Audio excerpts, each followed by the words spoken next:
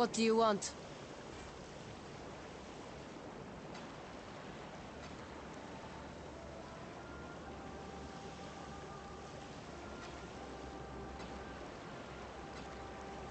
Ooh, 20% movement speed, double res.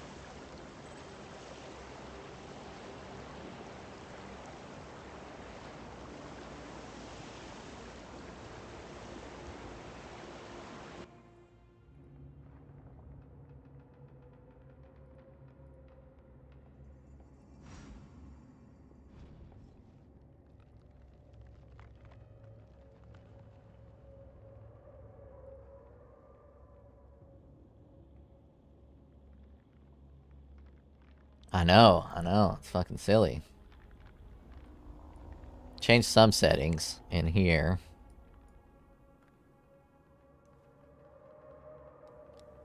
I forgot where the settings were.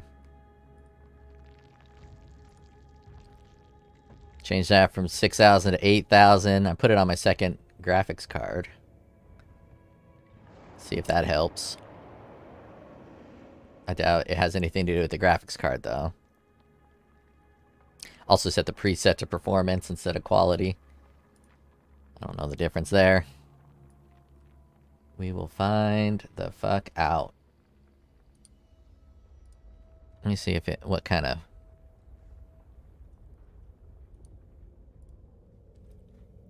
hit we're having on the graphics cards.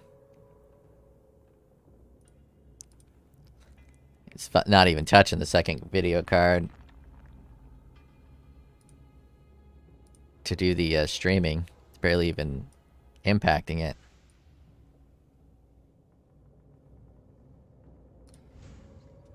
Maybe I need to move in order for that to get an impact on it.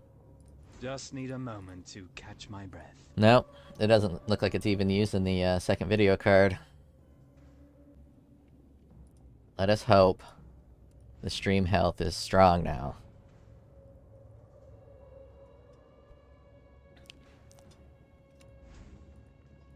Bye-bye. Yeah, take my shit, bitch.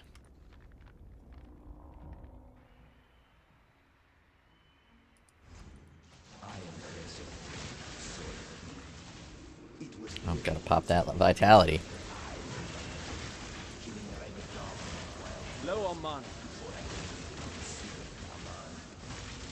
In this so glorious of arenas, I care nothing for your path, only your future.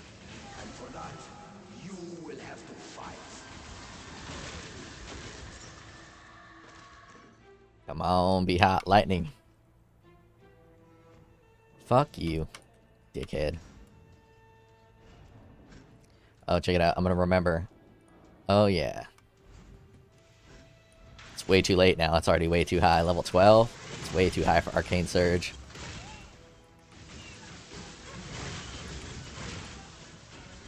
I guess I'm popping the Surge pretty good.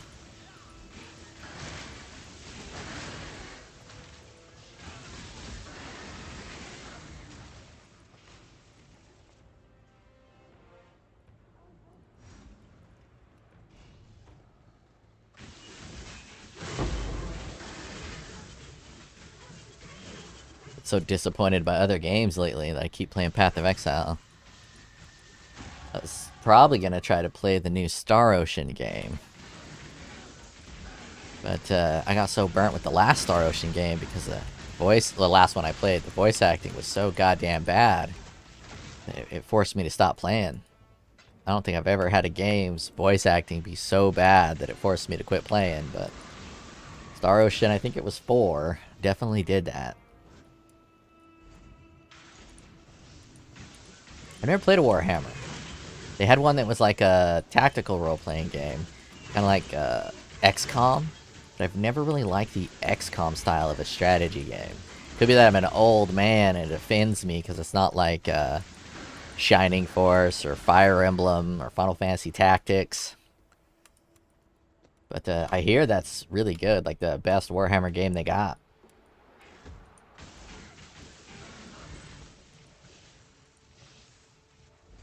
Oh, Warhammer got good vernacular? Good words? Using all them good words?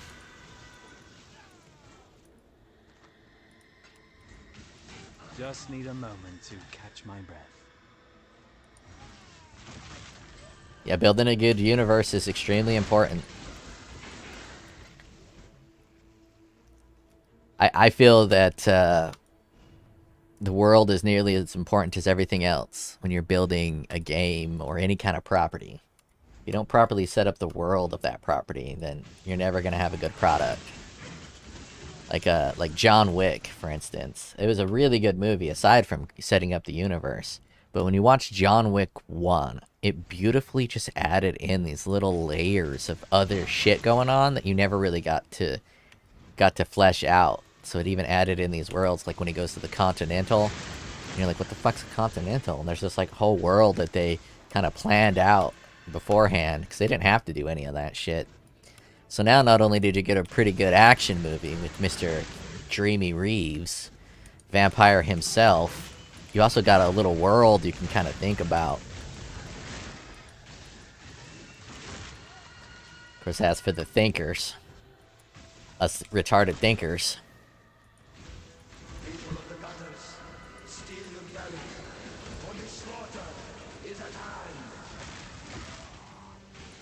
is Warhammer anything like Starship Troopers? If you've seen Starship Troopers. If you haven't seen Starship Troopers, put your pants on. Motherfucker. We're simply an audition.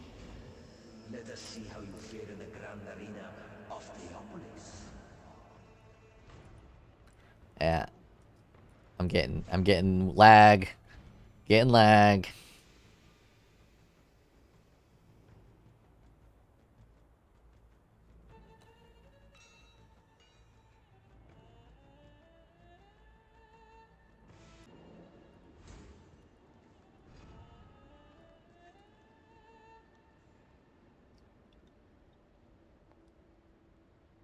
Alright. Let's see if that helps. Yeah, Star Troopers is pretty lit. I don't even know if you guys are still here. I think you're still here. Star Troopers is pretty great.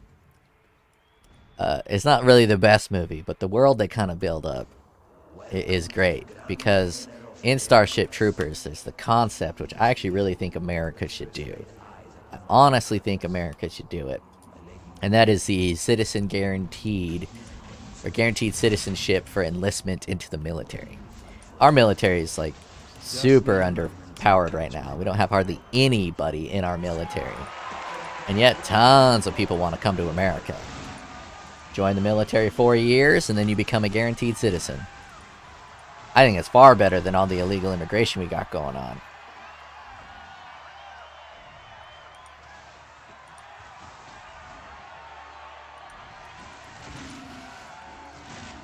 I've never been a Star Wars fan.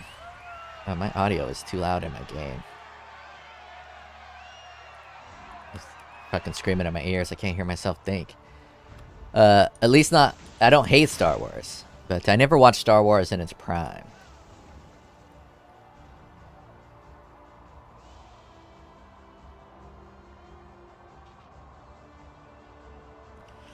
But they don't just hand out guns when you go to the military. You do some training. But you're probably right, Mr. Beetroot. You're probably right.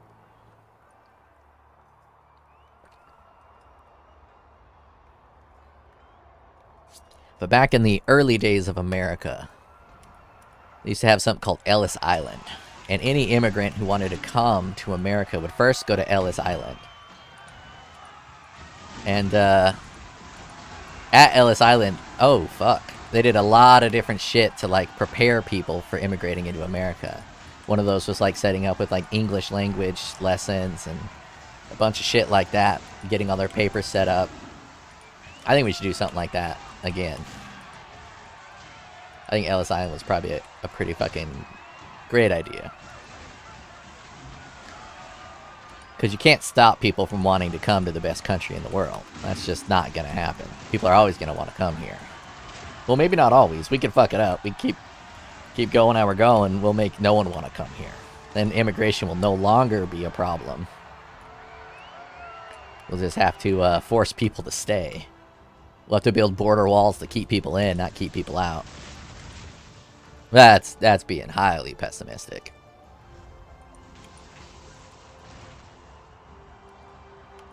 I think we're only about a 5 to 2% chance of having a civil war to make this country kind of fall apart a little bit. Definitely on the table, though. I don't really see how the two factions come together after everything that's happened.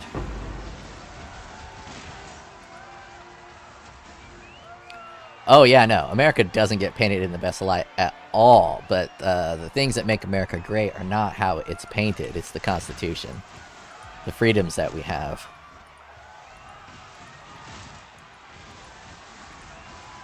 Government should be a tool to assist the citizenry with their business propositions and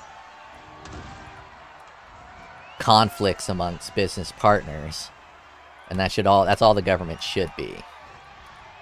Maybe a little bit of regulation for like environmental purposes. But the government's gone a little bit crazy. Little crazy. Exactly. But it's still there. And it's still kind of enforced a little bit. It's not fully dead. The revelations that came upon with Twitter. South Africa. I am fascinated by South Africa. Play until Mayhem ends. I don't know. I do not know if I'm playing until Mayhem ends. I might play till I die a tragic death, and then maybe switch to softcore or keep doing hardcore. I don't know. I ain't got a job at the moment. So I'm neglecting applying for jobs by playing this game. So yeah, I'll probably play till the end of the event.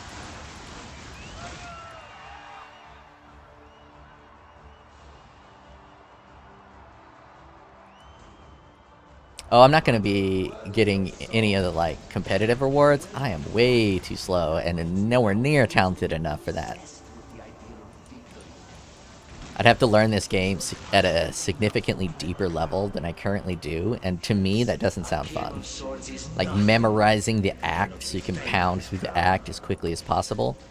That sounds like a chore that I do not want to be a part of. It's like the dishes. Fuck the dishes. I'm gonna just start eating out of my fucking hands so those dishes don't build up. Oh, fuck. That was nervous. That was scary. Leave me alone.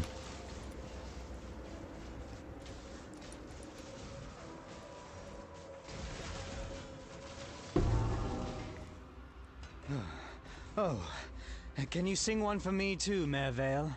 Something...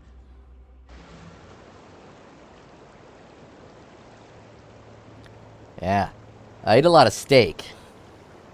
I guess I could have stabbed my fork into the steak and pick the whole steak up and eat it like a caveman. Paper plates don't work very well for a steak.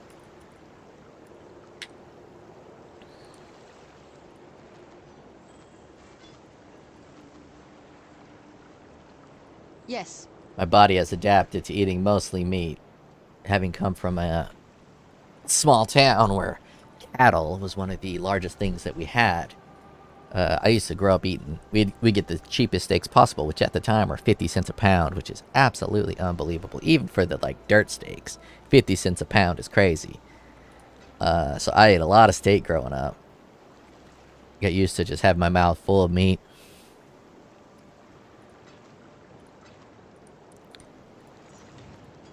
And meat and paper plates, not the way to go. Yeah, dirt cheap. We got it directly from cattle ranchers.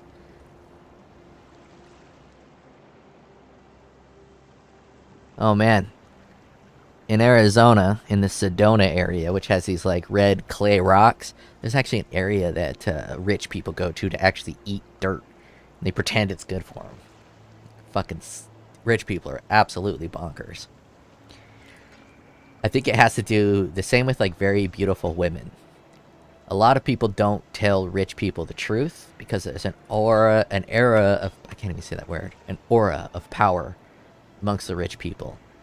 So if the rich people are saying dumb ass fucking shit, ain't no one calling them out on the dumb shit they're saying because they're surrounded by a bunch of yes men. And I feel that happens quite significantly in the wealthy communities. That's a 64 life, 40 energy shield. I kind of like the 4 link though.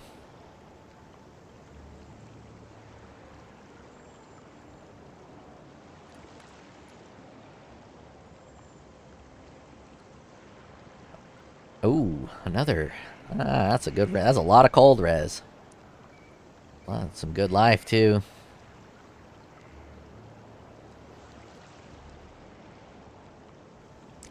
They fucking really want me to play any build but lightning. Yeah, you gotta go. You gotta go, unique ring.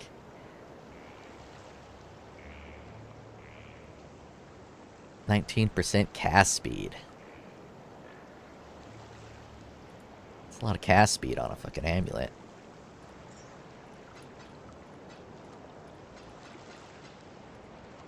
Yeah, the beautiful women one is it's a problem. A lot of the dumb shit that it's in our society right now is coming from really, yeah, I know, really attractive white women who do these just dumb ass shit, and because all the guys around her want to fuck her, they don't call her out on her dumb shit.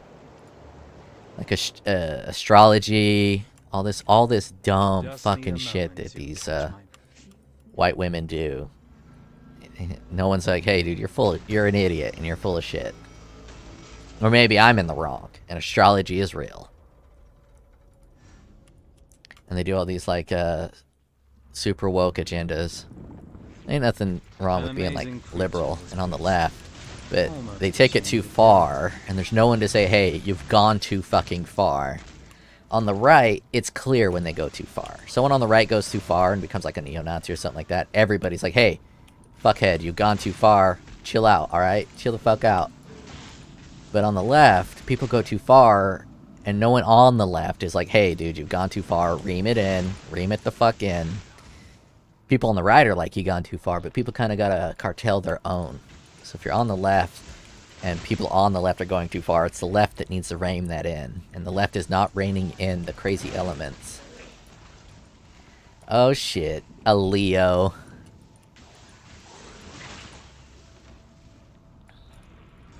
Just trying to get my fucking information, Beetroot, you pervert.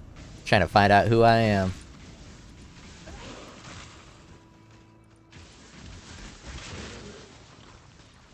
Such a Pisces, easy to say. You're a funny little fucker, you know that? Your comment about my Cyclone video making me sick, I literally laughed like 20 minutes. It was one of those times where you kind of stop laughing, you stop thinking about the comment. You're eating your steak with your bare hands, and all of a sudden you think about it again, and you start chuckling.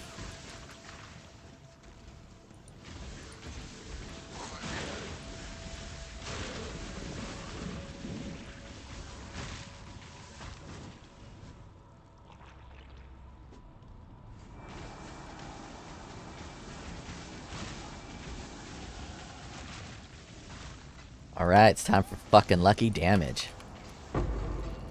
I might be over-inflating the quality of this lucky damage, or like the damage that this lucky damage is gonna apply. It sounds like it's fucking hella strong. Hey, who's hitting me? Who's hit me? Leave me alone. I'm trying to fucking get a skill here. Lightning damage is lucky with non-critical strikes. It just seems like, because when you look at my fucking disparity of damage, 43 to 158, and on this one it's actually it's not that low. Why is my minimum lightning damage so high?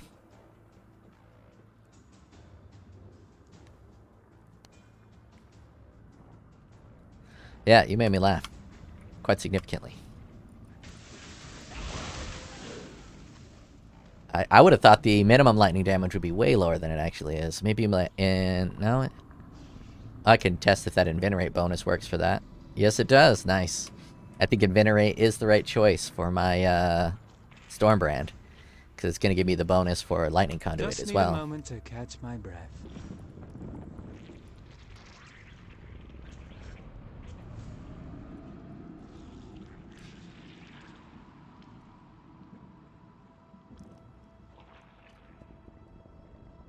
Oh yeah, look at that. That's a high minimum damage for a lightning skill. Maybe lucky damage isn't the right call. What's Stormbrand? I think Stormbrand's is... Yeah, Stormbrand's is pretty fucking high too. Huh. Maybe it's always been that way. I'm not much of a caster. I usually play melee builds. But given that this is hardcore and this game was designed to kill all melee builds, I figured I would try some spell casting. Some spells I enjoy playing. I kind of like this style. Feels kind of cool to drop the brands and then, you know, come dump with these lightning strikes from the sky.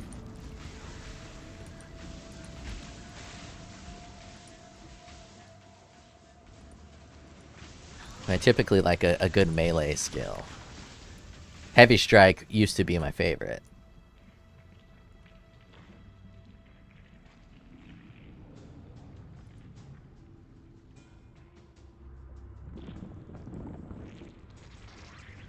Yeah. It's basically running mines with this Stormbrand. Basically.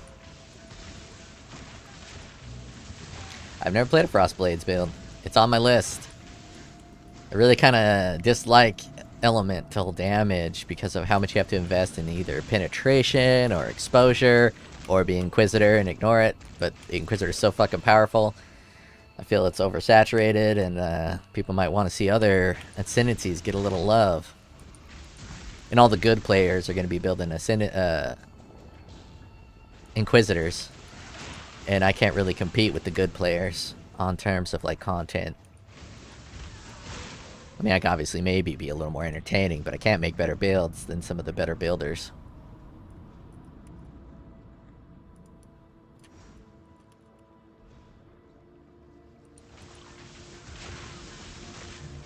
Yeah, I'll have to play Frostblades to see if I like how it feels.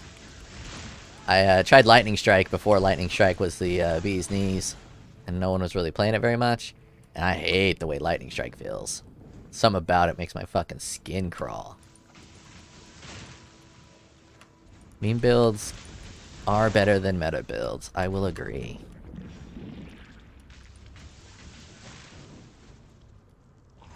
Or there's a class of builds that's like barely under meta.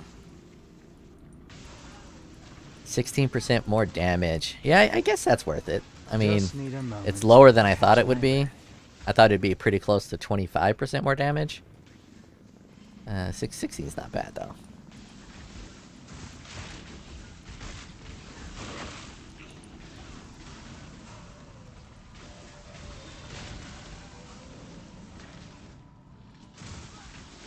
But there's like a subclass that's like just below meta. I think that's where the golden builds are. Like I think like that corrupting fever build. I'm not sure if it's gladiator or ascendant. But there's a corrupting fever build that uses bow and you just fucking shoot out corrupting fever as fast as possible. It's not meta, not like super meta, and it's extremely strong, but not, you know, fucking crazy strong. I think that's kind of where you want to be.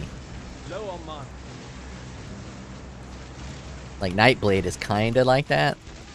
There's a couple Nightblade builds that are not exactly the most played builds by the popular players. Well done, assassin. Another satisfied customer. It was Melican. I feel going something like Righteous Fire or Lightning Strike or Spectral Helix, you're going to be competing with a lot of very strong and popular builds. Yeah, Nightblade feels so fucking dirty.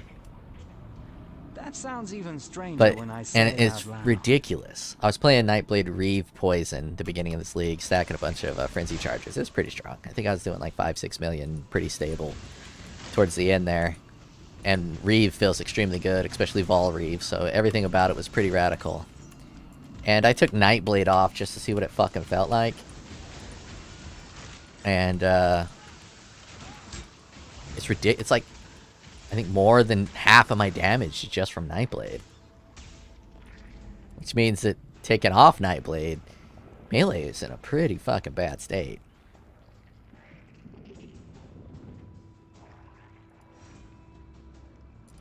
Yeah, Arc is pretty rad.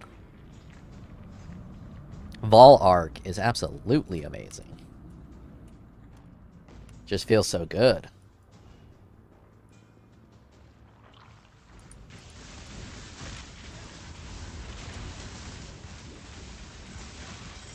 This map's getting dangerous.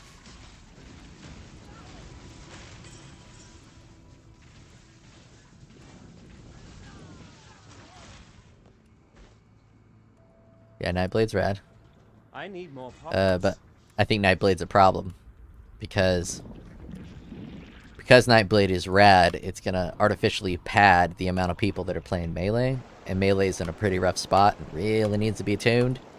And because Nightblade is technically melee, they're like, oh, Nightblade is at X power, and it's X below the average spell power, or the best spell power, so when they go to buff melee, I think they're going to end up buffing it less, because Nightblade is so powerful. That's just my opinion. Oh yeah, Vol Arc is amazing in Legion. I think Cyclone was still good in Legion, too. Legion was a fucking great league. Yes?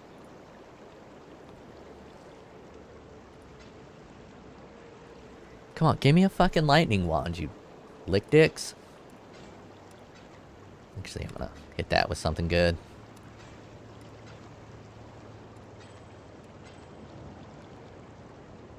Oh, mana per kill, life per kill.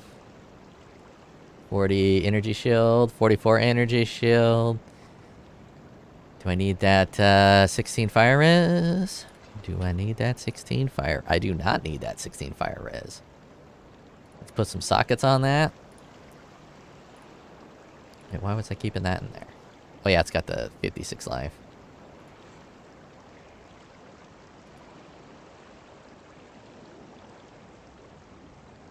Yeah, they'd have to nerf Nightblade and then buff melee. But they might not. I mean, they're obviously more intelligent than I am, so they probably know to nerf Nightblade, buff melee. But they might, like, not nerf Nightblade and then buff melee. But not buff melee enough because of Nightblade. A dash, a steel skin. Actually, let's just add more sockets to the boots. Help me with the boots.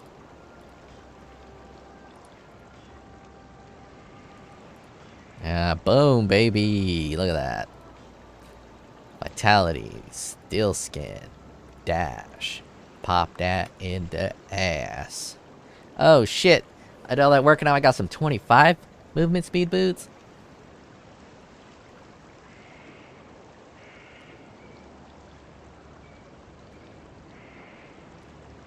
Nah, I'll keep the 20. I'll keep the 20.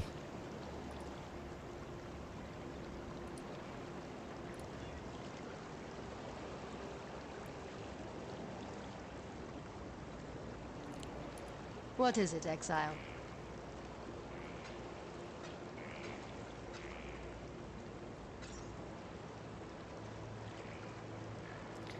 Damn. May fear guide you. 59 life, 15% lightning damage.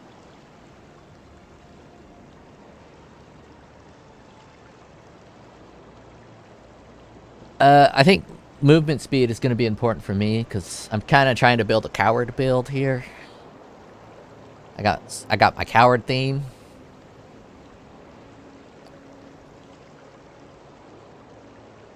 I guess these are high life as well. It's not that much better than what I got. But I will keep that ring. Because eventually they're going to start like slowing me down and shit. And I want to be able to run and get the fuck out. And on top of that, I don't have any like logout macros because I'm not a hardcore player and I don't really know how to do that. I'm definitely not fast enough to like log out if I get into trouble. So I really want to be able to Valamoose if I need to. Get the funk out.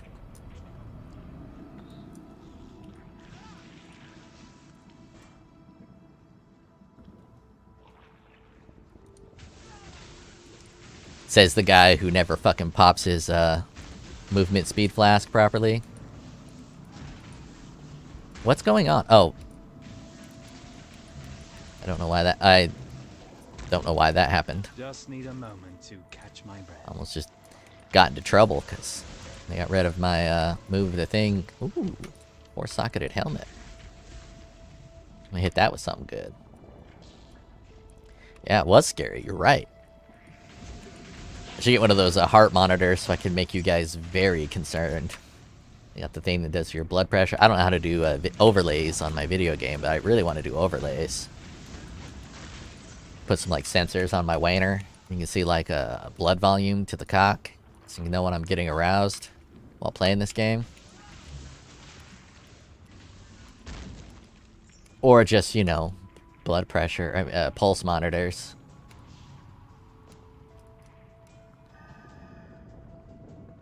Yeah, ever since Auto Flask got added, I have completely lost my ability to properly pop a flask, which I love, because I don't really like flasking.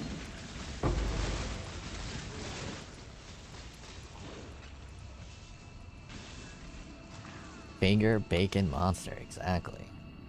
I do still have bacon on my fucking mouse. That bacon grease is hard to get off your mouse. Eventually, I just always end up buying a new mouse, because it gets so fucking dirty. I clean it from time to time. But I'm a filthy, filthy little piggy. And my hands get super sweaty when I play games. And end of the day, after like a 18-hour play session, I'll smell my hand. It smells like a nutsack. It's like a hand BO. It's absolutely fucking atrocious. So obsessed with looks, that wasn't a pretty death.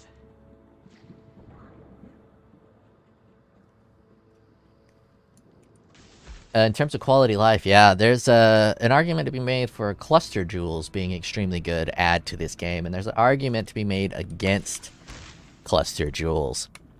And they're both extremely valid arguments, and I am completely torn on how I feel about cluster jewels. Completely fucking torn. Because cluster jewels kind of remove a little bit of the pathing. You get less points to path through the tree grid. What the fuck would I even call that? Why am I a dumbass? Atlas passive grid? The skill grid. I'm just gonna call it a fucking skill grid. So when you get these cluster jewels, you got less fun with the skill grid. And I'm almost making a fucking spaceship here. If I went like over here and got this, like the one dude was saying, get up and get this top lightning, I'd create like a little monster, because I'm also gonna go this way. It's gonna be like almost a fucking mirror from right to left. That's fucking trippy. Almost a crab indeed. Man, I made my crab video and no one watched it. To catch my breath. I did a crab song. That's so sad.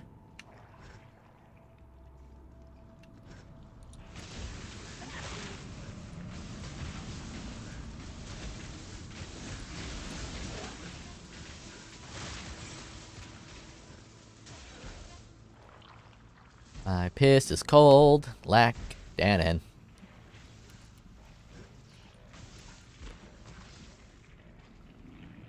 That is my brother. Tried to convince him for so long to become a streamer. He's significantly better at this game. He's better than me at most things.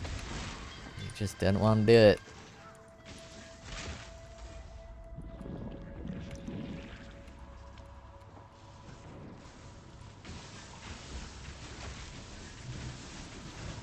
Yeah, crab flickering. I'm the crab man.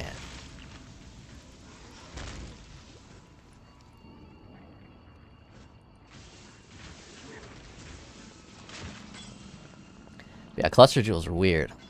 Because as I was saying, they kind of fuck up the atlas. Because you're not using as much points on the atlas to like path around the atlas. And you're using a lot of points in one little cluster jewel area. But the shit they add in those cluster jewels is completely unique. And very build defining in a lot of different cases. So it is kind of cool for that. We don't want that.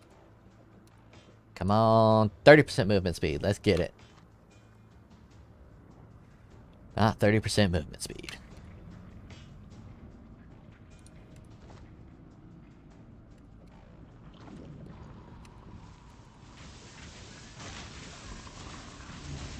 There's a lot of unique shit with the cluster jewels. And, a lot of stuff that otherwise wouldn't really be possible. The main one's like exsanguinate builds. You get those physical cluster jewels, and it really opens up exsanguinate a lot because there's not a lot of physical damage on the tree. And the same is kind of true for spell damage. If you want to get a lot of spell damage, there's not a lot of spell damage on the tree. You can get a lot of spell damage on those cluster jewels. And then it also opens up, really opens up non-standard builds. So you can get a Jug who does a lot of fucking elemental damage just by popping a couple cluster jewels. Yeah, minion and totem builds, it opens up. But then I'm also... Is that really a benefit of the cluster jewels? Or is that a downside of the current method of the Atlas passive? The passive skill tree. Before we walk this path together, it's important that you... The moment... Alright. Let's arrange this, because I'm getting good loot. You guys gonna be ready? Look at this. This is all gonna get filled up with the best fucking shit.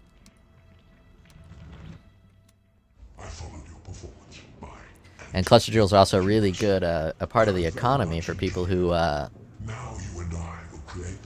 can craft them properly. It's very profitable to use your harvest bench to slam those cluster jewels to get really good triple cluster jewels on the large and some really rare smaller ones.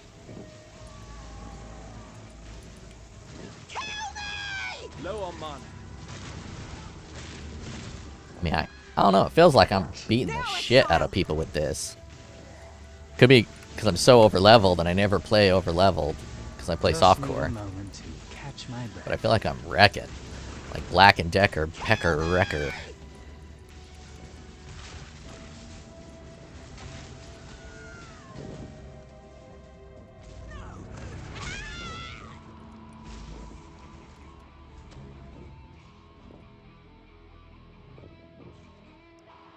Yeah, the not having enough passives on the tree feels a little weird. I think physical damage is the same kind of way. This is what I get. Now, let us see if you truly understand what it means to be Nightmare. You are being selfish. Exsanguinate and Reap are kind of overpowered a little bit if you build it right. And now that they're overpowered, they feel kind of cool. I like Exsanguinate much better than like Reap. Reap has a really unique feel to it when you play it. Big old fucking circle. You get a cast in a location. You convert that physical. You pump up a bunch of physical, and then you convert it to an element. You pump up that element. It's pretty slick. I like it.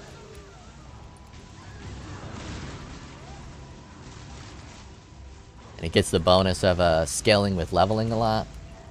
Nightmare is the true eternal.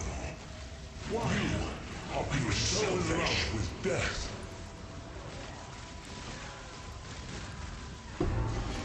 Oh, I fucking told you. Oh, god damn it. I'm not gonna do no self-chill. Not gonna do self-chill. It ain't gonna happen. It's too much work. That's where you missed the point, Malachi. Death is the only thing that gives life any meaning. 5 frenzy charges on death to allies. I mean, I'm playing solo, self-found hardcore. I mean, that seems like a good stat to have. Frenzy charges to allies on death. How good is this shield? I don't think I'm going to be replacing this shield for a long fucking time. Look at that thing. It's a lot of life. Lightning res. 5% block chance. 31 block.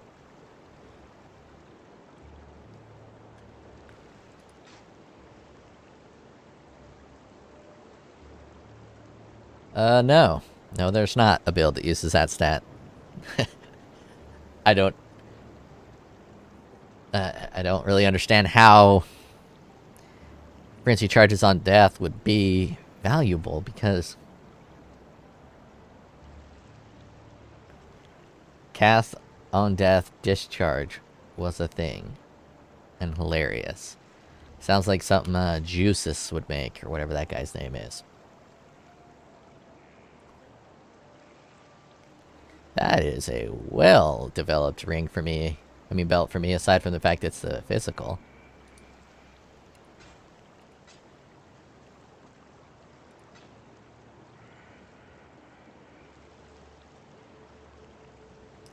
Yeah, he's probably my favorite Path of Exile creator. Mostly because he also creates those songs with it, and as a guy who pretends he knows how to play guitar, I highly respect that. I've never sung before, so I don't know if I'm a good singer. I highly doubt I am, considering I've never done it. It would be weird to be a good singer and having never sung before.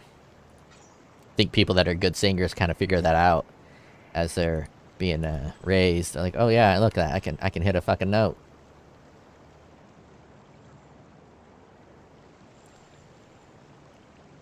Oh yeah, we need another one quack.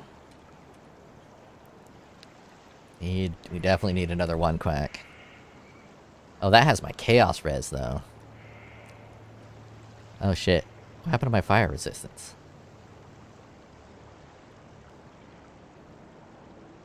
This also has my fire resistance. I can't use it.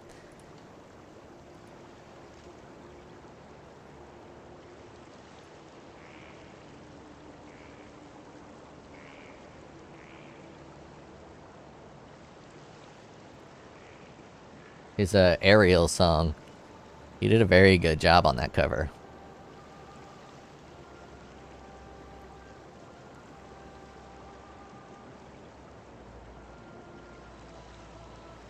I am in Act 4. Just killed Piety and her little monster guy. I actually have no fucking clue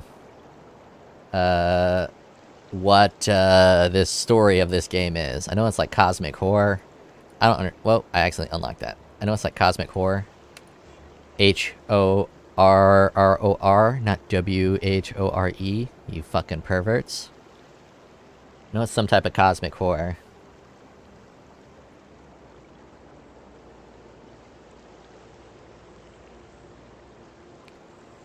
Crappy, slow, this event, isn't it? I am slow. I'm enjoying the event. It's a little weird. I've never done these events before.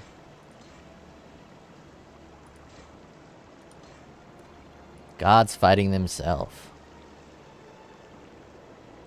So it's a retelling of basically Greek mythology or Norse mythology. Getting exiled and taking revenge. I like revenge. It's a pretty good gloves. I'll keep those.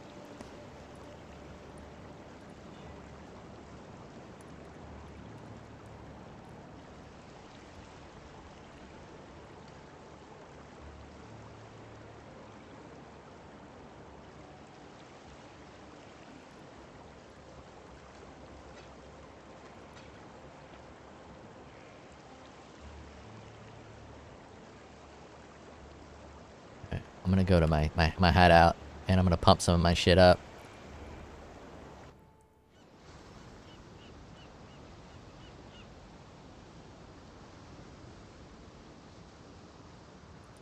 I don't miss writing essays.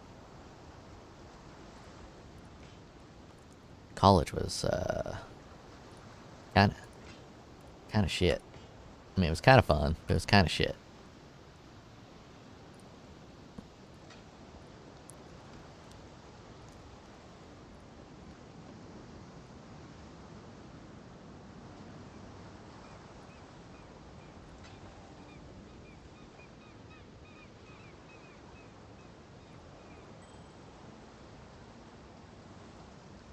Oh shit, I can pop fire res on here? I could have used that other belt.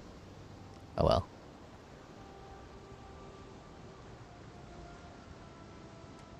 Pop some lightning damage on it.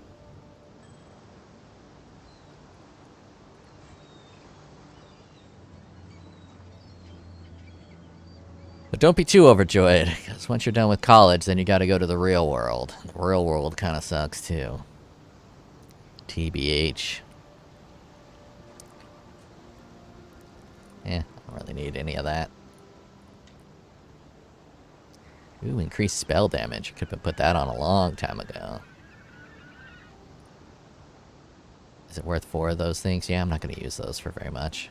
Oh, fuck, I put the wrong one. God damn it, I'm an idiot. Now it's definitely not worth it.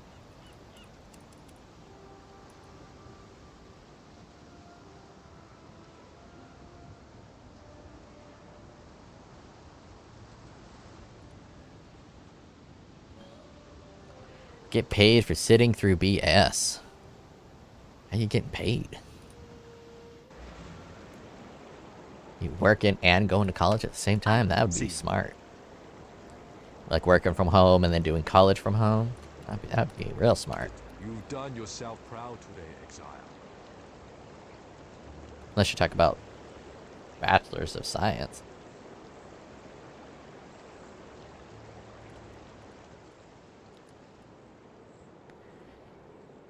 Degrees are a good idea if you're getting the right degree. Any STEM field degrees are typically worth it. If you're getting a liberal arts degree, I don't have a say in the matter. I know everybody I know that has gotten some kind of English degree or liberal arts degree is not doing very well in life, in their career, in their social status.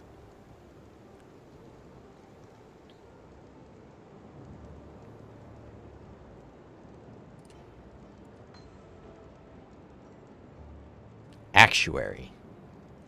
Honestly, I'm gonna Google that shit, because I have no fucking clue what actuary is. I'm not the smartest man, but I am pretty wise and old. I should know what actuary is.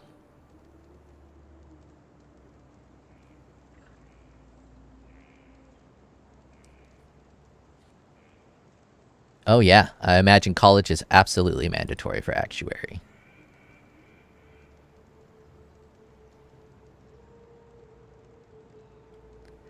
Probably good money in it too. Given that I didn't know... Yeah, given that I didn't know what actuary even meant, it's probably kind of under the radar. And a lot of occupations that are a little bit under the radar actually pay quite well. Let's see. Actuary, Seattle, salary.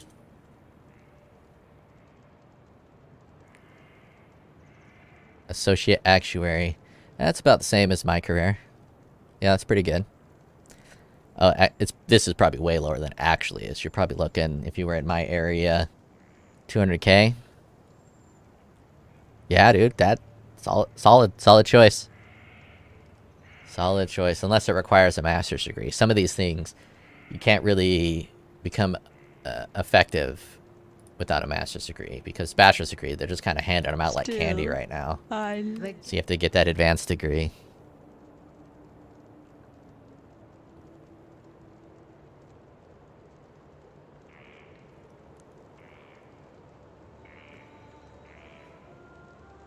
I think I'm gonna do a chaos golem. I was go where you are needed.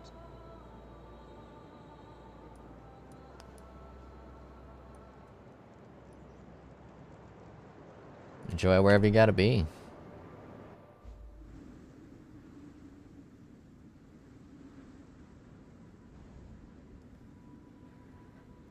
I don't know. It's hard to say between master's degree and certificates. I have no certificates. I've never really wanted to get certificates, so I've never gotten certificates. There's a ton of certificates I could get, but I've never actually gotten around to getting them. Just need a moment to... I do have a master's degree, but I got it for free. Now that was And it's in business, which isn't necessarily a master's degree that is required or needed. But I was able to get it for free, so... Oh, for actuary, there's a lot of certificates. Gotcha. Yeah, in my realm, there's a lot of certificates that are pretty valuable. In the business analyst world, a lot of people use a application called Salesforce, and you can become a Salesforce administrator with a certificate.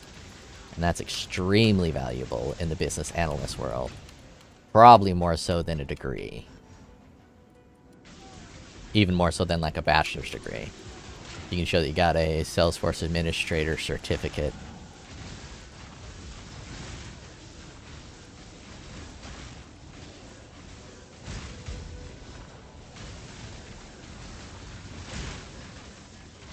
Then they also have database administrator certificates, which I could get. Not sure if they have like a SQL coding certificate. Where am I going? Salesforce architect, yeah, those can make some pretty good money. I did most of my data analysis was from Salesforce. I built all the ETL pipelines to pull and extract all the data out of the Salesforce into a SQL server, and I built dynamic variables that would extract the greatest last modified date of the Salesforce object. For instance, like the case object within Salesforce. I would take the greatest last modified date inside of our tables. I'd put that into a variable from my SSIS package. And then I would extract the data that was greater than the last modified date. And it would only pull in the new data. So I was able to put that on a looper to perpetually update the reporting database that had all the Salesforce data into it. And so all of our reports, it took like a minute and a half to extract all the new data from every object within Salesforce. It was pretty fucking rad. And then we connected all of that to a Tableau server. I should remove those. Especially when I'm like streaming. I don't have a bunch of stuff that might accidentally identify myself. But yeah, I got a lot of SQL Server. I was debating, because I haven't worked in a year. My SQL skills are probably a little rusty. I was debating on doing a live stream where I go to Elite Code and just write some SQL code and have people watch me code to see, you know, how good I do on the fly.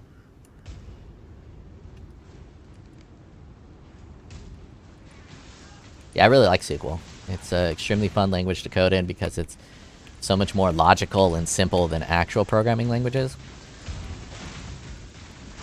I mean, the pay isn't as good to be really good at SQL. And nowadays, you kind of have to also be good at Python. You can't just be good at SQL. I'm not very good at Python. But programming languages are fucking tricky. And it's a bit of a bitch to learn. Well, it's a bit of a bitch to master. I got the foundations of programming pretty down packed.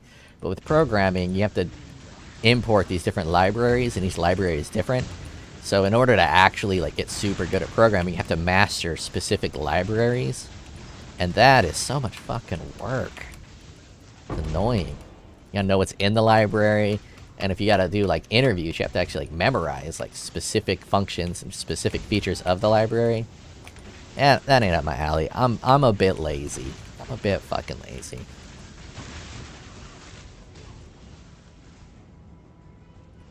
I mean, I don't even know how to do video editing, and yet I post videos on the internet. That's how lazy I am.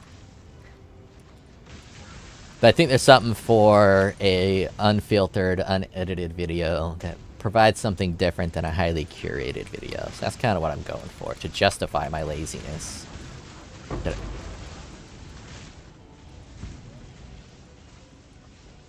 Just design your own functions. Easy.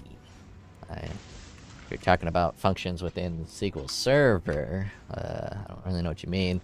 But if you're talking about something in programming, I don't know what you're talking about. You can Google some of the stuff you don't know if you know what you don't know. But the biggest problem is you don't always know what you don't know. You don't know exactly what a library can do. So you can't really Google, you know, what to do when you don't know what to do. And on top of that, if you're going in an interview, they're not going to let you Google anything.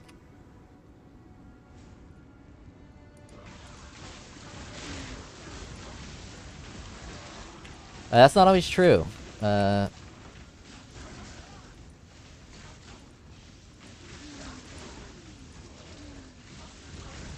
Yeah, prepare maps in advance. That's a good idea. I keep meaning to do that, and then I don't. But there's also an element to building the maps as I'm doing it that I kind of want to show people.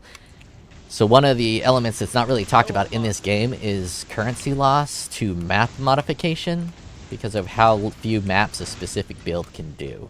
So when I'm building a couple of my builds, especially ones that use like frenzy charges and leech or regeneration, you can see when I run maps how many times I have to scourge or chaos or re-roll the map because the mods are fucking the build up.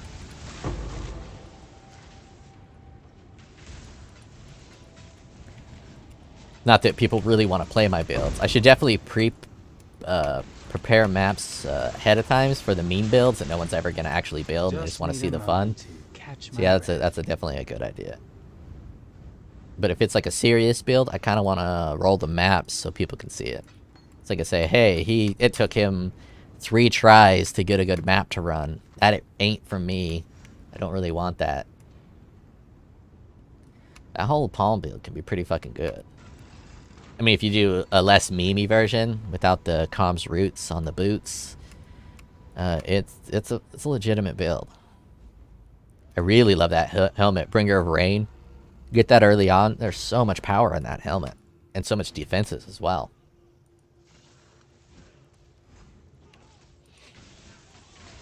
Yeah, I think I hit 1,000 subscribers today, so I can get verified and make the pennies that I'll make with all this shit. And if at any point I start to make, I think I'd need 30,000 a year to do this full time and not have to get another job. Which is stupid to say, because if I got another job, it'd be like 150k to 200k a year versus 30,000. But doing what you love versus doing, I guess I love SQL Server's work too. So either way, you just don't have to deal with other people as much.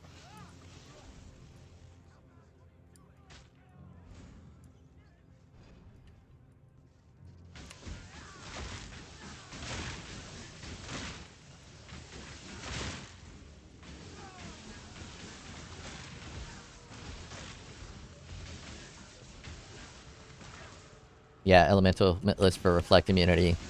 Slayer with physical reflect immunity as well. I mean, if you get Slayer with regen and leech, you can kind of run every map. It's pretty great. But if you get Slayer with just leech, then there's the leech maps you can't run.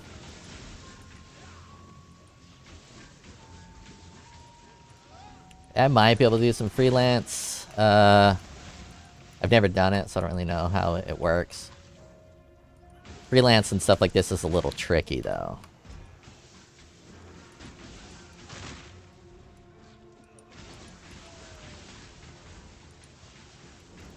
Ayo, what's the dude chick name for educational purposes? Destiny Dynamics. I mean, I don't know off the top of my head. Let me look. It's Destiny Dynamics.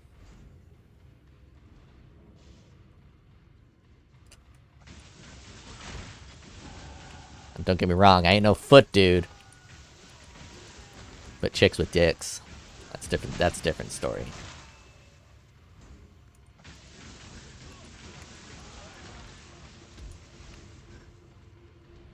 Go easy on the hand. It's November. Just need a moment to catch my breath. You gotta pretend you're into guns. Be like, yeah, I'm really into guns and speed reloading.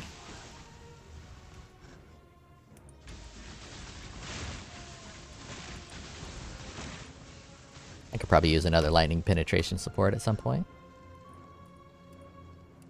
Drop the ladder, bros.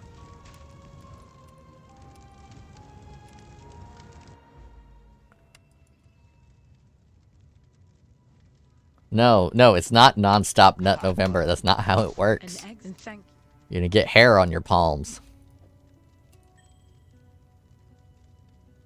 for freedom.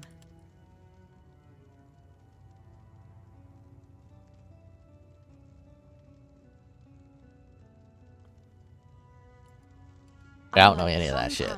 Now, where was I? I've been a corporate stooge my entire life.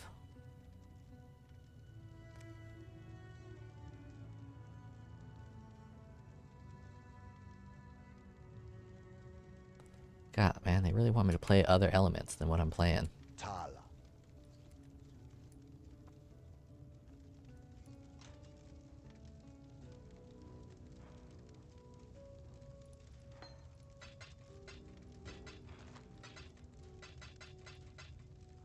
I don't have that entrepreneurial spirit to do freelance work. Kind of want to just show up to work and do some shit and then go home. Freelance, you gotta search out clients and do all kinds of shit, build a reputation. And we all know that I can't build no reputation. Ain't no one want no fucking sister or goddamn main dude.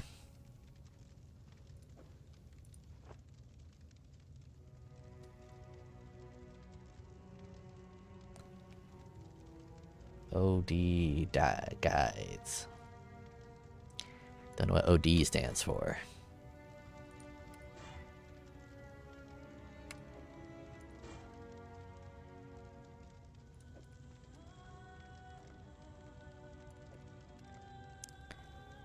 I think this is better. Look at that, +3 to maximum energy shield though. Giga Chad stat. Oh, lots of guides online.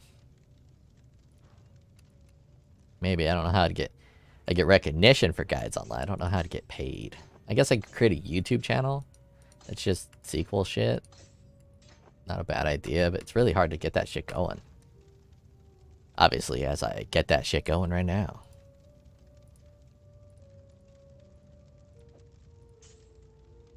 I'll keep that. I'm hoarding tons of shit, as if I'm gonna build multiple builds. Well, let's head to the block. Head to the block. Get some block, biggity block.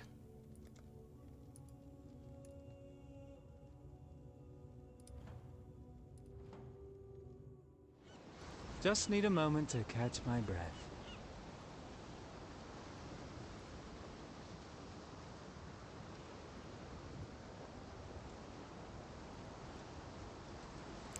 Looks like I could put some fire res on there.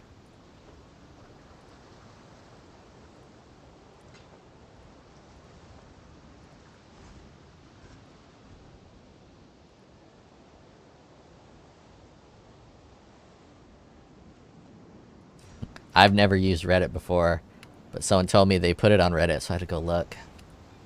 I don't understand Reddit at all. I don't really fucking understand what the hell's going on. I created an account, I posted to people, and then I click on the Reddit thing. I don't know how to get to where I was trying to get to. I didn't know how to get to the thing.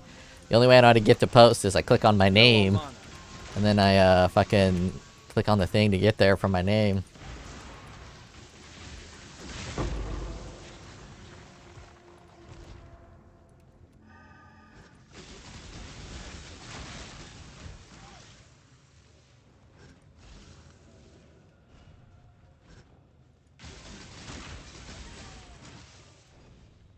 And the only thing I know about Reddit is it used to have a thread called the Donald that would post memes. And people got mad that the Donald posted memes that weren't of their political leaning, so they banned it. Or some shit. That's the only thing I know about Reddit. I didn't know how they make money from Reddit. Like, how do the operators... They advertise on Reddit? Is it just a bunch of jabronis? Is it a corporation? I don't understand it.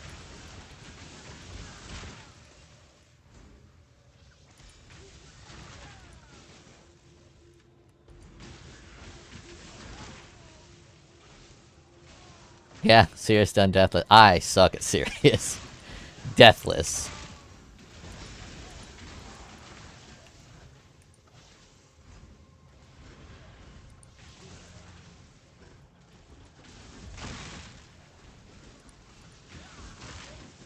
I wonder how many people... Let me read what that said.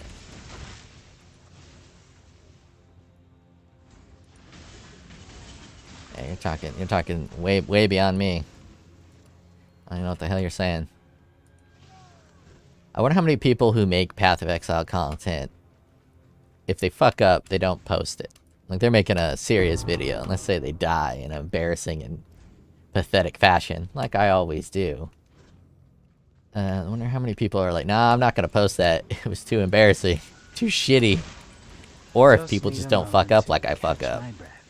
It's hard to say. Premium mode that removes ads. Ah, gotcha. Reddit Premium. That was actually, no, I changed my mind. There was a thread that I used to go to. I don't think I can click on it while I'm streaming. Oh, yeah, it makes sense for her. I guess streamers can't hide that. I was talking more towards video posters. You know what? Since I'm not on Twitch, I don't know who streams and who doesn't stream. I imagine they all stream, and I'm just being a complete fucking idiot right now. And since they all stream, you get to see their dumb deaths and shit right off the bat. Like, now that I'm thinking about it, I bet Mathel streams. And I always just thought he just made YouTube videos, but he probably streams the whole time too on Twitch. And since I don't go to Twitch, I don't really watch people on Twitch, I just don't know. And I was just being dumb in my head thinking that he only posted videos. Not that he's the type of person who would hide his rips. But he's one of the few that I actually know. Him and Juice Jesus. I don't know if it's Juices or if it's Jesus, and it's just pronounced that way. That dude's great.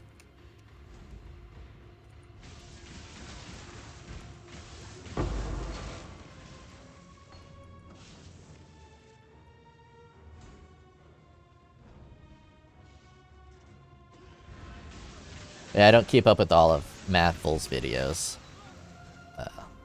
I haven't heard him say he streams. I'm sure he has said it. It just hasn't registered in my brain. But yeah, it makes perfect sense that he has to stream if he does it for a living.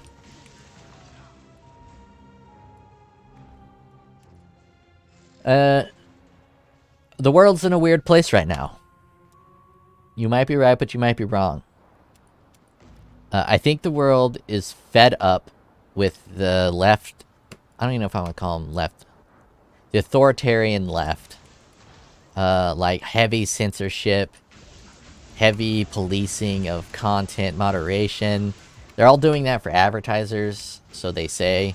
I don't know if a lot of advertisers cares. I think advertisers just don't want their shit on like a alt-right neo-Nazi site like Nick Fuentes or some shit. I think there's going to be a pretty big backlash against what Twitch is currently doing, against their like moderation style. Yeah, Twitch can do that. I mean, YouTube might be able to do that as well. But I think a backlash is coming. Elon Musk just bought that Twitter. I think that might be a part of the backlash. So either he's going to kind of win. He's in a battle against a censorious government right now. Either Elon Musk is going to win and Twitter is going to become a relatively free platform for freedom of speech. Or he's going to capitulate and start censoring people. And once he does that, then he's lost and the government has won and they can control people's speech again. And that's a completely separate issue than the wokists. That's the government conspiracy theory, or, you know, information control board.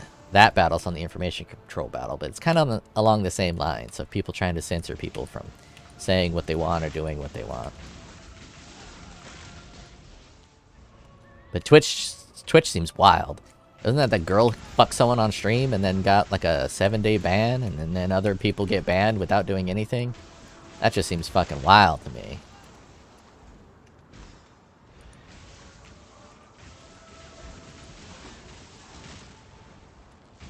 Could be fake news. I think I saw it on Moistical's video. And he doesn't always cover things as thoroughly as he should.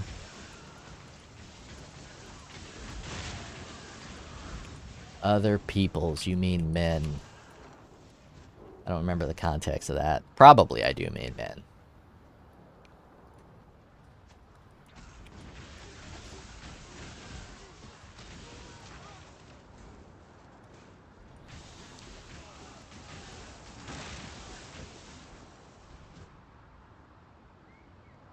Yeah, other people's getting banned. I think I know what you're talking about. Yeah. Other people's getting banned, I do mean men. There's a men are garbage, men are trash narrative kind of hitting to Western society. I think there's a backlash against that as well.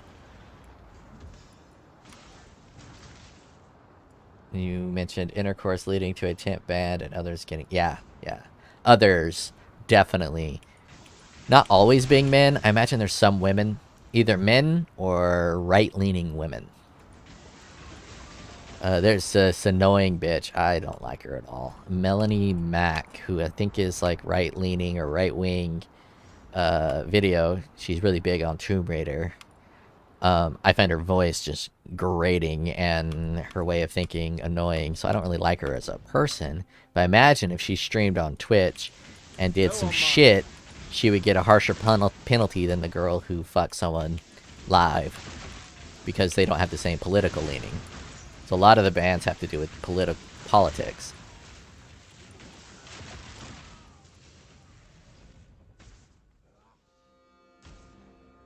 Yeah, one of these days men will be pushed to where they will rebel.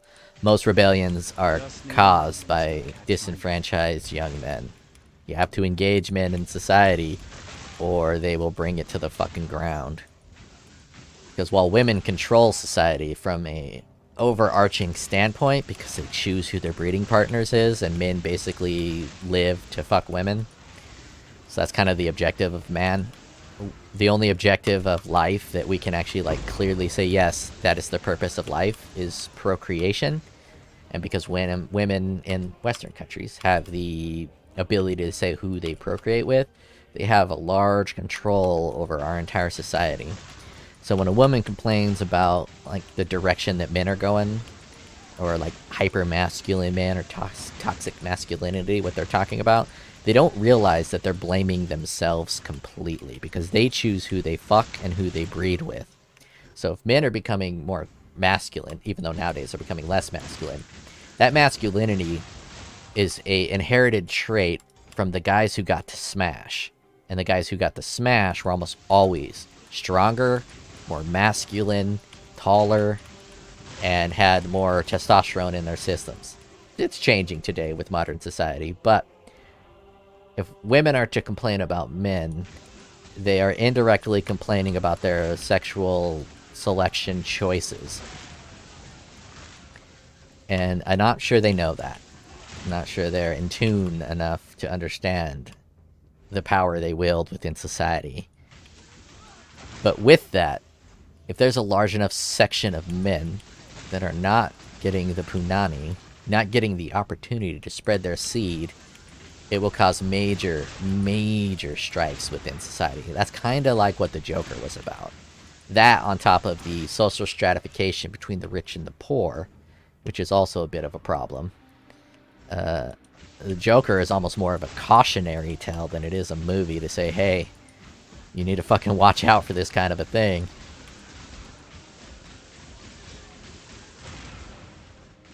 There's other aspects to it as well, like in the city of Chicago in America. I think like 20 to 30 people die a day from gun violence, and it has nothing to do with like propagation of guns. It's disenfranchised young black men without solid role models joining gangs and then wilding out and shooting each other.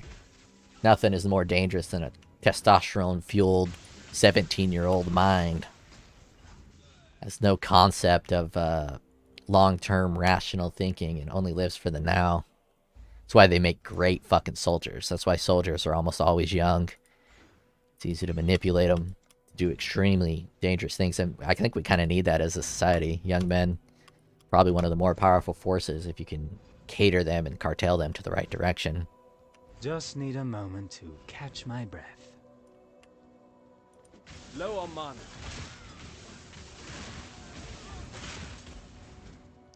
Yeah. Society wilding out. But I was saying, I think there's a backlash coming. It's hard to say. I'm not on all the social media platforms, so I can't see it from like Reddit's perspective, and I could be in my own little bubble that I'm not aware of. But I see a lot of things kind of happening that's like, okay, you've gone too far. Like Bill Maher, for instance, huge guy on the left, used to be kind of funny, not so much anymore, but he's now basically full red pill, full like, okay, you guys have gone too fucking much. Tampons in men's restrooms, all this shit, it's too much. He did a Halloween special making fun of woke people, and he's as far left as you can get. So if the far left lost Bill Maher, they have to be losing other people too. And their entire objective, one of their sayings, at least the farther left, is there's no truth but power. So they only really care about obtaining influence and power. And if they're losing their influence and power because they've gone too far too fast to the left, they're gonna pull back or die. And they're not gonna die because they're parasites. So they're gonna pull back. They're gonna pull back their the shit that they've done. So I think it's gonna, the pendulum's gonna swing back a little bit more normal. And then I can call myself on the left again, because the center will have shifted more so to the left. I don't want to be a coward and say I'm a centrist. I do think I'm more on the left than I am on the right. I'm an atheist. I believe in pro-choice up to 15 weeks. But along the same lines, I'm very pro-gun. But a lot of people on the left are pro-gun too. It's only the like inner city left-wing people that are anti-gun because they don't see purpose for guns, because they're thinking at it from like a almost like, a lot of times they bring up hunting. Like, you don't need to hunt, you just get meat from the grocery store, but it has nothing to do with hunting. It's all about the encroachment of government authority, which people think is a ridiculous idea, the encroachment of government authority, and we only think that because we live in a cushy world. Only takes a couple events. I mean, this supply chain shit probably woke up a lot of people that actually have the capability of like thinking about larger concepts. But the food supply that we have in this world is very finical, and it only takes 2 to 3 days of no more diesels, no more food coming into grocery stores for grocery stores to be completely empty. So a couple events that drowned out grocery stores of product, and then a few days of hungry people. That's how shit wilds out. People get hungry, people get desperate, they'll do anything.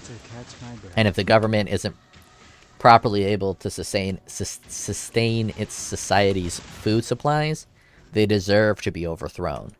And that's when the guns come into play. I mean, I wish that my forefathers would have had more hardship, the greatest generation and the boomers, to cartel this out-of-control tax situation that we got going on. I mean, this country started because they put like a half-a-cent tax on tea or some shit, and America's like, fuck you, you can't tax us a half a cent. We're gonna overthrow you completely. And now we got a fucking 30% tax rate, and everyone's just totally fine with it because they got food, they got money, they got jobs, they're comfortable. You remove some of that comfortableness, and shit's gonna get fucking wild. Yep. People hungry, people angry. They're gonna get hangry. And bring it right to the government's doorstep. I ain't saying I want that to happen. Fuck no.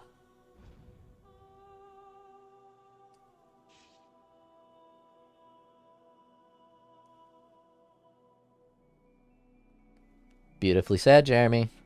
I live as if God exists. I'm an atheist because I don't see any evidence for God. An atheist means a non-theist. So I don't have any theism. I don't have any religion.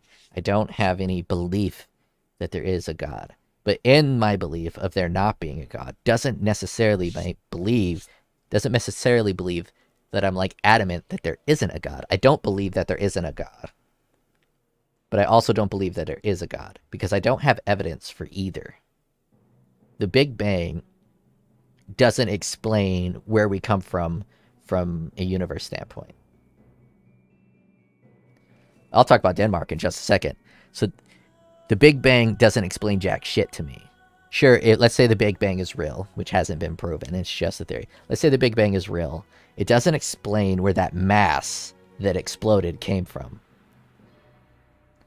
The mass that exploded had to come from somewhere. This shit had to start somewhere. And there's nothing in science that explains that. And for me, there's nothing in religion that explains that either. Because if God created the entire world and created who we are living here on Earth, someone had to create God. Either way, something had to create from somewhere. 60% in Argentina? Wow. I don't know if Argentina, how heavily they lean socialist, but Denmark is very high on the social satisfaction scale.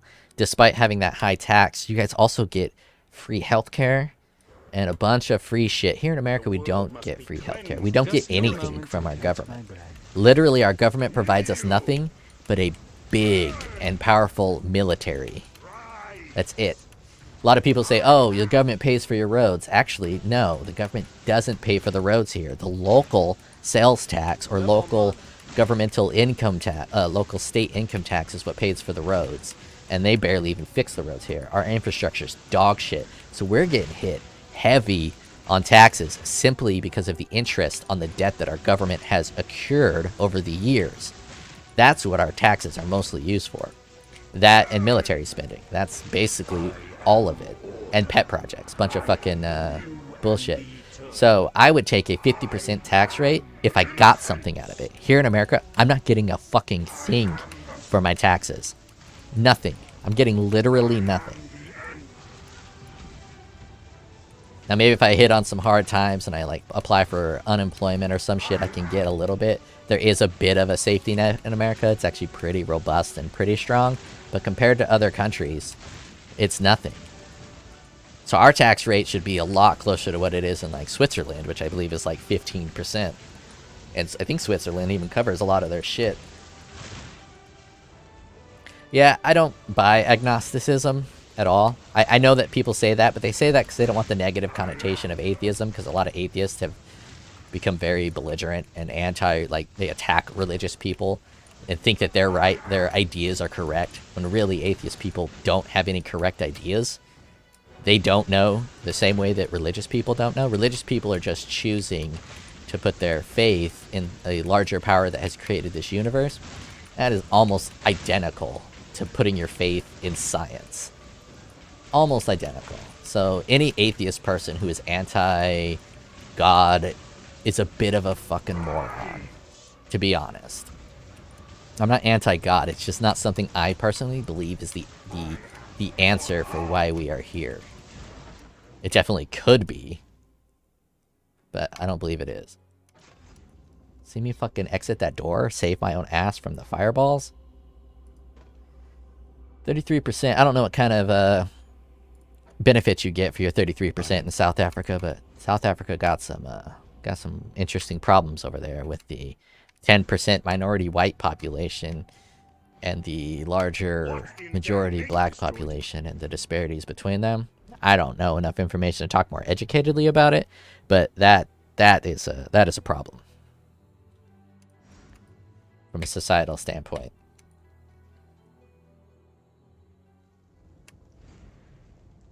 A lot of that Yee shit, he wilding out on the Jewish people, and people aren't accurately communicating with Yee. They're attacking him as anti-Semitic, and that's it. They're not addressing any of his claims. And one of the big claims that he makes that is 1,000% true, the Jewish people in America make up less than 3% of the population, but they make up more than 30% of the top 500 wealthiest people in the world. And if you expand that to like the top 100,000 wealthiest of the people in the world, the Jewish people are going to be in the upper percentile, despite only making 3% of the population. So if you're a black man in America, which makes up 16% of the population, I believe, and out of that 16% of the population, you make up the bottom layer of wealth in the country, and only 3% of this other group, this other ethnicity, makes up the top percentages of income, there's a massive disparity there that needs to be explained somehow. So the explanation of that disparity, in my mind, comes from two distinct points, and it could be a combination of the two. Point one, Jewish people have, on average, a higher IQ than other people, including regular white Irish people, including black people, including Asian people, including Hispanic people. Jewish people just have a higher IQ. Now, if the world started in the Jerusalem area and they had large portions of meat and they have longer to evolve, that could very well be the case. They could be more intelligent. Just generally, on average, genetically, Jewish people could be more intelligent, and that would explain their wealth significantly. Or Jewish people do a lot to help other Jewish people. They promote them in businesses, they promote them in careers. If they have an opportunity to hire a Jewish person, they hire a Jewish person, and they work in cahoots with each other to prop up their own people, which also makes perfect sense, because in the tech sector, Chinese people and people from India, they kind of group together, and they only really hire people that are the same ethnicity as them. So you'll get teams in Amazon, like the business intelligence team, which is almost entirely Chinese people. I trained 2 lovely Chinese women on my previous team, and they are nowhere near as good as I am. They are actually quite bad at coding. They're quite bad at all of it. And they both got hired on at Amazon as senior data engineers at Amazon on teams that are 100% Chinese. And I tried to get on with them on their team, and I nailed the interview and got no callback. And one of the other girls was on a separate team. I interviewed with her team, nailed the interview, and got no callback. Now, I could just be coping, and maybe I'm not as charismatic and intelligent and cool as I think I am, and just coping. And these jobs I legitimately didn't earn, and they somehow legitimately did earn. They somehow were better at me than interviewing. That could very well be the truth. I just don't believe that's the truth, because I trained these girls and they were not. They were right out of college and they were not ready. Could be an age thing. They're looking at me as old and past my prime and unteachable for new technologies. That could also be it too. But I believe people tend to want to better their own people. Yeah, I do work with business intelligence. People want to better their own kind. So it could be a combination of the two. So Jewish people could be trying to better their own people. Jewish people could also be naturally more intelligent. And then there's the societal factor, which is definitely true. Definitely true. That Jewish parents prioritize education, prioritize money, they prioritize intelligence and business, where other cultures do not.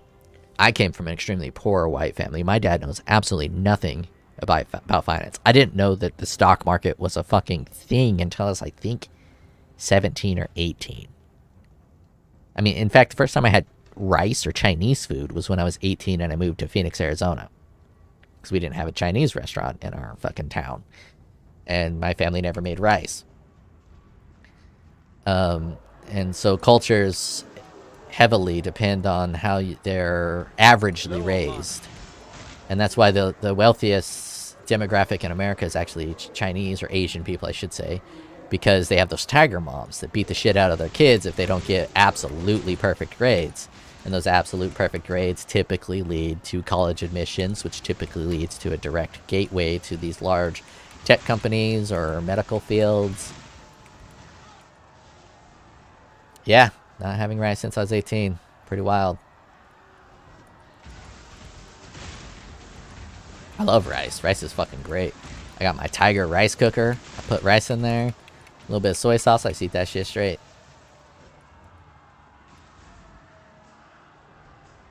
Yeah.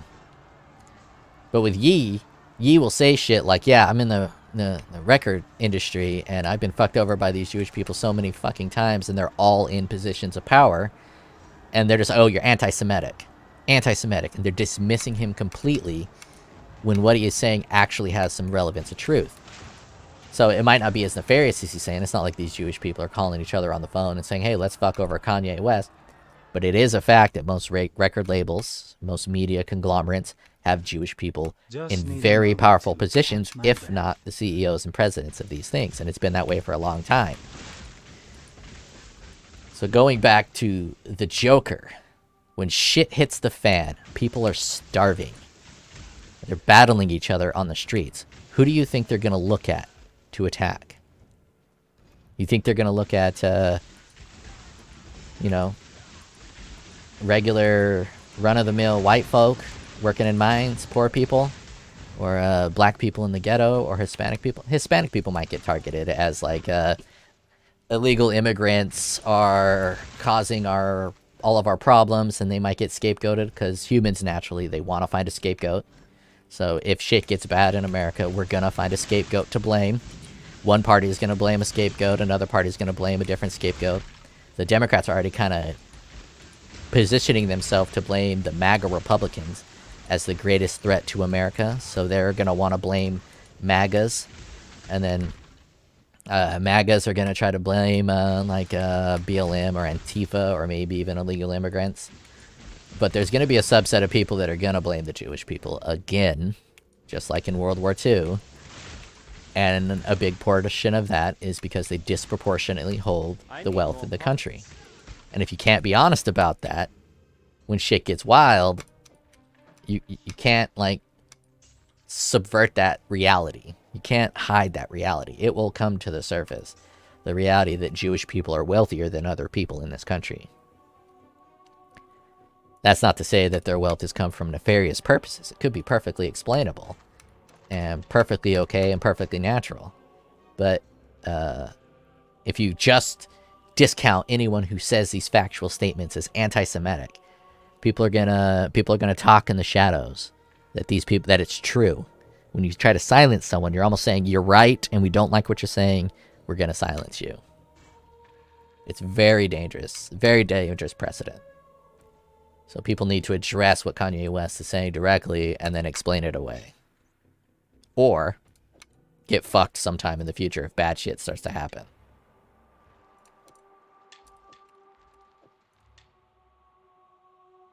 Attack speed.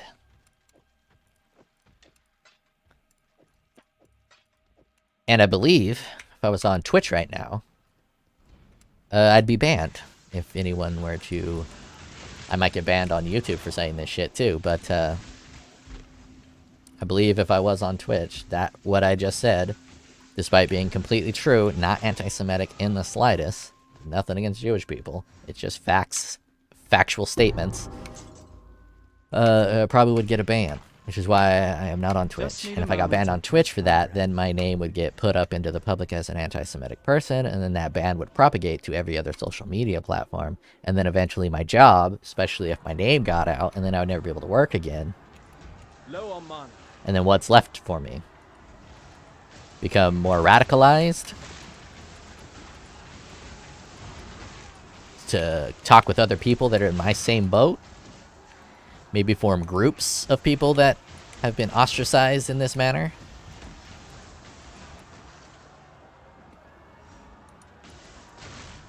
Not good. It's not good.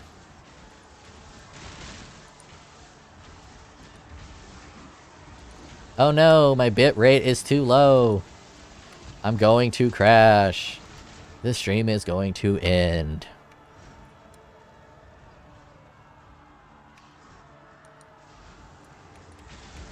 Oh, Kanye, Yee, I'm gonna call him by the name he wants to be called by, Yee, is definitely out of his fucking mind. He's definitely running on his own wildin' out shit.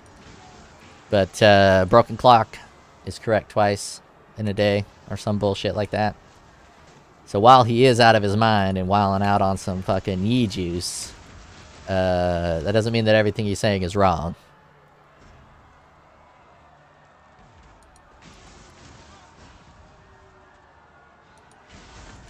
And he still has power and influence. So you have to address what he's talking about from an honest perspective. If you don't address what he's talking about from an honest perspective, it's going to be a problem.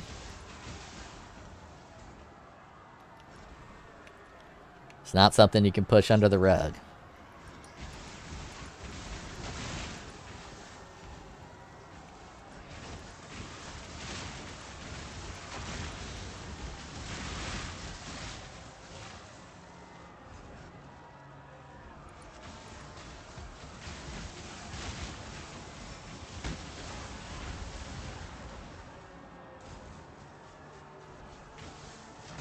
Okay.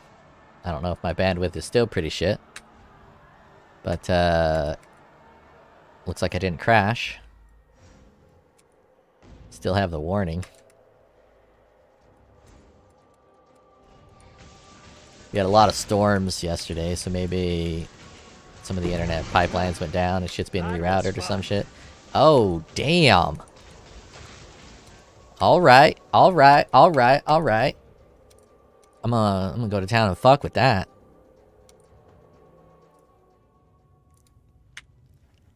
Go to town and fuck with that. Oh, damn. A bit low on the energy shield roll, but that's gonna give me pain attunement if I wanted it. Man, that changes everything. I could repath, because one of the reasons I path out of here is eventually I'm gonna go get low life to get this pain attunement. Though I think I want to path here anyways to get these, so these are hot. So it's only 1 point savings to get that. But, that's a fucking slick-ass fucking drop. That is pretty attractive on solo, self-found, hardcore. Yeah, this helmet's fucking great. I've used it a couple times. Oh, shit. No balls. I have no balls. You are correct. But I can't go CI, because CI doesn't even count as low life, my dude. When you have 1 life, you're at maximum life. You're not at low life. So going CI would just remove the pain attunement. So I have to go low life, which will be... I forgot what the name of that spell is. That you reduce damage you take when you're on low life. I intend to do that eventually. Shit, this might be better than what I'm using. It's close, but probably not. It is a good unique, though. Petrified Blood, there we go. You guys will find that I am super annoying by not being able to remember any of these names. And thank you for saying what it is actually called. And I apologize for how annoying I will get if you keep watching me into the future with me saying the absolute wrong fucking thing and not knowing the name of shit. Come on. I should have just bench crafted it. Oh, we got one more. Here we go. Here we go. Here we go. Here we go. You fucking cox turtle dick fuck. Thank you. What are we gonna get? What are we gonna get? Yeah, exactly, Beetroot. This won't be the last time I forget Petrified Blood. There's something busted. Something busted my brain with remembering shit like that. Like names. It's super weird. I guess I don't really want to talk about it. It's not that interesting, but I do forget names and specific little details, but I'll remember exact conversations from decades ago. Oh, you're a POE fan. Name every wiki article. Yes, exactly. Oh, that's good if I was using swords. I simply... Farewell. We're Glani's. Good luck out there. Oh, shit. I forgot. You guys ready? How do I do it? It's pretty funny. They yelled at me for this video here. I googled pawn on pawn, and it pulled up a bunch of porn. Just a bunch of fucking porn on YouTube. I didn't even click on any videos. I just showed that it pulled up a bunch of fucking porn, and the porn was open on the YouTube. So they got mad at me, and they gave me a remove and a temporary warning But they didn't remove any of the actual porn that was on there. I went and searched that later. All the videos they got mad at me for showing were videos that existed are still up. But they removed mine, but not the actual videos that I just showed the thumbnails of. YouTube, also not perfect. So here we go. Monetization. Check, check, check, check. Apply now. You guys ready to see me make fucking pennies? I'm gonna make so many goddamn pennies. I accept. Accept the fucking terms. I wonder if anything in here is gonna be private. Or if this is like, gonna make me put in my personal information. Done? Not started. I'll start this later then. I think, oh, yeah, I'll do this later. I don't need to do this live on stream. I don't need to big dick it. Name every third-party software. Yeah, I'll be able to pick up all the scraps. Social Blade says I will average, like, $12 a month. Baller. Absolute baller. Do you want to put this on instead of a health potion? I'll save it for later. There's the stash.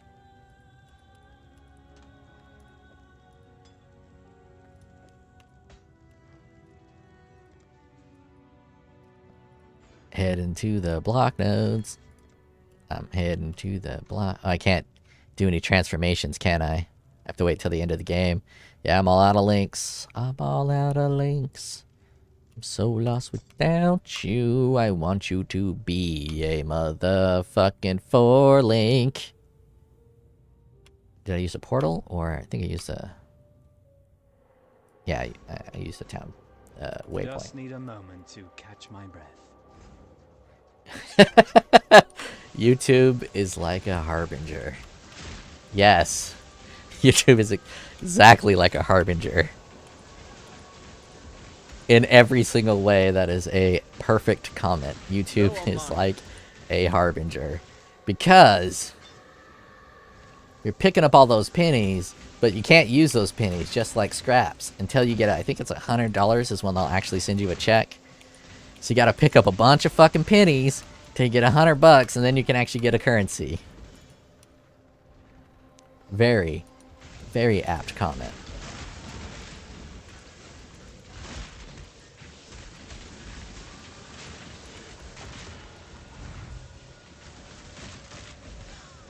Mana's still posing a bit of a problem.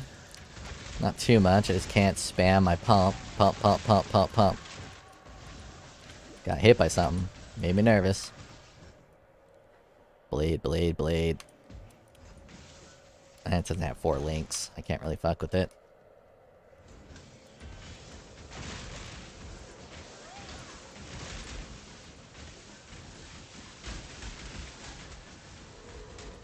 Actually, I think this has the life pieces. I should have went the other way. I was already over there.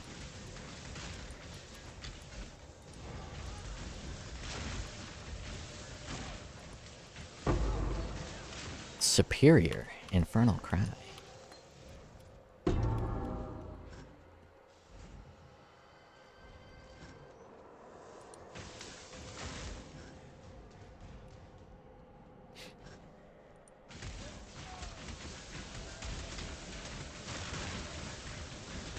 I used to live in downtown Seattle. And Seattle's a kind of a weird designed city. You have the base of the city, and it's kind of only connected by bridges and one little walkway that heads south towards Tukwila. And if an earthquake happened, and the I-5 bridge, and the 99 bridge, and the 90 bridge, and the 520 floating bridge, if they all collapsed, you're fucking trapped in this little hellscape of downtown Seattle. And none of those grocery stores are going to get filled up. And people that live in those like condos and apartment complexes, a couple houses in Queen Anne and Magnolia, which you guys obviously don't live there, so you don't know what the fuck I'm talking about. But basically, it'll isolate the city of Seattle in what would turn into a fucking Thunderdome hellscape within a week. If an earthquake happened, took out those bridges, and they weren't able to resupply the city within a week, people gonna be killing each other and pillaging and raping, and I have absolutely no doubt So I had a whole plan for what to do in that situation back when I used to live in downtown in a tiny little apartment. Just need a moment to catch my breath. And be interesting phenomena if something like that were to happen. Hope it don't. But people, well, Americans, a lot of people understand shit can get wild out if they're from other countries. I think South Africa, which one of you said you were from a little while ago. They had that fucking wilding out just a little while ago. People wilding out and fucking looting stores and shit. Product all over the side of the street, if I'm remembering correctly. It would turn into Escape from Seattle. Exactly. Congratulations, you earned Calandra Mystery Box. I don't even know what that is. But why live in America when you can live in Europe? Oh, Europe is way worse than America. Second Amendment, my dude. What kind of guns you got?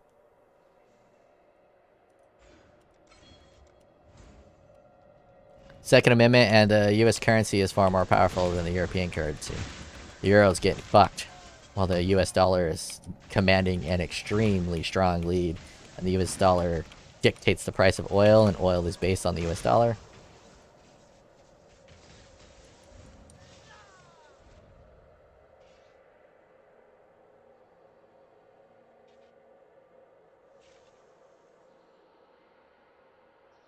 Yeah, toxic sewer dwellers.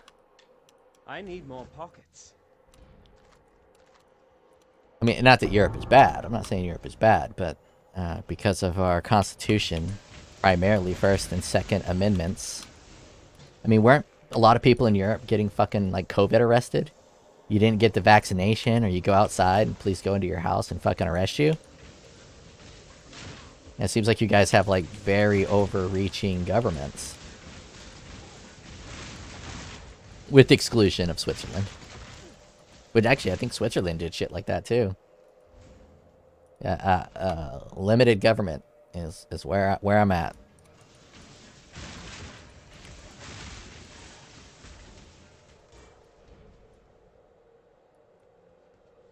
Yeah, they did that in Australia, definitely. I know for a fact they did that in Australia. They built little, not concentration camps to put people who weren't vaccinated or went outside inappropriately. You gotta love those not concentration camps, where they concentrate a lot of different people who fit a specific criteria.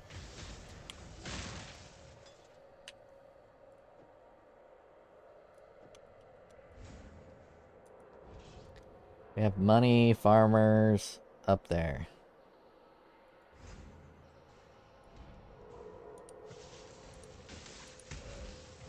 We should have governments. Question mark. We have money farmer. I don't know what that means. Are you asking me if we should have governments?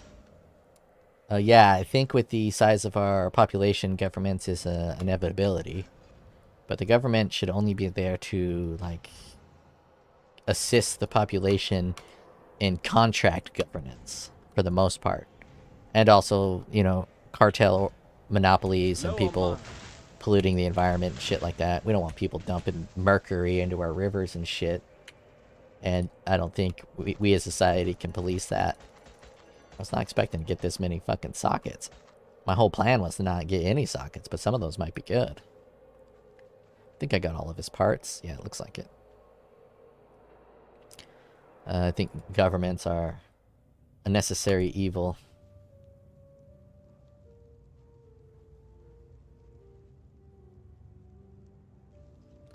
I got like 20 shotguns. Okay, gotcha. Yeah, I'm not gonna say what guns I got, but enough. Not all. We'll talk about some apocalypse shit. I'm American. I don't know where the fuck this is. Americans are very American-centric. On whole, I think we're probably the least geographically educated country. Yeah, I agree. Malta. Map. Oh shit. Yeah, you might be alright. I mean, these islands you don't typically have as much control by the government. And if shit wilds out, you guys are on your own little island, so you guys can dictate a lot of your own shit. Yeah, it might not be too bad in Malta. But you got Libya going on. They have active slave trades, and they might hop on them ships and try to take your dicks.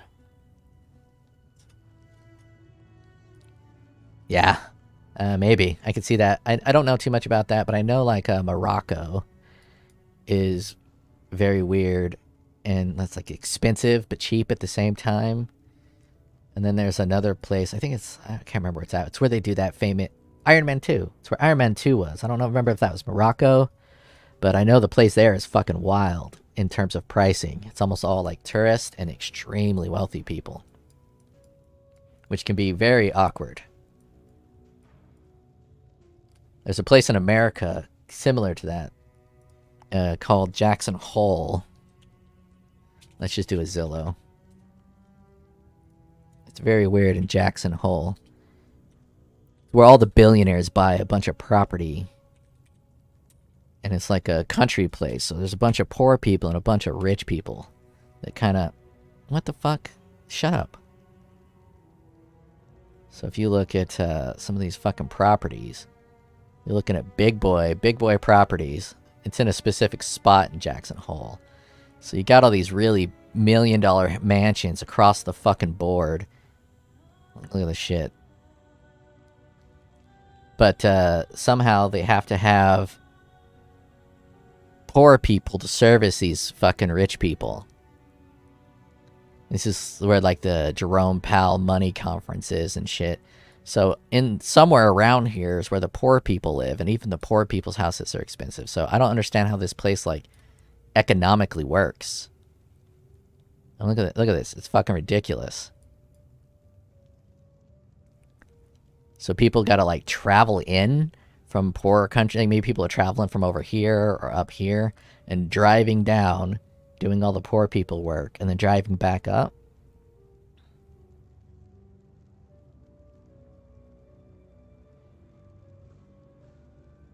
The wages are pretty shit for poor people, and it's basically all service jobs because people in Jackson Hole don't work. It's like that's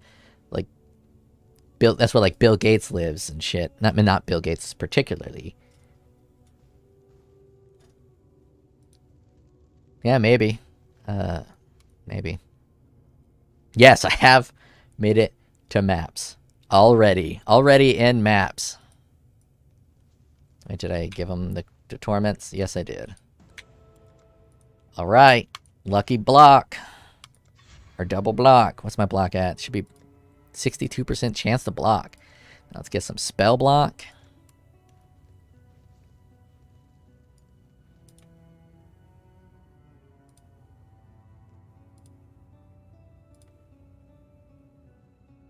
Yeah, I guess it's time. I die on this boss a lot. I am nervous. Getting nervous. He throws that body, and he bodies me with that body all the fucking time. And I don't want to be bodied by a body. Just need a moment to catch my breath.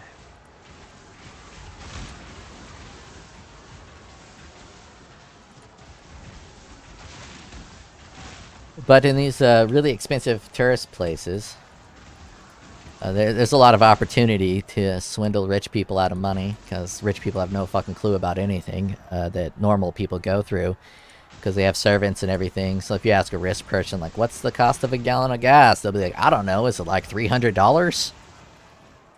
That seems pretty cheap. So, like, servers, restaurants, those really high-end restaurants will probably get giant tips. Though a lot of rich people are stingy as fuck, because that's how they got rich, is by hoarding money. But there are opportunities, because there's so much money going in and out of that place from the tourism, to make a pretty good coinage. The problem just lies that living there is also expensive. So you have the fact that it's really expensive to live there, but you can make more money. It's weird. It's another reason the tax system in a lot of places is really fucked up, especially in America. I'm in the Pacific Northwest, greater Seattle area, so salaries here are extremely high. Price of houses are extremely high. But buying a $60 video game is completely different to me than it is to someone in, like, Mississippi, where they're making, like, $40,000 to $30,000 a year, and that's a pretty good salary there because the housing cost is so much less. But the external niceties that are a fixed price universally are skewed to be cheaper for people in richer areas.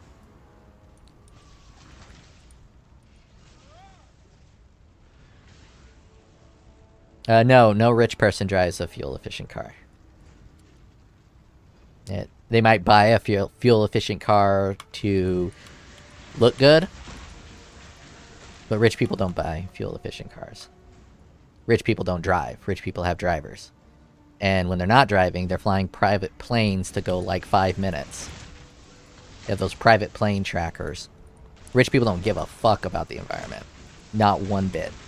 It's not something they're passionate about. It's something they may lie about. The only rich people that care about the environment, like let's say Al Gore, for instance.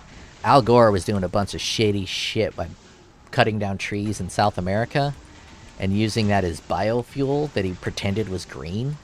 So he's chopping down these trees and using biofuel. I think it's also burning trash to use biofuel as these green biofuel ecosystems. So he was pushing climate change in order to fuel his fraudulent business practices. So any rich person who's like, I care about the environment, just say, okay, how many houses do you have? How many planes do you have? And they won't want to answer those questions. I need more pockets. Just need a moment to... Part of it is they want regular people to care about the environment. But most of it is that green energy is very lucrative. And they got money and investments in green energy companies. People made a killing on like Solar City and Tesla. And they lobbied the government to give those corporations large sums of money. So let's say you invest in Solar City and you want to make an easy profit. You invest in Solar City, you lobby the government to put green energy bills into place that will give tax credits to your corporation. You get those tax credits, you pay yourself out bonuses out of those tax credits. Boom, you're rich as fuck. Easy. You didn't even have to sell a product. All you did was convince a government that you need to go green.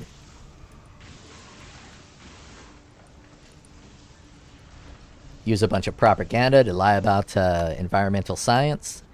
Easy money. Easy money.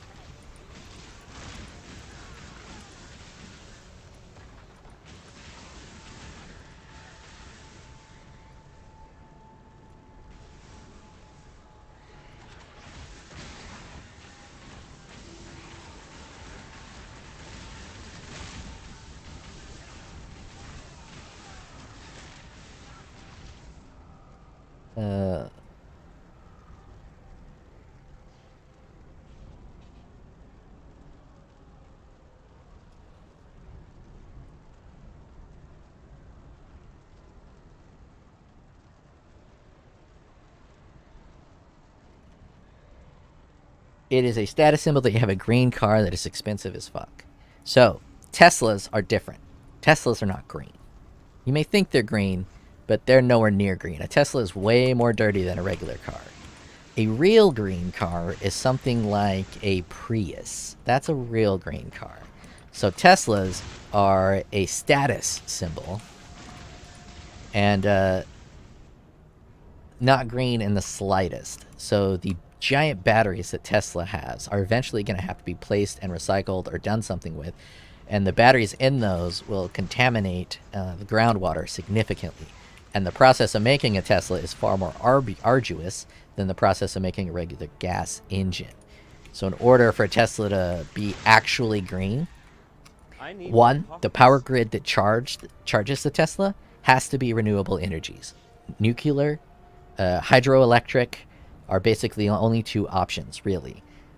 When you go green with like solar or wind, you end up what happening in Texas when everything froze over and they fucking lost power and people are paying thousands of dollars a month on their electric bills because their fucking green energy infrastructure went to shit, because green energy is mostly a scam, except for with nuclear and hydroelectric. Those two are not a scam. So if you're charging your Tesla with a hydroelectric powered energy source, then yeah, maybe it's a little bit green. But most people are not charging their Teslas with hydroelectric dams. They're charging their Teslas with coal or some other dirty energy producing electricity. And every time you convert energy from one source to another, so they're burning this coal, converting that to electricity, there's something called an entropy cost in transferring that energy from one medium to another. So they're losing a lot of that energy to entropy, where gasoline is far more efficient because it doesn't lose that entropy cost. Yes?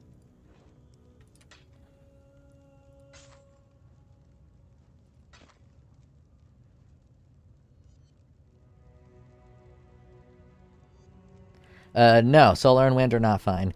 The materials required to build a solar and wind farm are typically mined in the most dirty fashions possible, and they all use oil to build the materials to build solar and wind. And the sun goes down, so solar is useless. The only way solar will be useful is if you can get giant battery packs, which also use dirty materials that are toxic to the groundwater and toxic to humanity, to store that solar generated energy into those batteries so it could be used at night. Now, wind and solar might be okay as like a supplemental boost, but comparatively to nuclear and hydroelectric, they're dog shit. Absolute dog shit.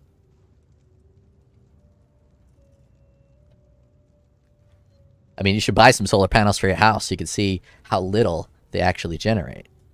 And then if you pay attention to the chemicals and the materials used in those solar panels, and the only reason we can buy those solar panels at a decent cost is from really poor labor practices in third world countries that are creating these solar powers, these solar panels.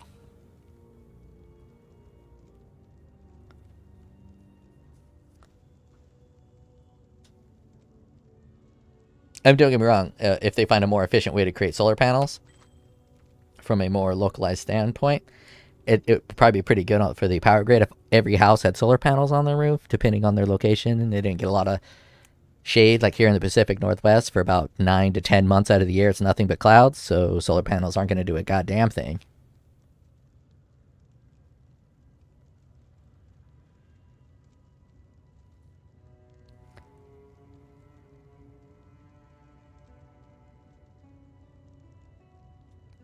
Yeah, there's a lot of problems with green energy. I wish there wasn't. I wish it was like a pure environmentalism thing that worked well. I can't use the word. I don't know what I'm trying to say, but I wish it was great, but it just isn't when you actually look at the facts and reality of green energy. It's just not very good. Area damage, cold resistance, mono resistance, damage with axes, totems, traps. It's like recycling. Recycling is great for metals, but everything else is kind of useless. I mean, we pretended we were recycling plastics for the longest of time, but really we're just shipping it to third world countries that are filling it with landfills.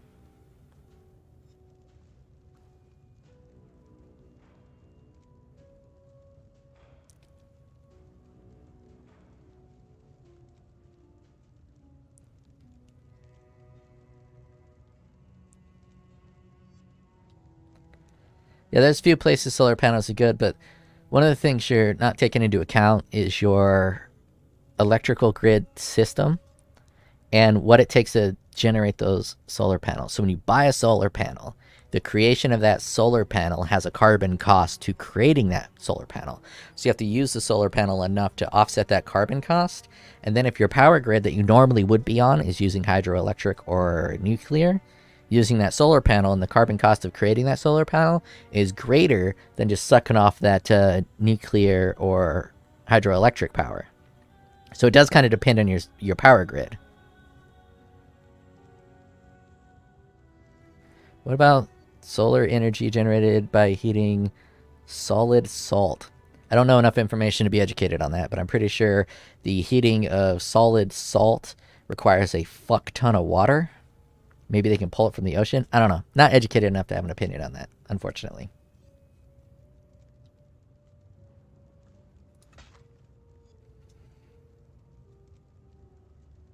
Ooh, recoup. Too bad I didn't have anything else.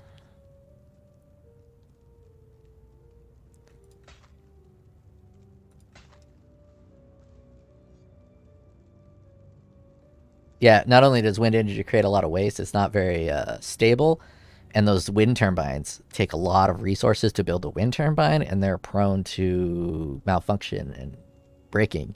And if you give a fuck about birds, it is a factual statement. They're fucking slaughtering birds left and right.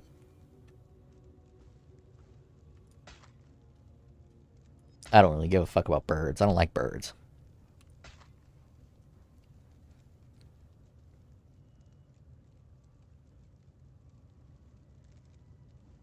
Birds aren't real, exactly. They're machines created by the government to spy on people.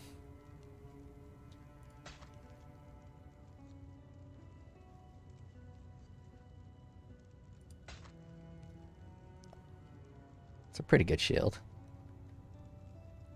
Is it better than that one?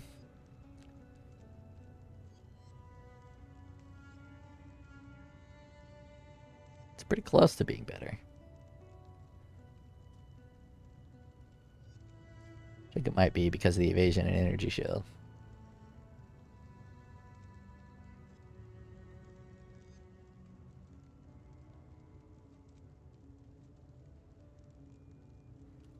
Yeah, almost everyone gets compensated for the energy that goes back on the meter. That doesn't really play a factor in the overall carbon cost of a solar panel, though. It's just whether you personally are benefiting from it. Remember, we do this for freedom. Suppress is nice. I think it's just slightly better. I just gotta make sure my resistances survive the change. They did not. Lightning resistance. Can I get a lightning resistance? I could put it there. I think I had a belt. Oh, I think my lightning resistance would actually be fine once I put the aura on, maybe? 26. Yeah, they'll be fine.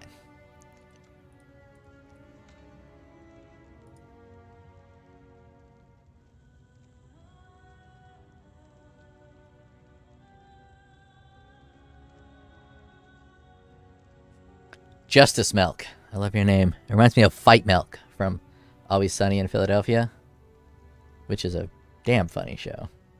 Justice Milk.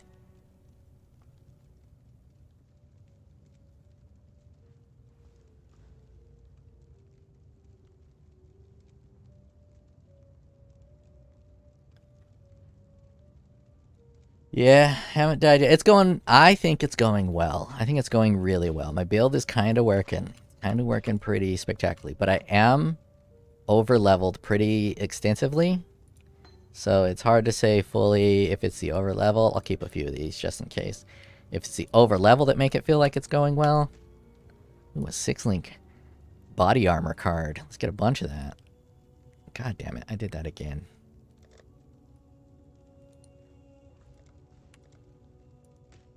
But I'm about to die.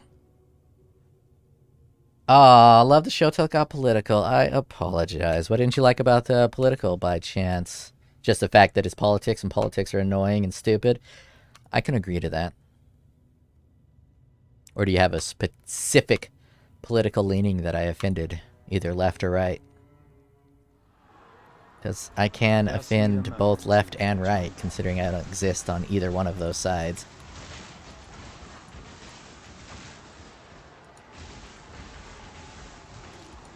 Well, everything is political, and that's unfortunate in this world. A big virus hit our fucking country, and that became political. It shouldn't have been political. It should have been scientific. Literally everything is political. And I think a big part of that is we put a reality TV show host as our president. And when he ran for president, it was like fucking free money to all the news agencies. So they have literally turned every single topic political. It fucking sucks. It's annoying. It's dividing the country. I don't understand how we're gonna come out of it.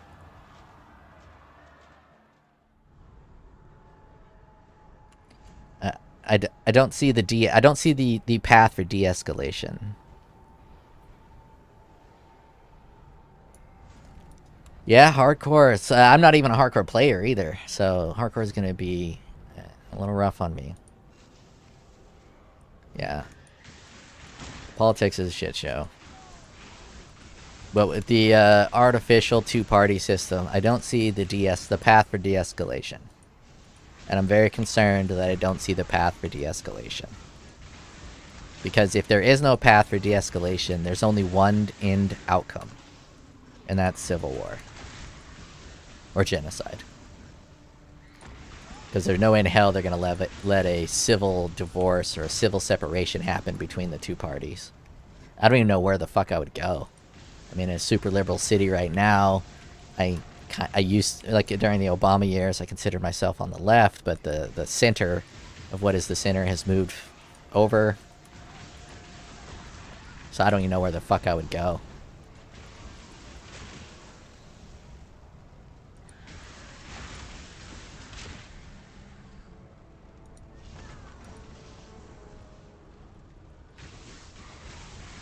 Yeah, de-escalation has no profit. Wealthy people definitely don't give a fuck about anything like a civil war. They're not going to get caught up in it. Wealthy people have the luxury. That's one thing that Andrew Tate brought to light that I'm not sure too many people were aware of, that rich people have residency in several countries, and a lot of them even private islands, like Lanai in Hawaii is, I forgot who owned it. I think it's the CEO of Oracle owns, I think, the entire fucking island of Lanai. So if shit gets wild, these rich people are just going to take the private planes and bounce the fuck out. They don't give a fuck about what us poor people do to each other. Pitting us against each other is kind of their modus operandi. Just need a moment to catch my breath. So they have no incentive to de-escalate shit. Alright, here we go, here we go. I die on this boss, I think every time in softcore. I've never beat this boss without dying in softcore. In my entire life. He always throws that fucking body, and that body will hit me every time. So my odds of dying right here, guys, real fucking high. Let me make sure. Oh, my lightning resistance is 72. Yeah, I'm playing a trickster. Right now, I have the one node, one step ahead. Oh, yeah. Correct. Gotta use the portals. Someone's fun hating where I'm putting my portals. Where the fuck else are you supposed to put the portals? It only goes in the bottom. You put the portals in the bottom. What kind of psychopath wouldn't put his portals at the bottom? Gain 2 life per enemy hit with attacks. That might be kind of good. 5% spell suppress. Interesting. I'll save that and review it a little later. Okay, I'm going in with not perfectly capped lightning resistance. I should cap it, but I'm not sure what lightning damage this fucker does. It's mostly physical. He's gonna throw that fucking body. That body's gonna fucking hit me. I know it. Wait, what are the mods? Extra physical damage is fire. Okay, that's good. It's not extra physical damage as lightning. Gonna get bodied. At Act 10 Katava, you can nuke at least. I don't know what that even means.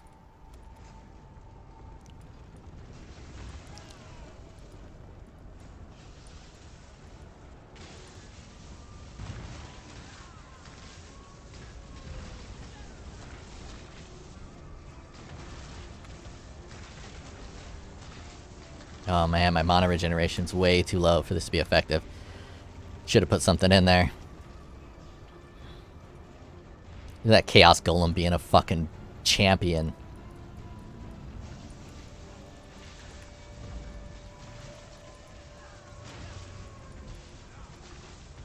Oh fuck, I got hit.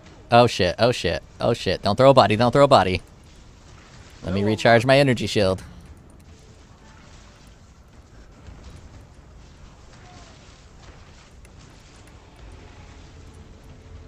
Woo! Got a little hairy there, guys.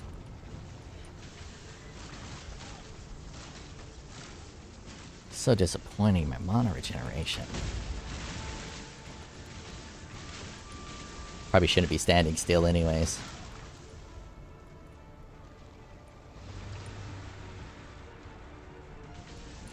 Just need a moment to catch my breath. Don't throw the body. Don't throw the body. Oh, he's reaching for the body. Oh, you fucker. I get bodied so fucking much.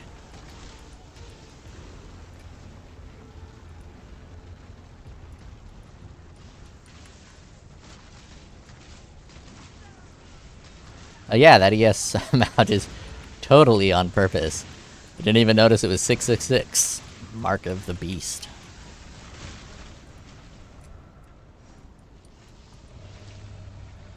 That 2141 too. Mark of a number. Shit, shit, shit.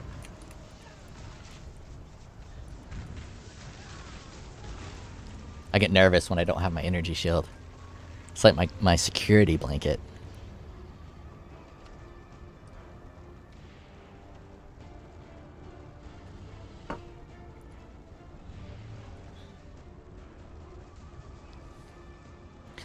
My wife and I were laying in bed last night after our power kept going in and out, and talking about which like holiday ornament or trinket, if it grew in size and came alive and attacked you, would be the most terrifying. And I thought I had it pretty good with a Thanksgiving turkey, like a fucking 20-foot turkey would be pretty goddamn terrifying. But then my wife said a nutcracker. Oh, you know how fucking terrifying like a 20-foot it'd be like Attack on Titan. Bunch of fucking nutcrackers running around fucking shit up. Oh, hell no. She won that one. Fucking Remember, nutcracker. this ain't Lightning no conduit charity seems to be run. working pretty well. You owe me. Cast off. Seems to be working quite well indeed.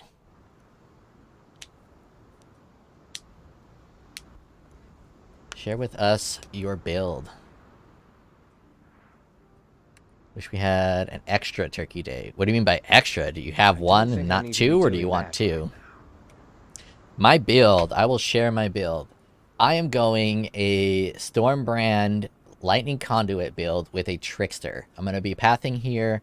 I want to be quick and run away so I can be like a coward, you know? And then the fucking Rogue Exiles are like, I'm gonna fuck your asshole! I'm going to run away while dropping Stormbrands and then hitting Lightning Conduits like a coward. So that's kind of the idea of the build. I'm going to go here, and then I'm going to path into this Escape Artist. I'm going to be very sad about Escape Artist.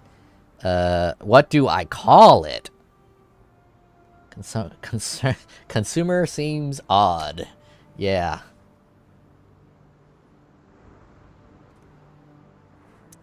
What do I call it? Oh, turkey. I love turkey. So turkey on Thanksgiving, turkey on Christmas. Seems great. I think here in America, the turkey meal, a lot of people do Chinese food if you're Jewish, and a lot of people do ham. And ham is real popular in Thanksgiving up here in America. Do you smuggle any gems? I don't know what that means. But anyways, I'm gonna go to Escape Artist, which I fucking hate this node. It'll be powerful in hardcore if I plan around it, build around it right. But I fucking hate it. It's a waste. But I do like this 4% movement speed.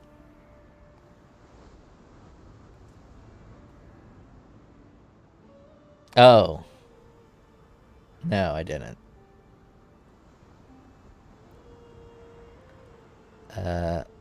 This movement speed's gonna be pretty fire.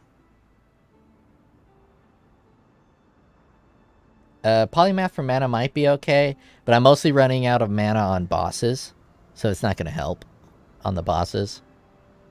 I'm mostly running out of mana on really tough guys, so it's not gonna help for that. And Polymath doesn't... I mean, the best defense is good offense, is a lot of people saying, and I would be able to get a little more offense with that. But I don't think that's where I'm going next, because I want to get to this Soul Drinker faster. So if I went Polymath, then I would go to Escape Artist, and then my final lab would be to get Soul Drinker. And I think the final lab would be better to get Polymath and get Soul Drinker before the final lab, because I think Soul Drinker will help me in the final lab more so than Polymath will help me in the final lab. So I'm mostly concerned about the final lab, which is why I don't go Polymath first, and I'm doing hardcore. And Soul Drinker is so strong, as Mr. Juice Milk says. So Yeah, the final lab is going to be hard. I've never actually made it to the final lab on a hardcore character because I'm not very good at this game. So I'm very concerned about making it to final lab. So I'm going to go Escape Artist, then Soul Drinker, then Polymath. Maybe not even Polymath. It depends on where I go. I might even do this, but Heartstopper, because it's so unpredictable, it's saving my life, or me like trying to plan around it saving my life, is just probably going to fuck me over more. Yeah, I could try to respect. I might think about that, but that's, I think, 10 regrets, and I might not even have that. So I could go Polymath and then here and then respec it, because Polymath would be good for white mapping. But I think I'm just gonna go straight to the Soul Drinker. I think that's the best bet.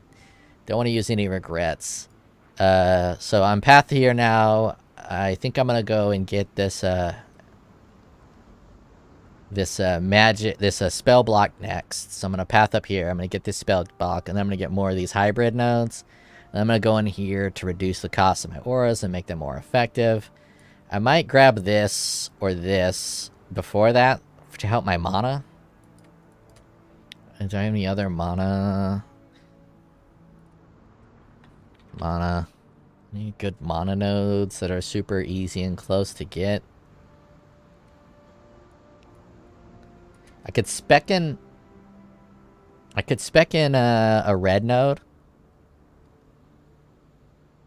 Yeah. See, what I think they should do for Heartstopper is you get one of the buffs until you're hit with that thing, and then it switch buffs. Do I have a POB to share? I can generate one.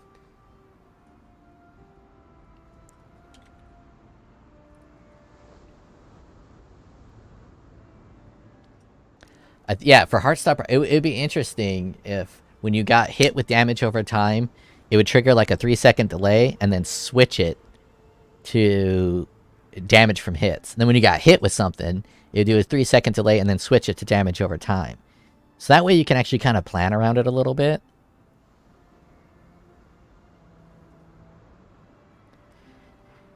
EO proc reliable enough for you? I don't know. I don't know if it got rid of the icon for elemental overload or not. I haven't seen the icon. I think when they nerfed it so it doesn't universally work, it only works per specific skills, they got rid of the icon, I think.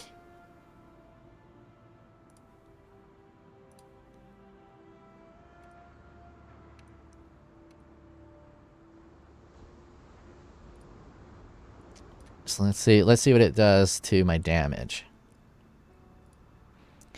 Enable lightning conduit. Enable...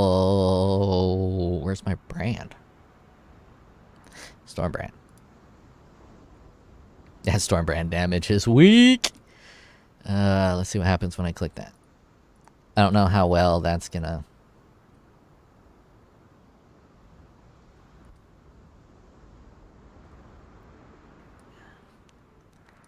work.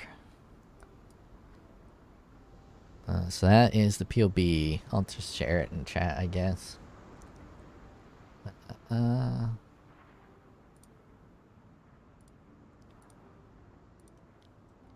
you go.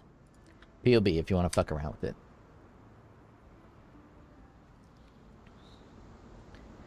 it. EO got reworked. It shows a rainbow border and a diamond shape on the skill when it procs. Good to know. Thank you.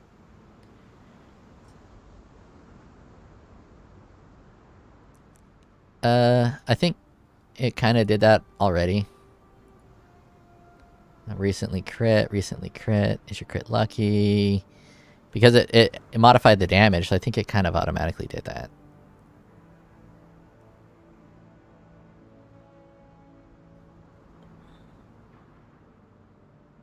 Yeah, I think it kind of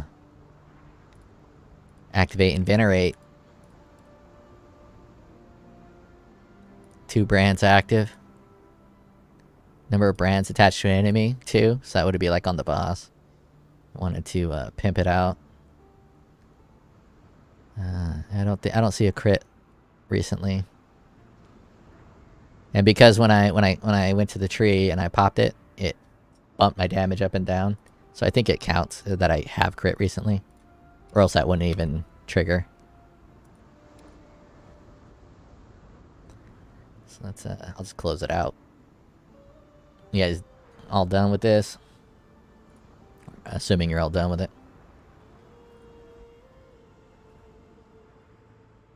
Yeah, I assumed it automatically assumed you had crit. Let's go get some gems. Wait, let's check my resistances before I go run. That lightning is pretty low. I'm gonna I don't think see I if need I to can be doing that right get something in my hometown. I could keep your life to your own. Keep your life to your own. Can I put a resistance on here? Yes, I can. Lightning resistance. Blop. There we go. Get that 666.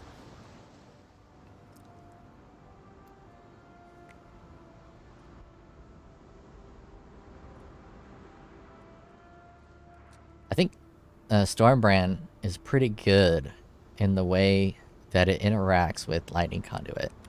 I haven't used Orb of Storms ever, so maybe Orb of Storms is better because it's hitting harder and getting bigger shocks. But the fact that the brand triggers so quickly will shock faster. Unless you have a 100% shock chance, which I don't have. I think I'm at 70% shock chance. But it'll allow me to fucking drop this shit like it's hot. A lot.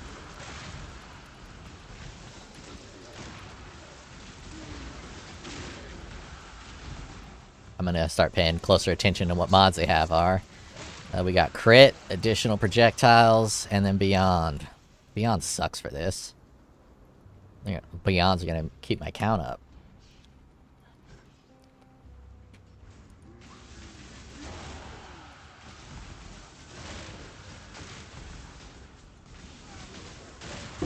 Not all Iridian Jewel.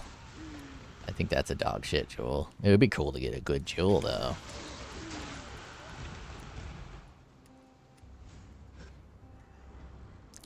I'm gonna go this way just in case there's enemies up there.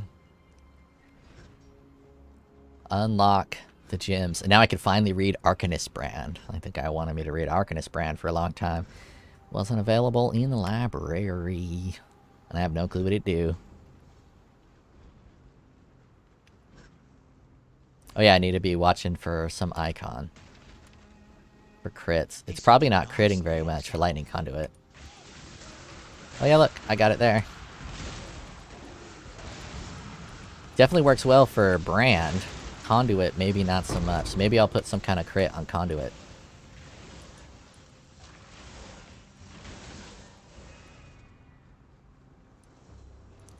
Maybe I can put inspiration charges on both of them. I don't really want to spend a lot of time coloring these low-level gears.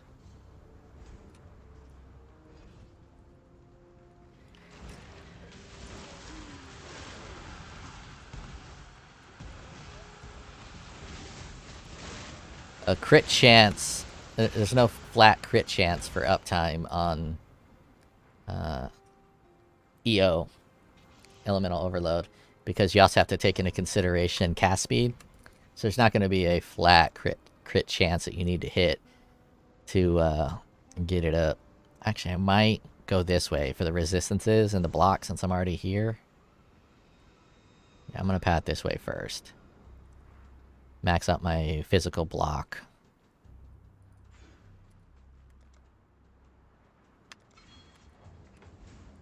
Just need a moment to catch my breath. Yeah, Stormbrand hits real well. I watched on the Stormbrand, but Knight and Conduit's not getting EO very well. I didn't pay attention on whether I got them all or not. I think I did. Mission complete? No, that's for the thing. I have no clue how to determine whether or not I got all the enemies in this area.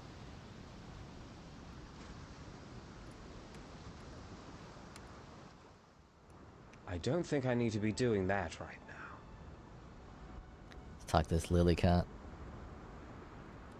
Alright, don't think I'll be forgetting the time and time. Clear. Oh, don't tell me it's gonna make me redo it because I didn't talk to her. Humanity needs us. Or maybe it'll give me the count. How many enemies are here.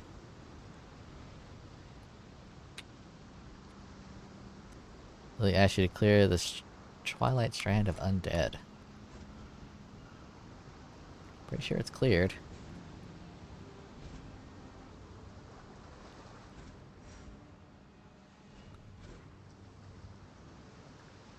There's no count. I think I remember a count being here.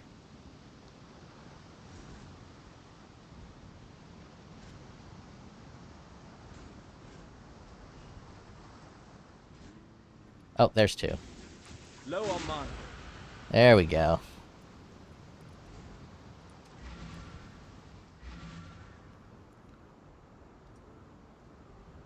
Talk to Lily, the dirty pirate slut. The dirty pirate slut. Is she hot even? No. She's I mean, I felt good. Time and tide wait for no man. Mudflat's done, bravo.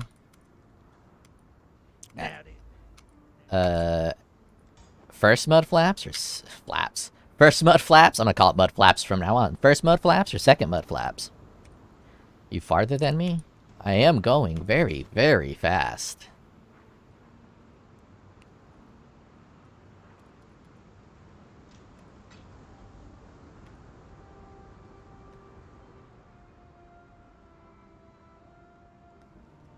Elemental Overlord work with Spark Totem. I don't know. I'm not a spell X. Yeah. Mud flaps.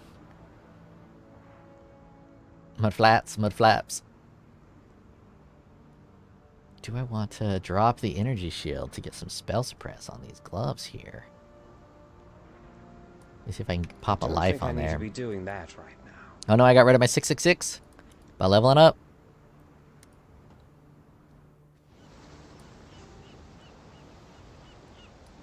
Just need a moment to catch my breath. I could put 15 life on there. 15 lifer. Yeah, I'll run these instead. These are probably better. Get that 1 spell suppress. I mean that 5 spell suppress. I'm hoarding too much shit. I need some fucking links. See if I can get some gems here. Gems. Any gems I need? I got my guard. I can do a cast when damage taken, so I can take it off a left click. Cast when damage taken. I think it has to be the same skill level, so I'm just gonna buy another one. Nah, I won't. I'll just leave it on left click until it triggers. Let's buy. I'm gonna need the ugly looking one. I like this because distinctive look good. Petrified blood. I always forget the name of it, but I can always remember what it looks like. Buy me a petrified blood because I'm gonna need that for leveling. I think I'm gonna use a grace at some point, so let's buy a grace. Put that in there for leveling. I'm gonna use an actual purity of elements instead of the purity of elements I'm getting from my amulet. Yeah, I know what a lot of the gems look like. I'm better at remembering the appearance of a gem than the name of a gem. Oh yeah, I will need arrogance too. Thank you, thank you.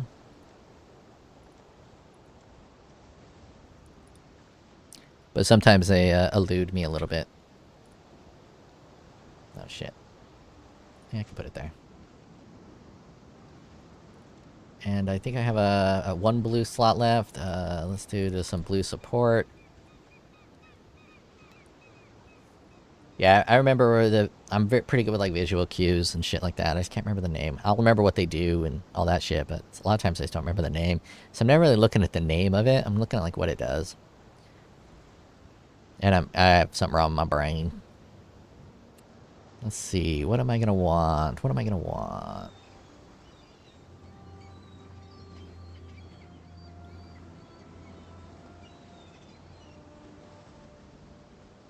I might want... No, I won't want increase. I'm doing a Stormbrand Lightning Conduit build.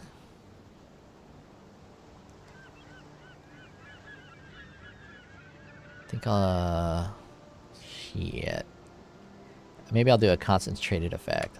I might want that at some point for Stormbrand.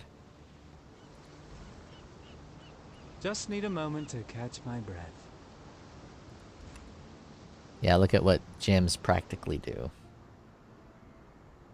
Exactly. And also, like, when I remember people's name, I like to remember who they are as a person and what they do, and kind of memorize them that way versus their actual name. Like, if it's a firefighter, oh yeah, you're the firefighter who has 3 kids and your wife is hot. That kind of thing, versus you're a gem. There's a million gems. There's less gems that are firefighters with a hot wife. Happen to be my neighbor.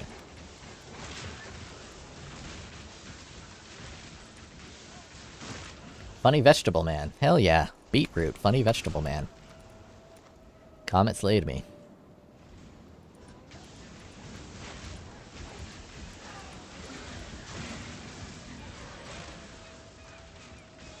Yeah, I have a big problem remembering people's names. I've worked with people for years. I worked with this girl for 3 years and I still don't know her name. She's running mom in my head. She always wears black tights. She's obsessed with running, and she's a mom. And that's about all she's got going on in her life. She doesn't watch TV. She doesn't read books. She doesn't play video games. She runs, and she's a mom. Ain't nothing wrong with that. Whatever makes you happy. Oh, I'm gonna need that vitality popped. Low on mana.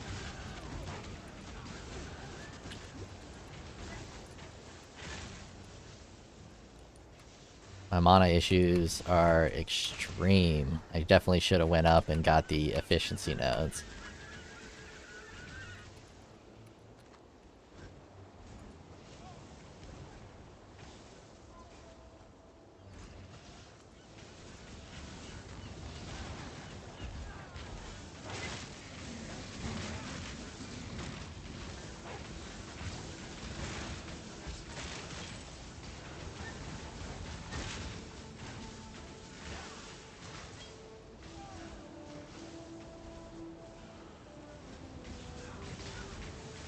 Shit. Aren't beets supposed to make your dick hard? Beets are the red vegetables, right? I've never really eaten beets. Oh no! R.I.P. Someone died. I just bought this, and then there's one right there on the fucking ground.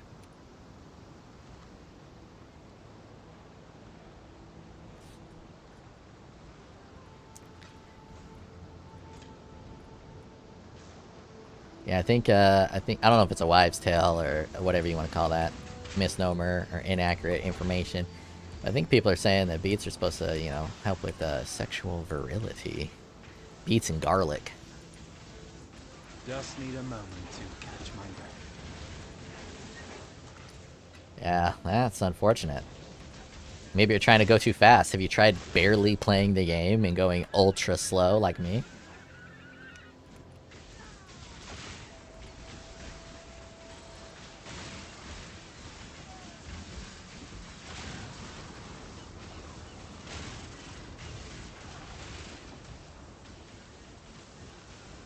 Yeah, garlic.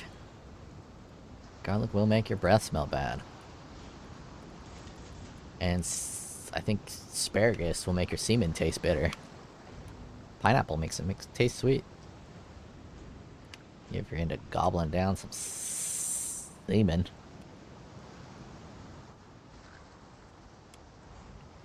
Act 1 is the hardest act. Maybe. I don't think I've ever... I mean, I've died to Hillcock a couple of times when I played hardcore. But for me, it's always the bitch in the sewer in Act. I think that's 7. 7 or 8.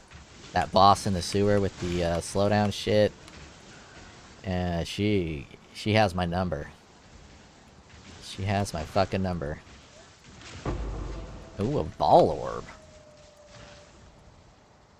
Yeah. So the first boss that throws the bodies, he kills me a lot. Low on mana. And then the sewer bitch really fucking gets me. Yeah, Hillcock. Hillcock's killed me a couple times. When I played hardcore the first few times, I didn't realize that you can run around Hillcock in a specific way so he can't hit you. So I would just kind of like run back, and he kept fucking whacking me off, and I'd run out of potions and shit. These were on the Zazarian challenges. That's the only time I've ever played hardcore for real, is doing those Zazarian challenges, and they're extra hard.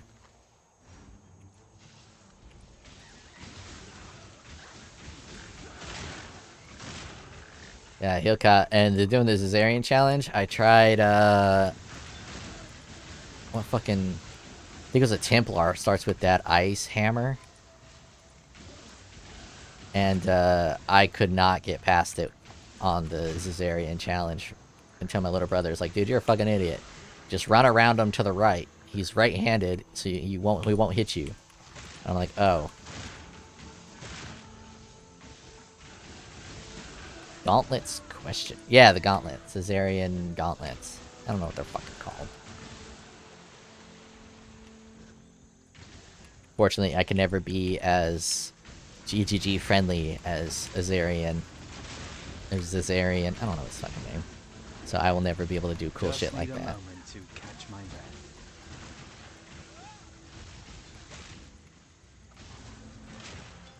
Man, shit's getting hairy. Oh, that's pretty good. Get these better flask.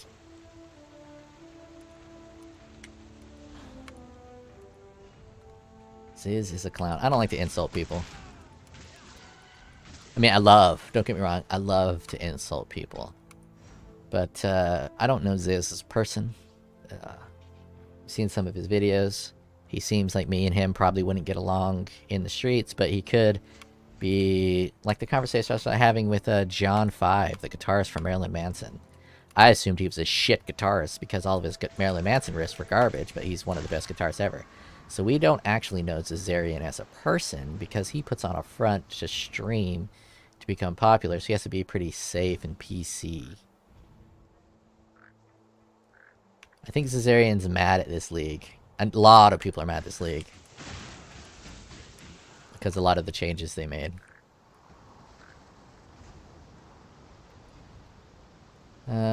Human mind is a walking contradiction. I try to give people the benefit of the doubt. And hating people takes a lot of energy. Or disliking people takes a lot of energy. And I also am a very dislikable person. A lot of people dislike me. It's very easy to dislike me. I got a lot of weird personality characteristics that make me very easy to dislike. So I try not to dislike other people without a very good reason.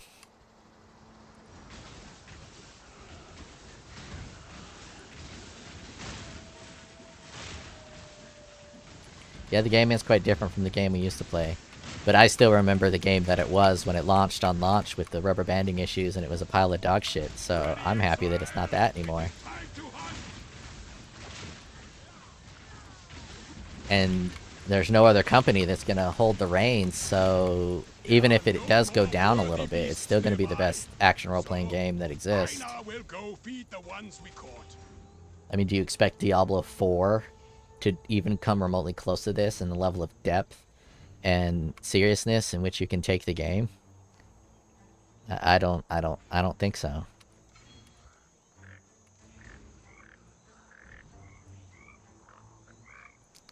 Oh shit, damn, that would be brutal in South America.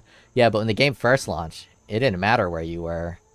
Or maybe it did matter where you were. I'm in America and they're in New Zealand, so maybe they didn't have American servers, but the rubber banding of this game on launch was something completely insane.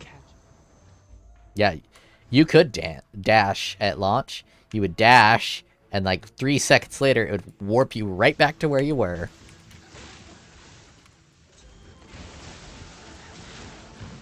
But I can't imagine Blizzard, after everything they've done, doing anything good with an action role-playing game.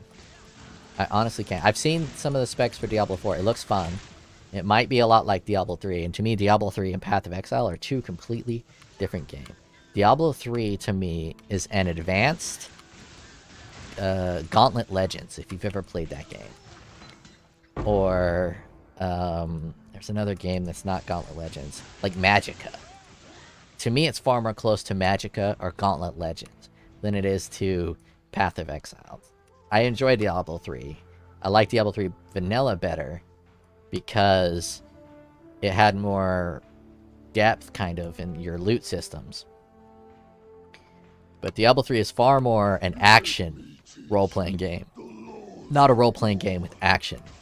This has far more role-playing elements, and I am a role-playing game enthusiast, and I mostly only play role-playing games, with the exception of a few social multiplayer games like Battlefield and League of Legends. So I don't think Diablo 4 is going to come close to toppling Path of Exile ever. I'd love to be wrong. Competition is great, but I don't see that happening. So because I don't see that happening, kind of have to cozy up to with what I got. And what I got is Path of Exile.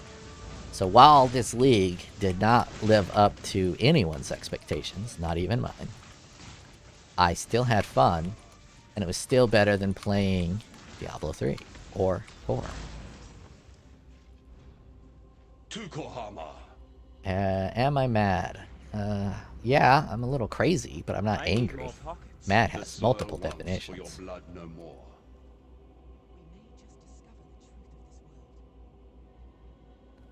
The joke is, I have the least ping for London, and other EU servers are farther away.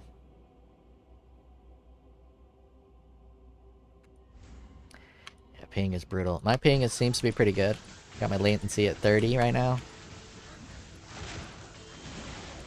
I accidentally clicked that strong box. Don't really want to click strong boxes. Never know when they're gonna fucking kill you.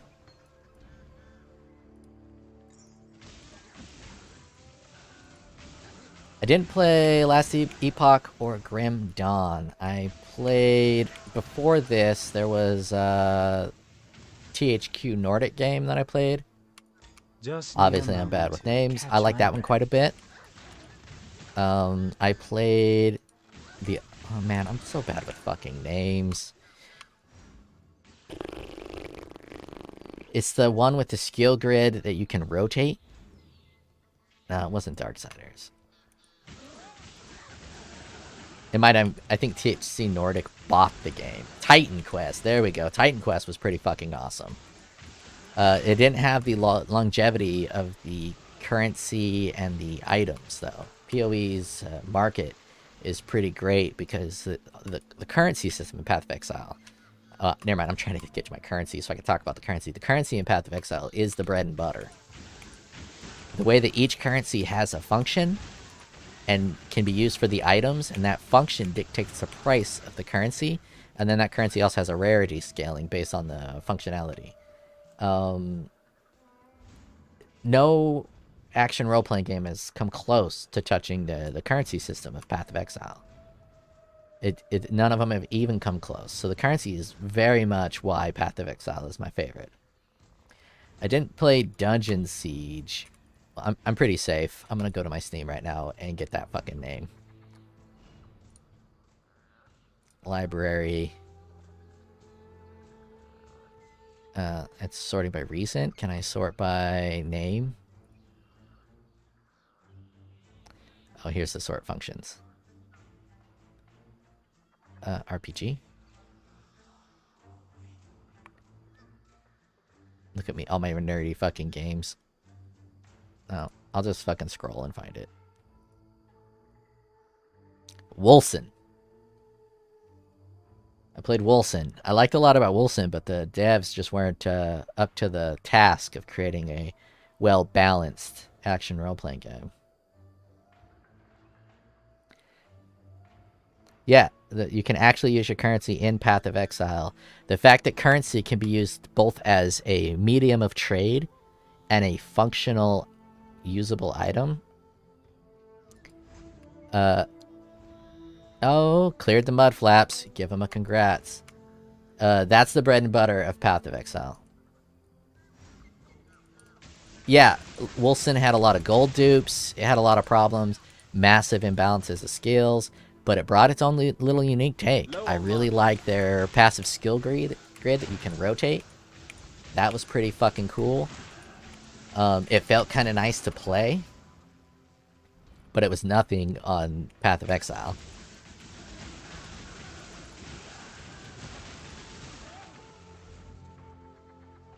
Yeah. I think Wolfson also had something other than gold dupes. I think like item dupes too. But its build diversity was kind of shit because a couple builds were just so goddamn broken. There's one that did like circles, Just need a moment to catch my axe breath. spin skill that I got to do so fucking strong. But a lot of it is also my little brother. I play Path of Exile with my little brother. It's basically the only human interaction he and I get with each other. So if he were to pick up a different role-playing game, I'd play it regardless of what it was. Even if it was better or worse than Path of Exile. Community is pretty big for these type of games. So you can have the best action role-playing game in the world, but if no one's playing it, no one's talking about it, it might be a little more difficult for it to gain ground. So Diablo 4 is likely going to be good in that regard. Come on, dash out of there. Because it's probably going to be... Are you telling us you played a good build in an ARPG? Yeah. I am telling you that I have played a good build in ARPGs. I've made several good builds in real life. Path of Exile is saturated with good builds, though. So... What's up?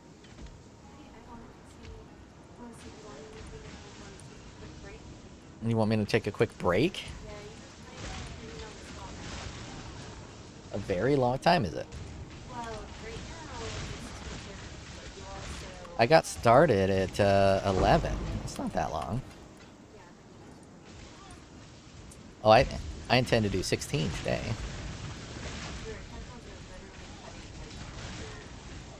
My headphones are cutting into my head, you say? They say hello, mom. They think you're my mom because you're trying to get me to, one, they don't believe that I'm a 40-year-old man, a fucking dinosaur. And two, now, they're calling you a caring girl. Aww, That's what I like. That's what I like to see. I'm not a jerk. Okay, well, fine. I just wanted to make sure. Do you want water or anything? I got water. I can take care of myself. I'm not gonna waste away playing this game. Oh, don't be mad. Thank you for caring about me. Did you want, like, bedroom time? Is that what the break was about? Oh, okay. Fine. She's lying, guys. She's definitely lying.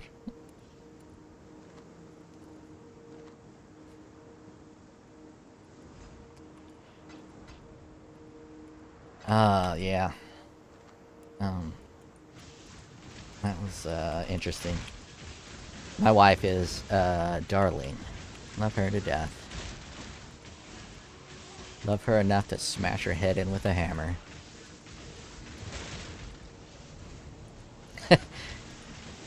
If I go AFK, it will be from the internet. Nothing inappropriate. I am family friendly.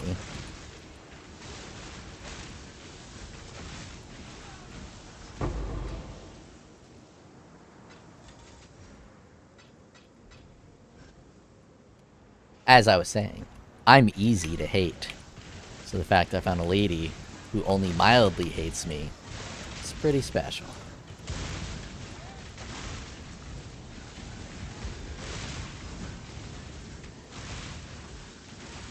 Yeah, see, I'm family friendly. I told you not to search it. I said don't search this. Because I wanted some family friendly content in Pon way. Family friendly Japanese video to make them feel better about themselves after their earthquake / tsunami / nuclear power plant fiasco. And I just wanted people to know that if you misspell it because your mic is in front of your keyboard, you're gonna get some inappropriate content.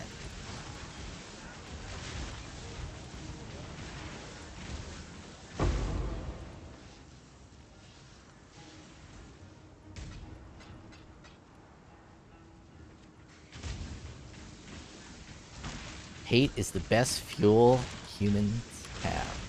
Best fuel for humans. Yeah, I don't know. I don't know.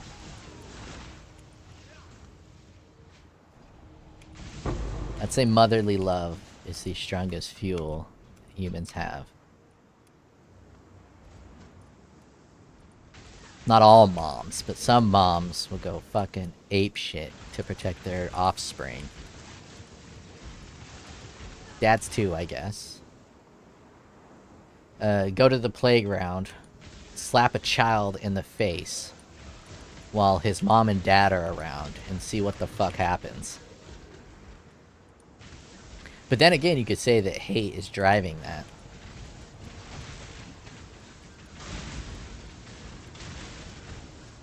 Oh fuck, I'm on a dick. Get away from me, get away from me. See, this was the purpose of the build. Run and fear.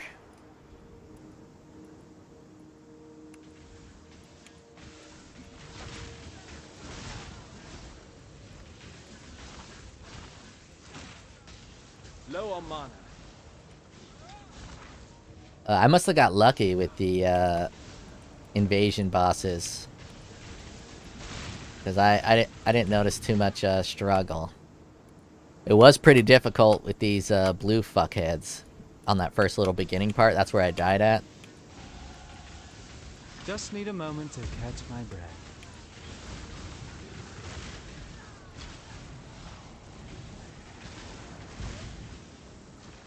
Even family contact needs a little dirty talk to spice up the mood. You know what? I fucking disagree. Family content and dirty talk should never go together.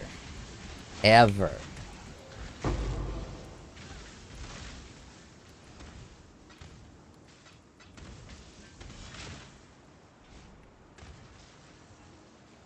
Yeah, fighting is playing with fire. It's like opening a strongbox. Apparently, not a lot of people have problems with strongboxes. Obviously, Quinn does. He lost his hardcore character to strongbox, which I enjoyed, so I'm not alone in fucking dying from strongboxes. But the vast majority of my deaths are from strongboxes.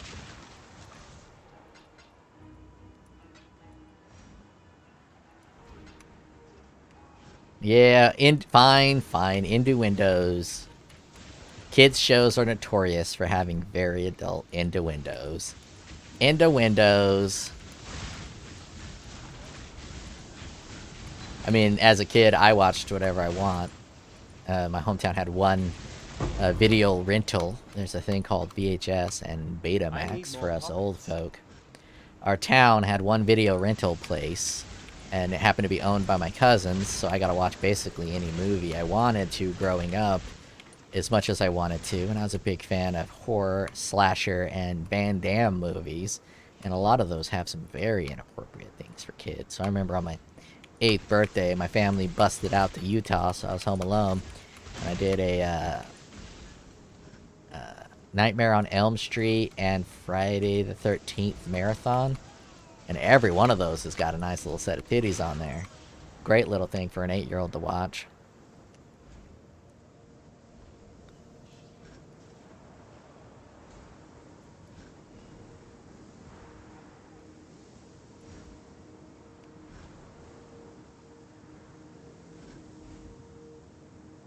Almost died to a rare enemy with 3 tormented spirits. I hit a couple that made me pucker. I escaped from one that definitely would have killed me. Without any hesitation, he would have murdered my cock right off.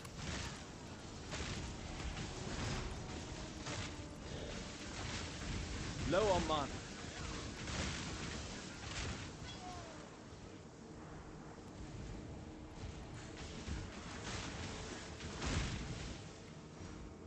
The world was a different place, and the world's different in small towns. That's another divide we have in this country. Leaving a kid home alone at 8 in a little town with 1,500 people where everyone doesn't lock their doors and it's a tight-knit community, it really wasn't a big deal. But nowadays, you can't leave an 8-year-old home alone. You can't let an 8-year-old walk to school by themselves. It's a bit coddled, but maybe a bit necessary. I don't know. It's hard to say which one was wrong.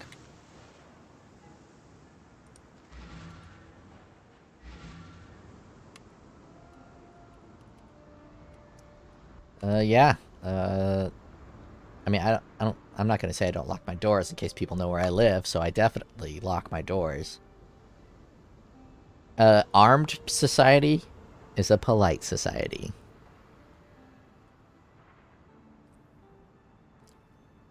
Yeah, people don't lock... In my town, people don't lock their doors.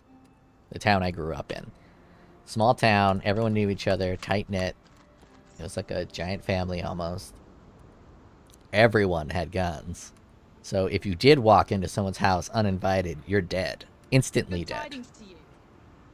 So people didn't walk into people's houses inappropriately or uninvited. Yeah, see, walking to schools, I feel it used to be pretty normal. Like walking to school when you're 8 years old, 7 years old. I think I was a half a mile walk from the school, so it wasn't that far. I walked to school from first grade all the way till freshman year when I started driving.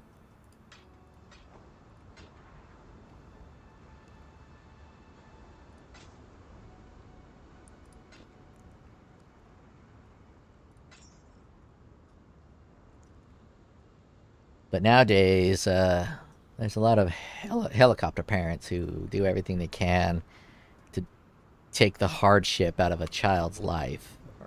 It's probably the right thing to do, but... Yeah, 3.5 miles to school, that's a trek. You should invest in a bike. Unless you're in like Serbia, where it's cold as fuck.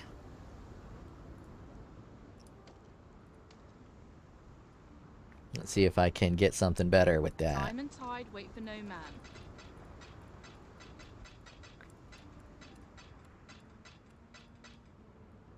See if I can get something better.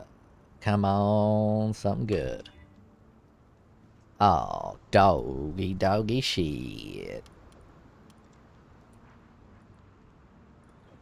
Do I got any links? Nope, no fusings. Shouldn't have wasted my fusings on some of that cheaper shit so I could be using this helmet. Instead of that helmet. That's an extra 100 energy shield. Make sure my reses are still good after the belt. Ooh, the belt change. Fire res, dog shit. I wonder if I can go put fire res on this.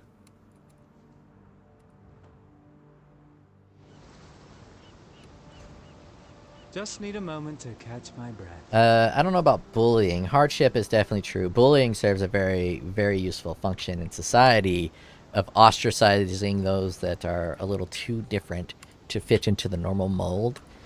You take a kid who's bullied in a school and you swap him schools, he's almost guaranteed to get bullied in the next school because there's something off about the kids that people can instinctually see and target. So they bully whatever that element of offness is. And so it's a pretty natural thing to find an oh god damn it, that wasn't enough. Ostracize people that are different. But bullying, as I said in previous videos, bullying really didn't happen too much in my small little school. I had like 25 people in my graduating class. So, and bullying wasn't a thing. I didn't even realize it was a thing in like reality until I watched like TV shows where bullies would bully kids in school, and I was like, what the fuck is this? This isn't real. This doesn't happen in real life. But I was just sheltered a bit, I guess.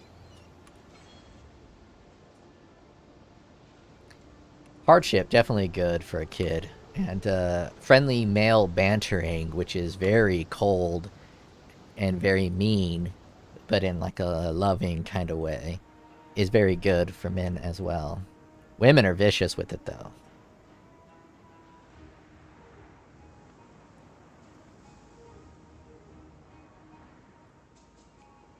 Yeah, I was driving tractors at like 13, 14. Wait, did I think I used a town portal. Oh, god damn it. And I was driving a car at 15. Got driver's license at 16. You get a learner's permit at 15 and a half. In where I'm from. But women are vicious because they don't have the prospect of violence that men have. So women's words can just perpetually get worse and worse and worse, where men's words cannot. Because when a man reaches the limit in his words, it always results in violence in a fight. So can it only go so far before it's now a fight? So men are actually far more controlled in their language, which is why when a woman and a man are in a fight, the woman will say the most fucked up shit she can think of, because she hasn't learned the lesson that harsh words have harsh consequences. And a man can, but usually men don't deck a woman in the face for the shit that they say. So imagine that bullying amongst women is pretty severe. Just need a moment to catch my breath. Yeah, can always dissolve a dispute with fist. Whenever you have an argument with a dude, not so much as you get older, because men mature and they become less impulsive and less violent, and less full of testosterone, and they get more of that soy milk from Starbucks into their systems. They become less violent and stuff. But in high school, if you and another dude got some beef with each other, and you exchange some words, eventually, if you keep exchanging those words and they escalate, those words are going to turn into physical action in the shape of violence. So those words are curtailed.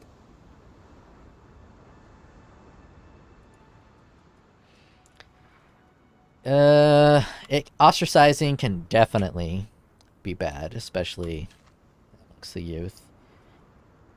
But at the same time, antisocial personality characteristics that create serial killers and shit like that can't be ignored. And young people don't have the mental acuity. Is this better than what I'm using? The mental acuity to address that type of a situation. So ostracization is typically the route that it takes. Yeah, I don't want to. Maybe I'll get something good. Lightning red. That 21 life regeneration is appealing. But this has all the colors for all the gems I just bought. Shit. I'll put it in my hoarder tab number 3. In case I die, some extra loot tab.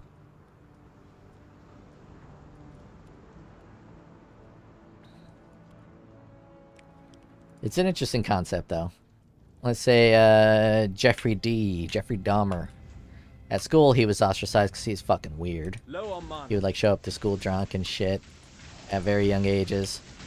Now, if he wasn't ostracized, would he have ate people and put their heads in a fridge? Hard to say. Did that ostracization exacerbate his issues? Or was ostracization a result of his issues? Did he have those issues which caused him to be ostracized? And regardless of the society's collective approach to that ostracization, would it not have helped his psychopathic tendencies? I don't know that answer. It's just a fun hypothetical to think about. Similar to like a nurture-nature conversation. Just need a moment to catch my breath. If you're bold enough to reach out for it. I don't know how accurate that statement is.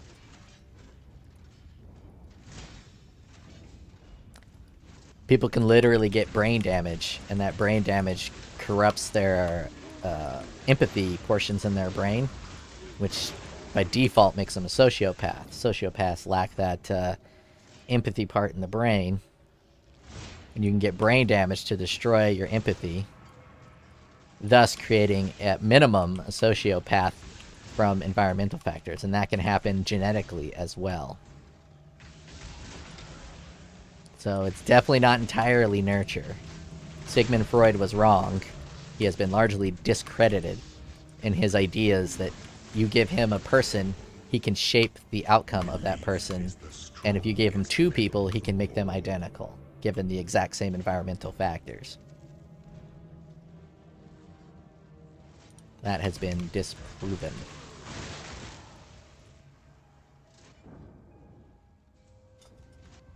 My mom is such a troll, I couldn't tell if I was bullied or not. You were bullied by your mom?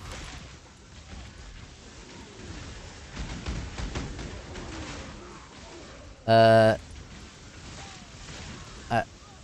don't even know what to say to that. People have different definitions of bullying, too. There's ribbing, which is, to me, like a lighter form of bullying. Friends rib all the time. You know, like, Beetroot on my Cyclone video was like, finally, someone else is sick from watching your videos aside from me. That's like a ribbing. He's not bullying me. He's making fun of me in like a fun, joking, jovial kind of way. Friends do that all the time. Like giving a weird nickname. That's not bullying. That's just a little bit of ribbing. And that's actually quite nice. It's a good thing to have.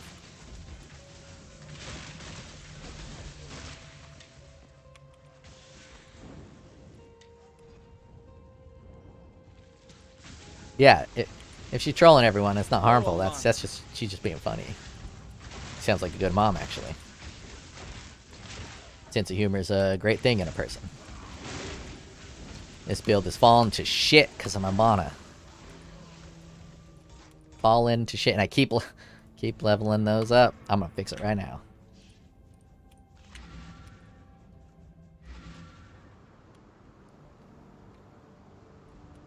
Good tidings to you. Swap out this vitality for a level 1 vitality. Set Time and tide wait for and no man. match. See if I can get a better wand.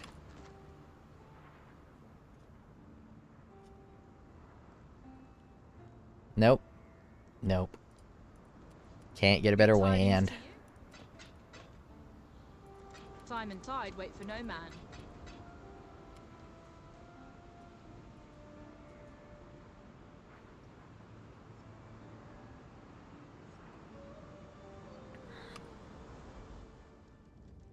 Yeah, and there's an effectiveness to bullying too. If you're doing behaviors that are outside of the social norm, and you get bullied to not do those behaviors, if you can actually translate that bullying into a behavioral change to alter the behavior which society deems inappropriate, then bullying served a pretty well purpose in that regard.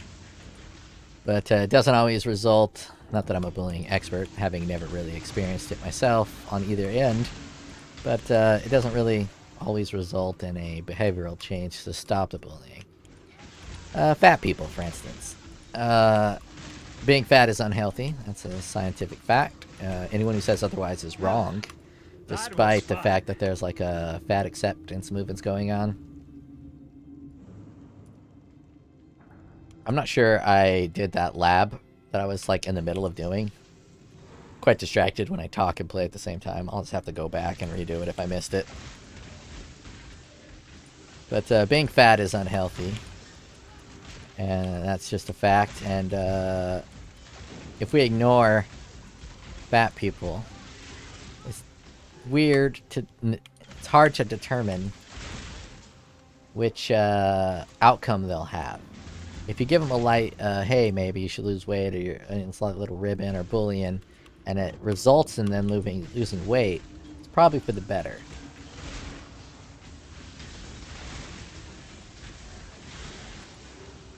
There's an element of fat shaming that's wrong. And as I said, a lot of the times I give the left a big pass because they're just trying to be nice. The people are like, don't fat shame. They're just trying to be nice. They're coming from a good place. But I'm not sure the end result of that messaging is going to have the desired effect that they want. So don't be mean to people that are like trying to stop fat shaming. They're coming from a good place. They're good people. They're trying to be nice. They're trying to help fat people out. But I'm not sure that telling a fat person that it's okay to be fat and handing them a slice of cake is the right way to help a fat person. Being like, yeah, you're going to have a lot of difficult medical issues if you stay this way. It's good that you don't stay this way, or just be mean to them. And if they're like, I don't want to be people being mean to me, and if the end result is them not being fat, then it came out as an end result. But then you also got the result of like suicide and shit like that. It's a difficult thing to broach. But if you go too far on the it's okay to be fat, all shapes are beautiful type of line, you're trying to say that it's okay to be fat, and it ain't. It's bad for you. It's unhealthy to be a certain level of obese, just like it's unhealthy to be a certain level of skinny. Are we gonna have an anorexic, no body shaming for anorexic girls? Got these 40-pound-year-old, 18-year-olds, nothing but stick and bone, saying how beautiful they are, and you know, their hair's falling out, their gums are receding. You're like, oh yeah, no, don't body shame. Just need a moment to catch my breath.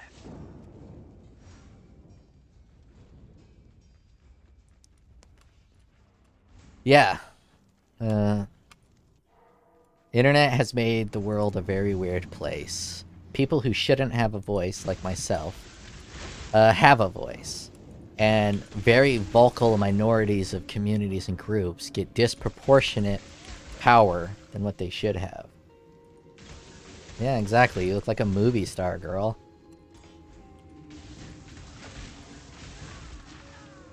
I mean, it's...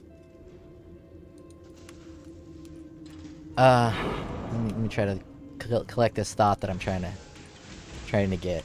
The same people that are very anti-fat shaming are also angry at corporations for putting beautiful women on covers. And it's kind of ironic that they're mad at people for fat shaming, but they're okay with people beauty shaming. Kind of like the same fucking thing, isn't it? I mean, they get mad because beautiful people are setting unrealistic expectations of beauty. But some people are just beautiful. What, are they gonna not be beautiful so they don't make other people feel ugly? I don't really think that, logic flies. Doesn't pass the sniff test.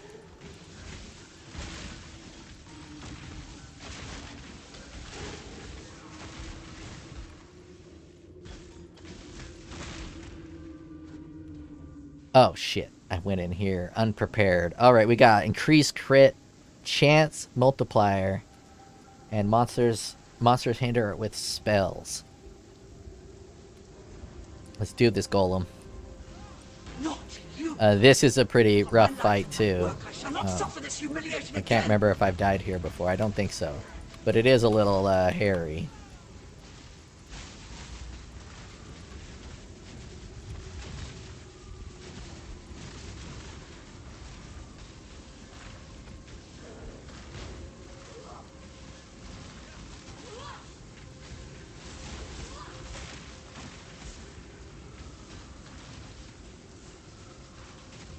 Yeah, it seems a little hypocritical.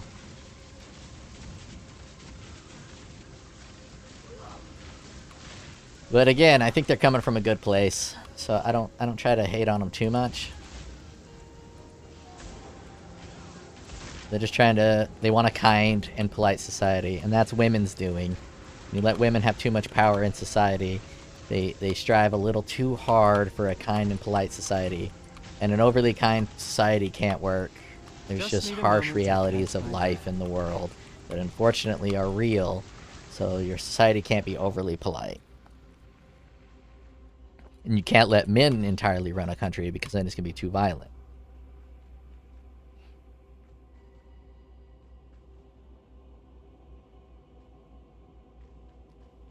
Yeah, you're correct. But you're not 100% correct. It is better to take the approach to try to, even though it's not really your place to help a fat person, but to encourage a fat person to lose weight can help. But being made fun of for being fat will make you want to not be fat.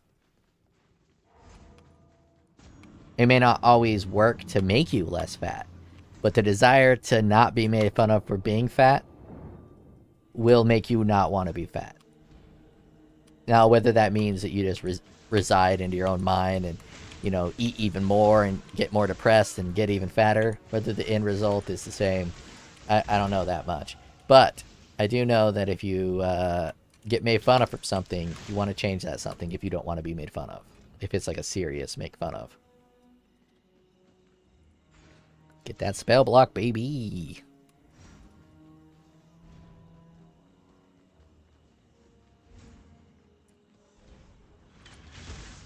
Yeah, that's true.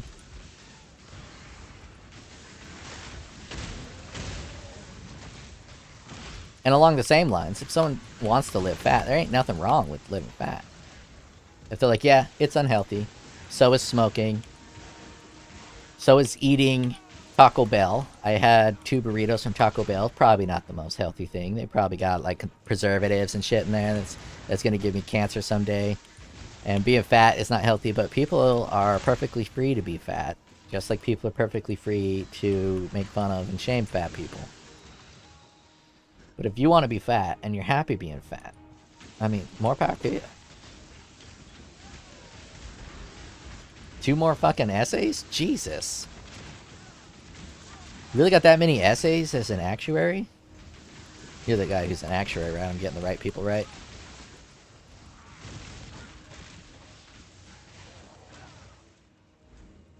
I'm glad my conversations helped you through your essays.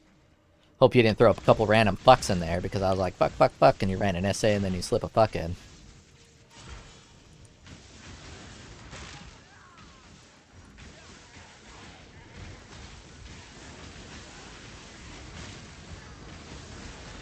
Yeah, there's large aspects of school that I disagree with, especially in college areas. Back in the day, very few people went to college, and it was very prestigious to go to college. Fire drinker. Make sure I got the right defenses for fire drinker. Alright, seems fine. But now, all stat courses are over now. I suffer, yeah. But now anyone can get into college, really. In a state college. Try hard enough, basically everyone's going to get into college. And if everyone can get into college, therefore no one can get into college. It's only special if it's exclusive. So when you remove the exclusivity from college, having a degree means significantly less. And a lot of the stuff they teach in the college has no applicable usage for society in terms of actual work. There's large swaths of college, large swaths of academia that is rather useless in terms of its functionality. I definitely don't want to live in a society where everything has to be useful, where every college degree has to be a functional job and useful within society. But in the same regard, I want colleges to be able to discern quality people from non-quality people, or intelligent people or qualified people from non-qualified people. College is high school 2.0. Yeah, college has kind of become high school 2.0. And it's not really properly specializing in specific fields. So I think colleges should be a lot more like advanced degrees, like med school. So I think colleges should specialize in specific things. I mean, you can specialize in a field, but if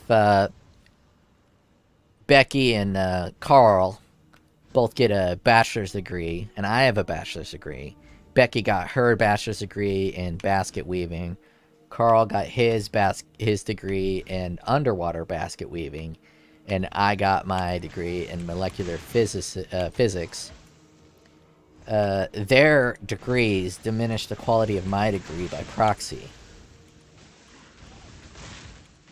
So the more low-quality degrees that exist, the more valuable the quality degrees are. I mean, the less valuable the quality degrees are. God damn it, Coral! Those Coral memes when Walking Dead was a good show before it went to shit were absolutely fucking hysterical. Yeah, if you go back far enough, high school was prestigious.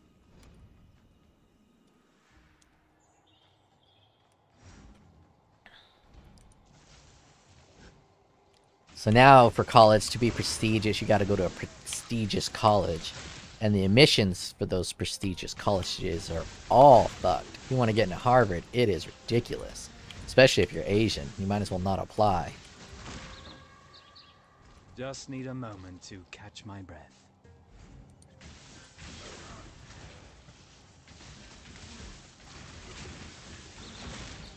There is a validity to that statement of the molecular degree undervaluing the basket weaving degree. If society determines that basket weaving is more important than molecular biology or molecular chemistry, whatever the fuck I said, then yeah, the that degree does delude the basket weaving degree.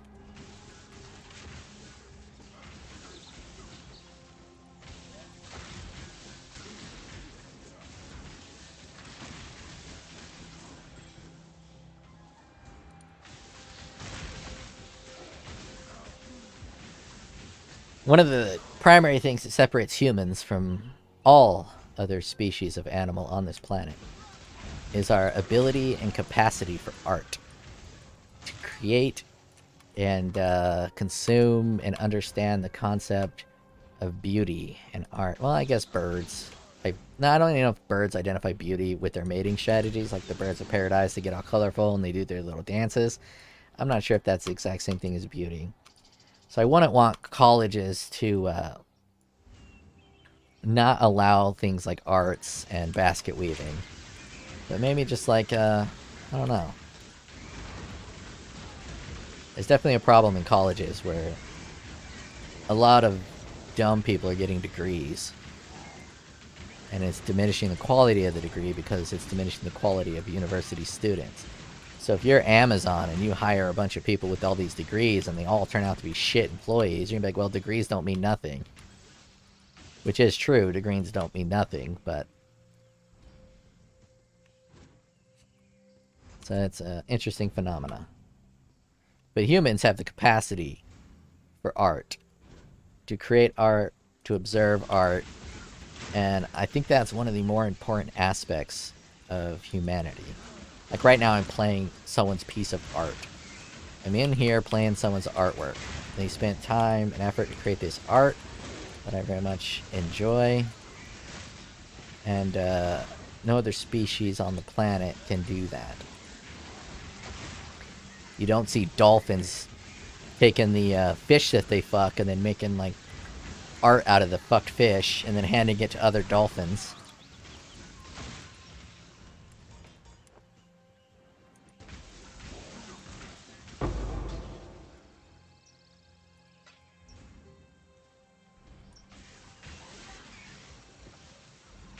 Yeah. Just need a moment to catch. I don't know. I think it's almost like malpractice that universities are... a lot of it is the charging. Foreign countries don't charge with the same that American universities charge, but a lot of people will go into $100,000 of debt to get a degree that doesn't outcome in a job that can pay off that $100,000 in debt. So that's a pretty big problem with it as well. I think in a lot of other countries, college is free. So since college is free, you're not going into debt to get your basket weaving degree or to get your art degree. And I very much value art degrees or people that go into the arts and colleges for arts. I think that's very important. But going into $100,000 in debt to be the best wood whittler in the world, if wood whittling doesn't make a fucking lick of wood whittling dollars, it's like a mismatch. Something off there.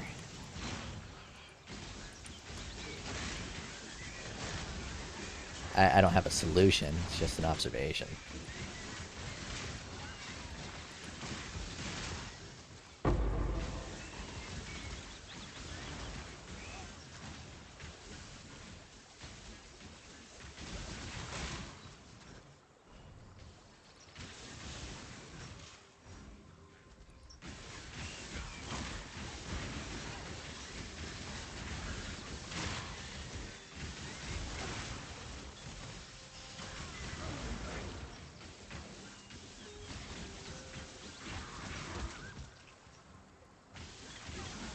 I think in some communist societies in history, everyone works, everyone has a job, but there's not enough jobs for everyone. So they create these fake jobs that people do that have absolutely no purpose, like a sign holder that flips a sign for no reason, just so that everyone in the society works. That also isn't a very good situation to be in.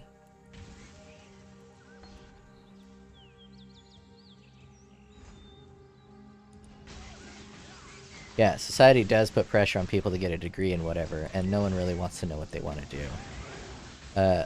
It's hard to solve this kind of thing with without an over-reliance on the authority of government. So a good thing to do, and they could actually do it in high school, if they just fix high schools. So in high school, they had a lot of career planning, and you're able to explore options of what you might want to do, what you might be good at in high school, which in America they don't do at all. There's no career planning in America.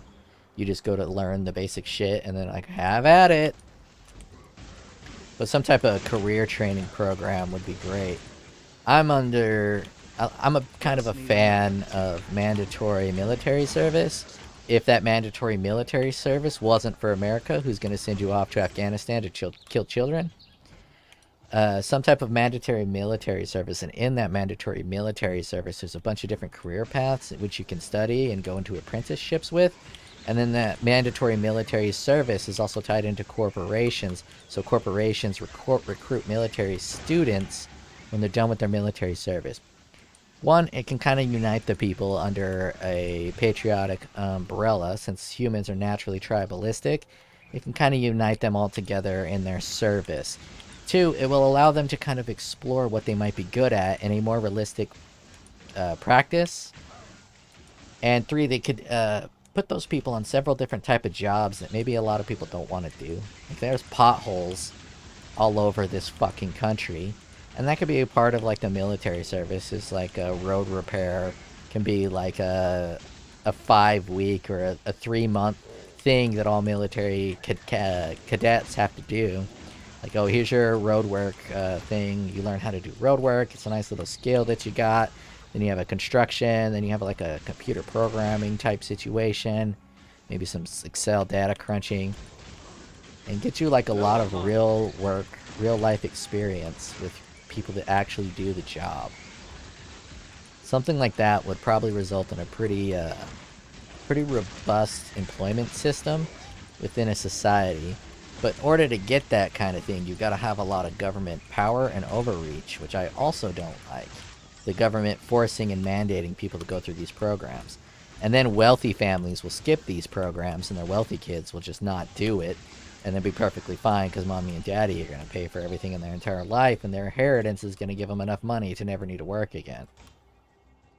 But I guess that's always going to be a problem.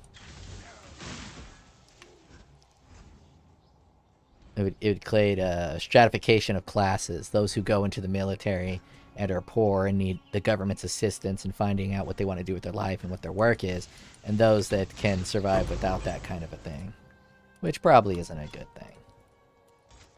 Very complex problems.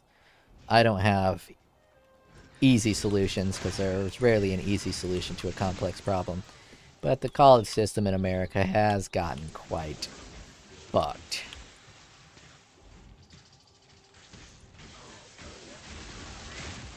Then there's also the value proposition of college. So a lot of people say that the average college student makes something like $1 million more than a non-college student over the lifetime of their life. So $100,000 of student debt isn't that big of a deal if that student debt is going to result in, you know, an extra $1 million over the lifespan of your life. And there's some merit to that argument. But that merit only applies to people who get degrees that actually result in a high-paying job, or a higher-paying job than a non-degree. And I think that data is also quite dirty, because it's not including like the people that just are too dumb to complete high school and or college, and it's including those in the statistics, and they're obviously not going to make enough money because they're just too stupid. This world is a harsh place for stupid people. Like, the military won't allow anyone in that has an IQ below 80. I don't know if they actually test people for military. I'm pretty sure they do, like, those ASVAB tests or whatever. And so they won't let anyone in with an IQ below 80, because once your IQ is below 80, whenever they put you on any kind of task, you become more of a hindrance than a help. And you just get in the way more than you actually can get anything done.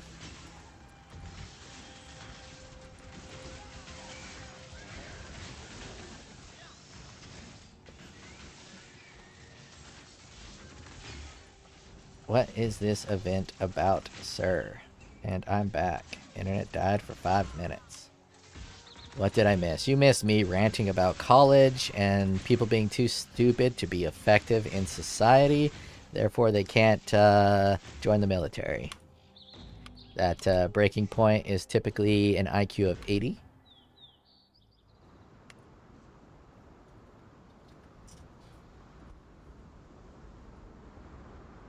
Well, they say the average IQ is 100. So if the average IQ is 100, that means that 50% of people are below a 100 IQ, and 50% of people are above a 100 IQ. There most definitely can be a lot of people with sub-satisfactory IQs in this world. They likely just don't roam in your circles.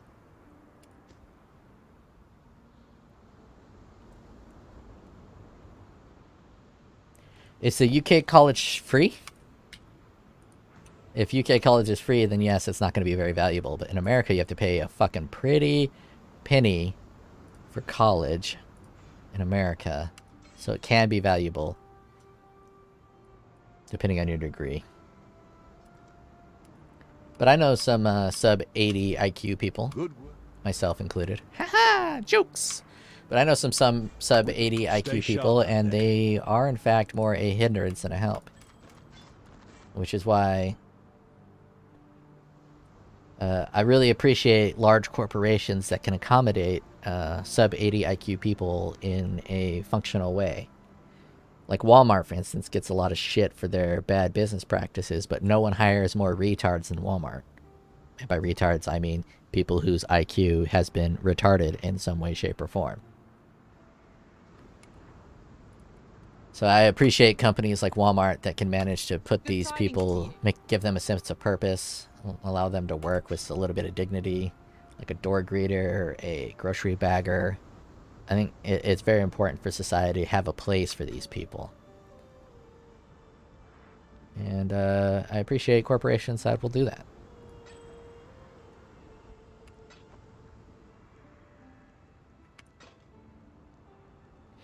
+1 to the level of all minion skills. Is that an upgrade?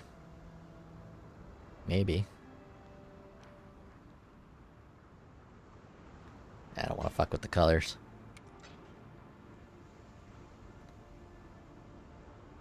Private university in EU.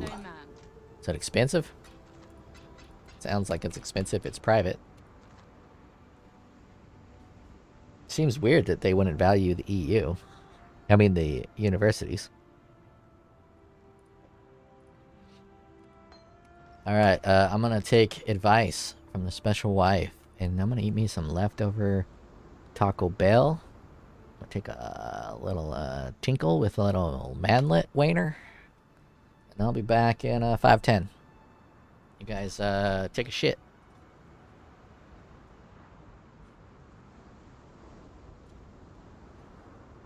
I'm swapping over to the pain attunement helmet as soon as I can get the links. The link set up, but I got no link, so it's a 4-link. So I need to get a 4-link either boots or gloves so I can put my lightning conduit into it. Lightning conduit into it. And then once I can do that, then I'll switch over to pain attunement helmet. And then I probably want to finish pathing into here to get a little more ES. Because if I go low life, I'm going to need a little bit more energy shield. So 1, 2, 3, 4, 5 more levels. I'll probably be pain attuned. Attuned to the pain.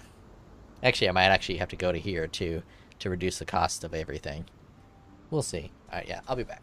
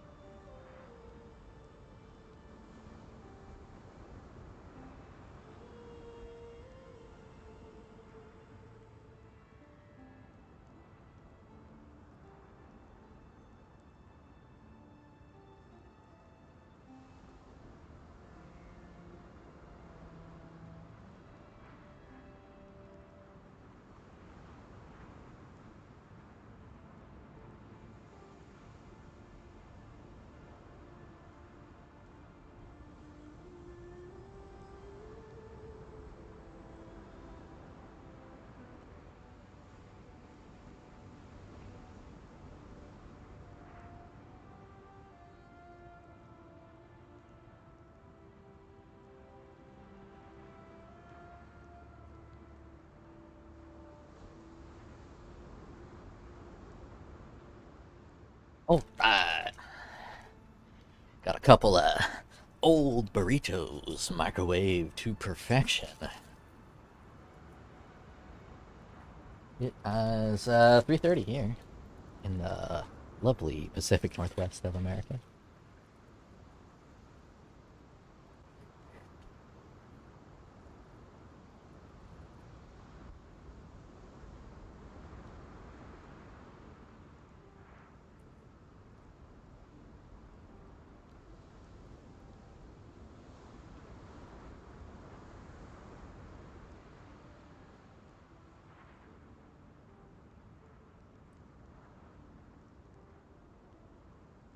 Guys want to hear the best sound ever?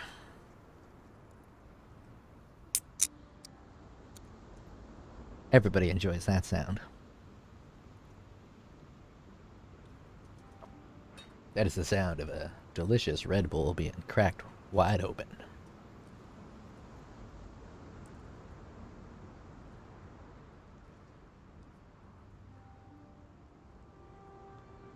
Yeah.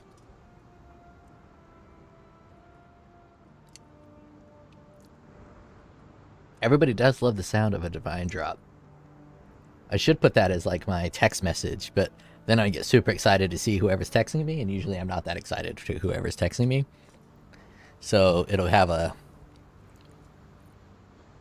I don't know the word, a level of transcendence. My excitement for the sound of the divine drop will transcend into the person who has texted me, and I will be overly optimistic. Yeah, he's gonna give me them wings.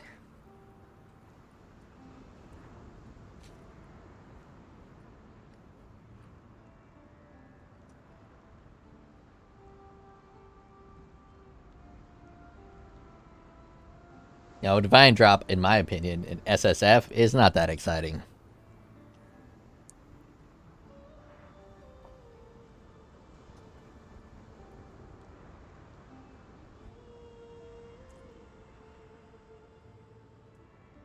That's a bad idea. Custom sounds. Red Bull lawsuit? I have not.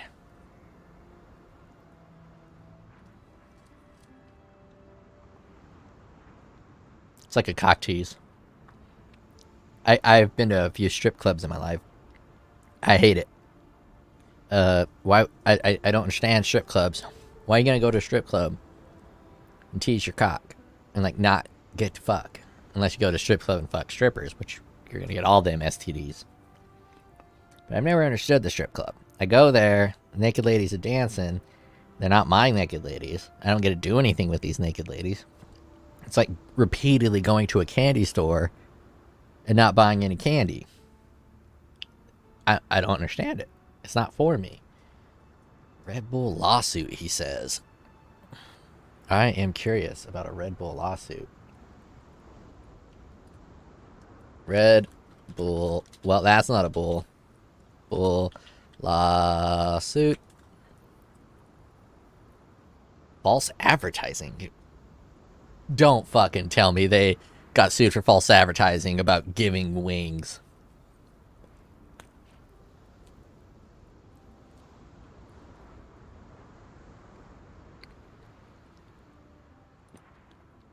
We got a video we can watch. Looks like there might be multiple.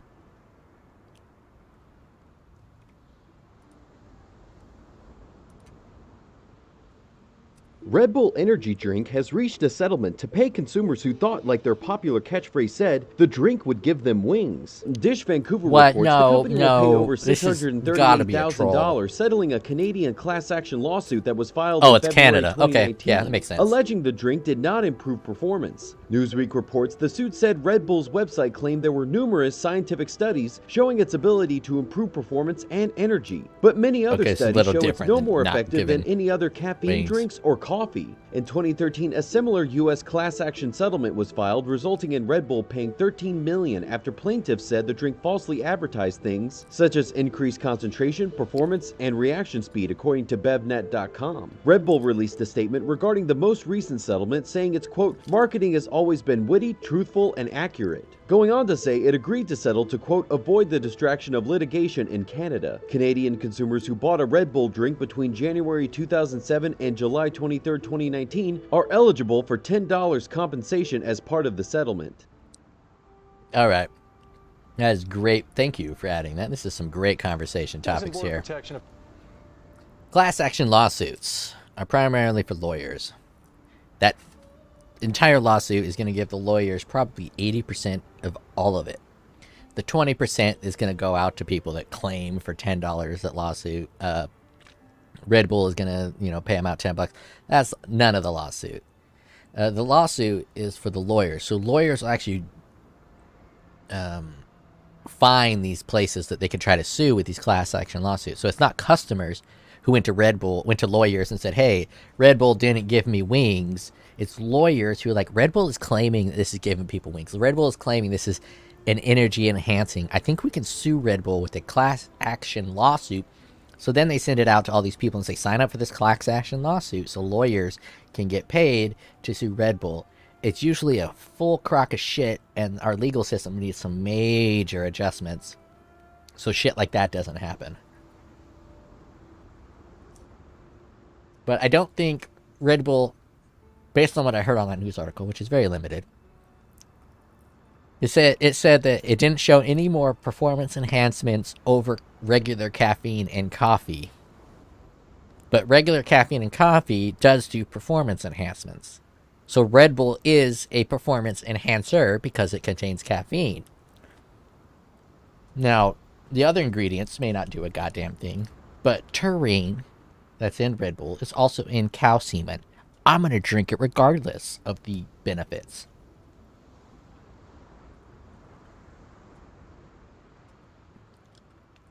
Sounds like a conspiracy theory. How does it sound like a conspiracy theory? I don't know what you're talking about. The taurine in the cow piss, in the cow semen? Or the class action lawsuit, how class action lawsuits work.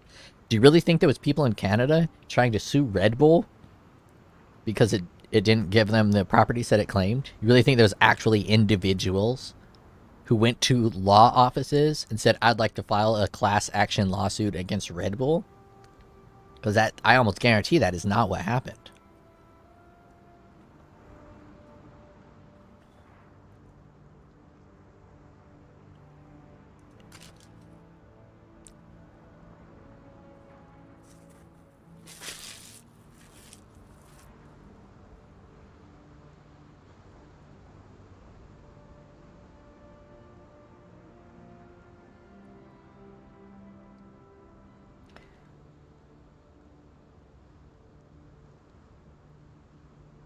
Because I've been a part of multiple class action lawsuits. I was a part of one of them that was brought to by the U.S. government, I believe the Californian government. I can't remember exactly which one. I bought one of those Volkswagen diesel engine cars in America. Probably the favorite car I've ever owned. It was a VW TDI Jetta wagon. Perfect fucking car. I worked at a company that kind of works with automotive industries, so I got a big discount on buying the car off of MSRP. MSRP was $36,000. I got the car for $28,000. It was a diesel engine. It got like 60 miles a gallon. Extremely good performance for getting 60 miles a gallon. And it's all because they were cheating on their emissions. They were lying about the emissions. Whenever you plugged in the ECU reader into the car, it would alter the car's performance when it was getting emissions checked. So it'd lower its performance, so it'd lower its pollutants into the environment, so it can meet EPA regulations. They got caught, and it wasn't people that sued them. In this instance, it was a government or a different body that reached out to lawyers to sue them to get paid. And in this process, I got fucking paid. They bought my car out at MSRP, not what I paid for it. They bought it out at MSRP, which is $36,000, despite the fact I paid $28,000 on the car. So I got that bonus. Plus, they also paid me a compensatory bonus, which I think was $10,000. And then they took the car back. So they paid off my loan at a higher rate than what I got it, and then they gave me a bonus on top of it. I think I had the car for 2 years. Then they paid off the rest of my car loan. They bought the car back, and they gave me a bunch of cash. And that's when I went to Japan. I think I got 20K straight into my pocket from that. So that was one class action lawsuit. Yeah. Rarely, unless it's like a medical thing and people are getting sick, rarely are class action lawsuits brought up by people. They're almost always brought up by lawyers. And if you want to Google, go ahead and Google how much of the money from a class action lawsuit, how much money from a class action lawsuit is actually given to the defendants.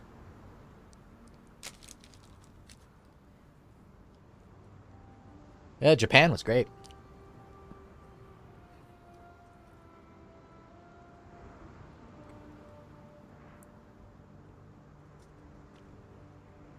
And also, as I was saying in a previous stream, conspiracy is two or more parties colluding together to commit a crime. So in order for something to be a conspiracy theory, there has to be a crime there. What crime was committed in a class action lawsuit? Nothing there is criminal. It's not criminal for a lawsuit. For lawyers to round up a nefarious lawsuit to get paid. There's nothing criminal about that. The weirdest thing I saw in Japan. We went to the robot restaurant. That wasn't that weird. That was just fucking awesome. We went to a sex dungeon restaurant. I believe it's closed down now. Well. It's hard to see my keyboard because my mic's right over it. Sex, I can't spell dungeon. Oh my god, not even close. Sex dungeon restaurant, Japan.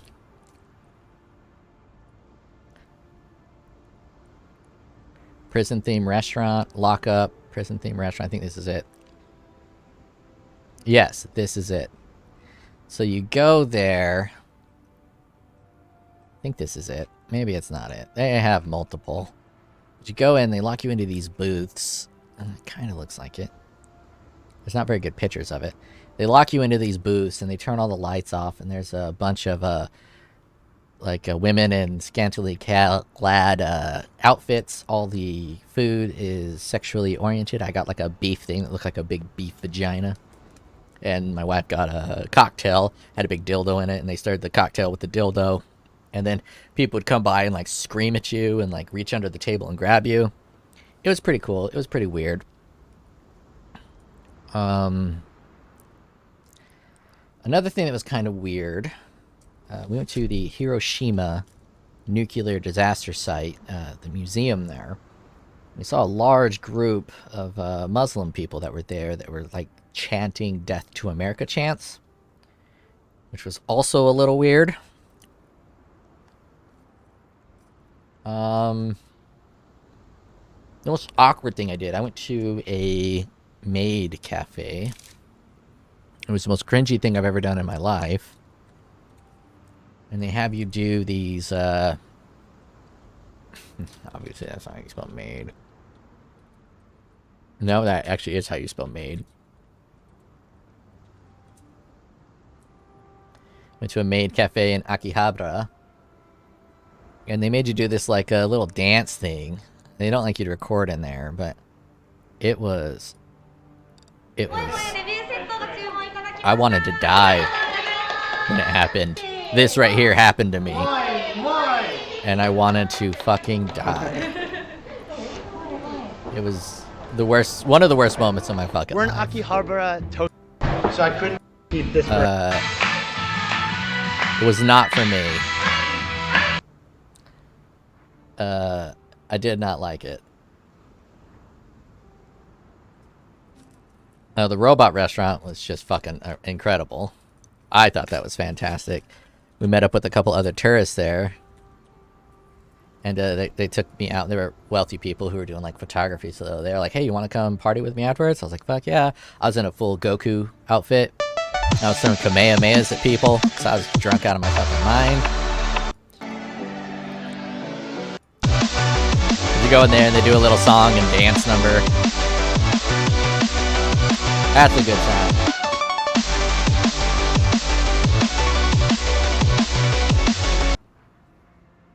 That's a good fucking time. I wouldn't really consider that weird, though. That's just a good fucking time. Weird.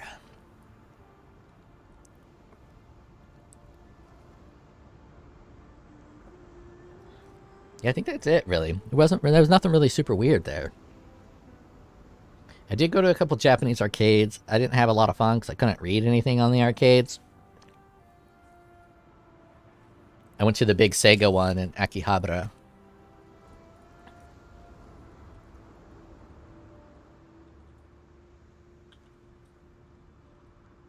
Might be closed down now.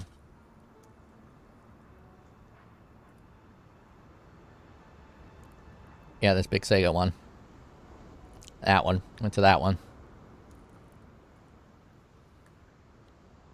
Oh, we did go to a little store with a bunch of, like, doll parts. It was like a 3-story store that had just a bunch of little fucking doll parts. Like, tiny little doll heads and tiny little doll eyes you could put in little dolls. Oh, that was pretty fucking weird and creepy. And there was a sex shop that sold the panties in vending machines. Maybe it was henna dolls. If that's a place. I don't remember the place. I was using Japanese.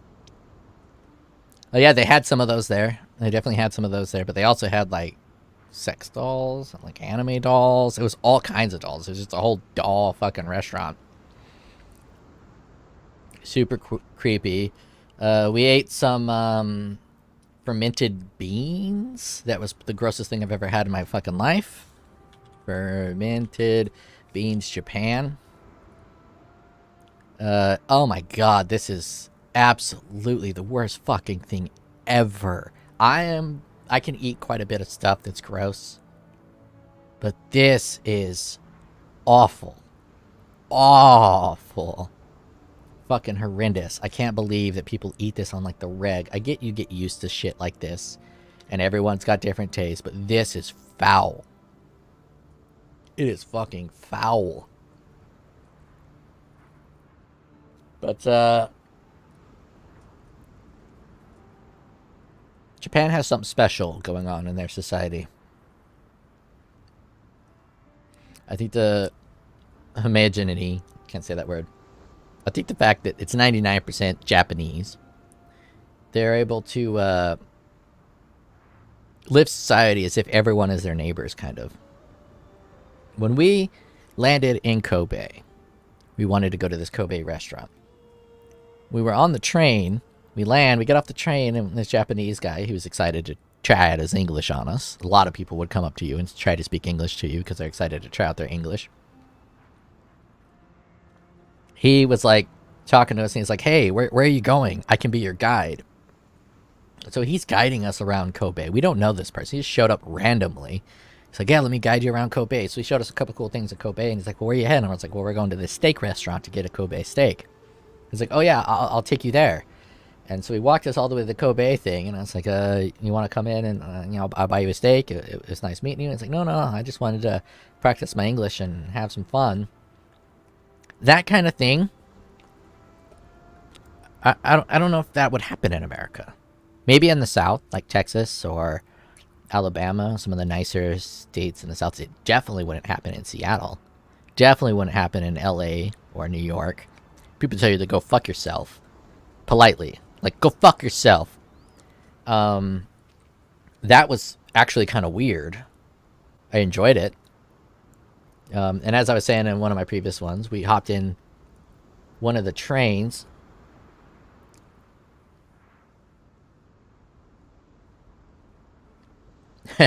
Yeah, they would beat you and take your steak in major cities in America, yeah. Everyone in Japan was super nice, super friendly. The whole culture was nice. Everything was clean, like really clean. Seattle is a super dirty city. And at the time, I was living downtown Seattle. And Seattle's just super dirty. There's fucking trash everywhere in Seattle. Very dirty city. Everywhere in Japan was clean. Not just in Tokyo, but in the smaller places we went to. It was all just very neat, very clean. And it made me think about grocery stores. In America, most people don't return their shopping carts as they're supposed to. A lot of fucking jackasses will get their shopping cart, put the groceries in the car, and just like shove the shopping cart and drive the fuck off.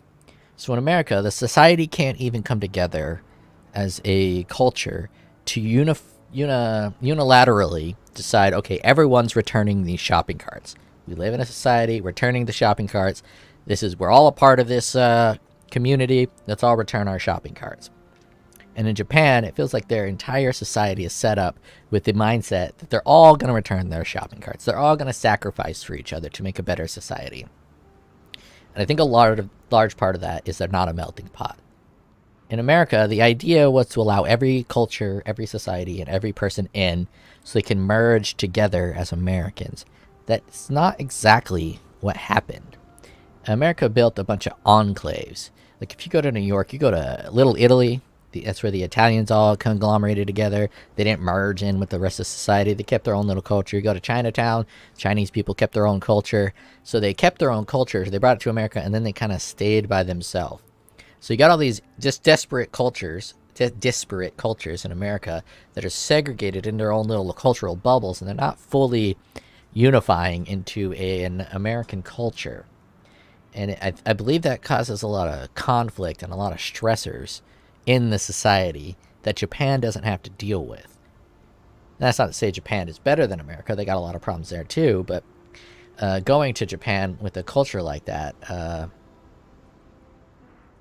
it was interesting. It was unique. And the starkest contrast to that was on the train. I got on the train during the busiest time in Japan to head down to Osaka from Tokyo, and it was completely packed. Completely packed. Standing room only. My shoulders were crunched in, and it was completely silent. Everyone on the train was completely silent, because in Japan, you're silent on public transit. You don't talk. You don't play fucking music. Here, when you take a bus in Seattle, half the time you got some jackass playing his music on a fucking Beats Blue Pill thing, or crazy people fucking taking shits and coming on people. But it wasn't like that in Japan.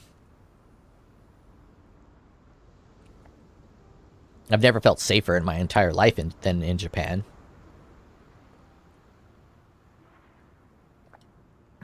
Even like rural America, small towns, didn't feel as safe as like just regular Tokyo. Because in rural America, small towns, you get attacked by wild dogs and shit. I've been attacked by like 3 dogs in my life.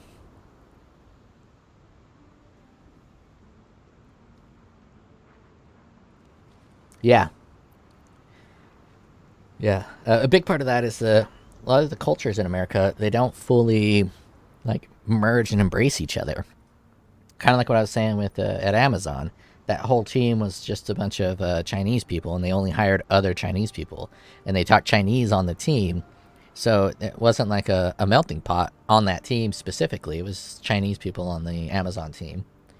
And then,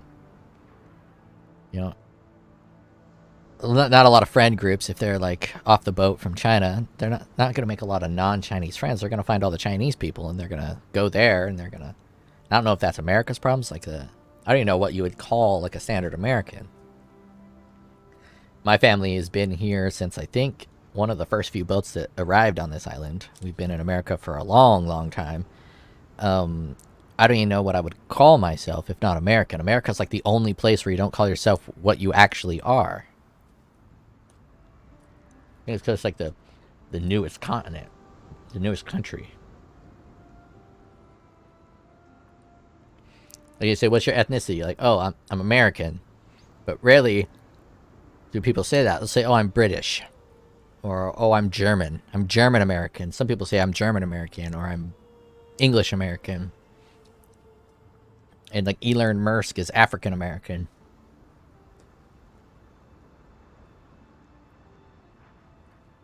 Public transit's a weird thing. In America, public transit is for the poor people. In the rest of a lot of the other parts of the world, I don't know if you're from America, but a lot of other parts of the world, public transportation is not for the poor people. It's just kind of for everyone. Japan's a lot like that. Everyone just kind of takes the public transit or walks. People mostly walk because their cities are super dense. But in America, in most major cities that I have seen, the public transportation is for the poor people. It's a little different in dense cities. It's a little different in Seattle. Seattle's got some public transportation that not just the poor people take. New York might be that way. New York's public transit. Boston might be that way. But California, all of it. Phoenix for sure. Those are the places I've been to a lot. Their public transportation is only for poor people. So the only people that ride that public transportation are poor people. And a lot of homeless people. So public transportation in California and in Arizona, and probably large swaths of the country, fucking wild. Fucking wild. We call them bus people, because there's just a particular type of person that's going to ride the bus. Bus people. I ain't hating. It's just a fact of life.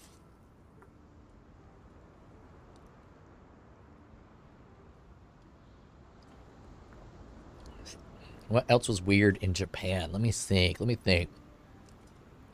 Being naked's a little weird. We went to... Yeah, 1K subs. I kind of half submitted for monetization. I'm pretty excited.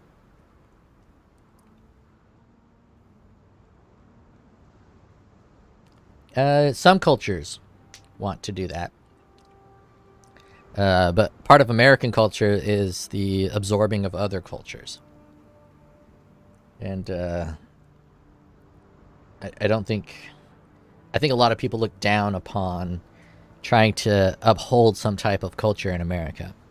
For instance, if a black guy says, I want to marry a black woman to retain my black cultural identity, that's a little bit looked down upon in America.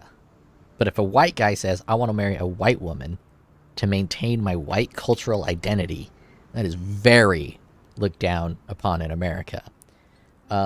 Keeping your cultural identity is kind of a negative in the American mindset. Or at least it's portrayed as a negative in a lot of different medias. I don't know the answer. I don't really have... I branched out from the culture that I was a part of.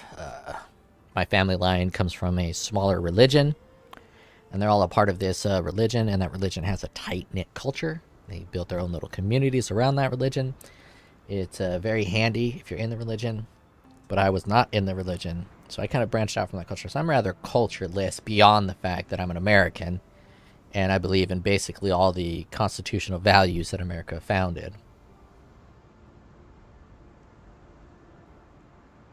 Yeah, there's only so much amount of a culture you can absorb before it does change you.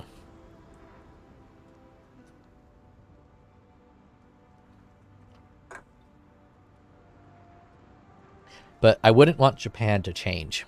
So I wouldn't want Japan to open its borders and allow foreigners to free flow in there and ruin their Japanese culture.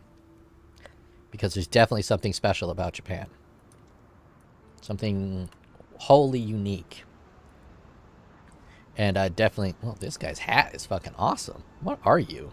Look at this dude. He's got fucking fireworks.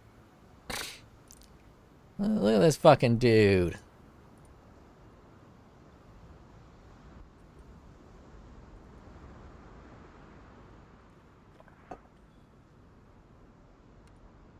Look at it, dude. Just need a moment to catch. Dominated that Taco Bell. The Brand King. His time has My almost unhealthy decisions. I will be.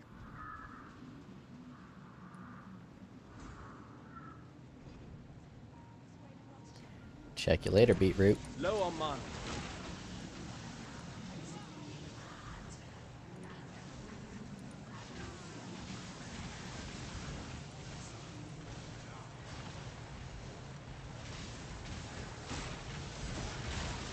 Yeah, governmental propaganda is super weird. America's made a lot of governmental propaganda too.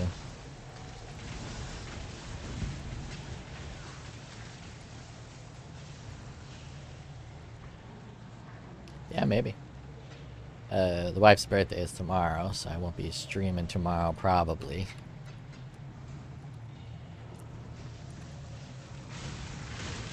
Might pop on for a little bit, but gotta make her birthday special some way.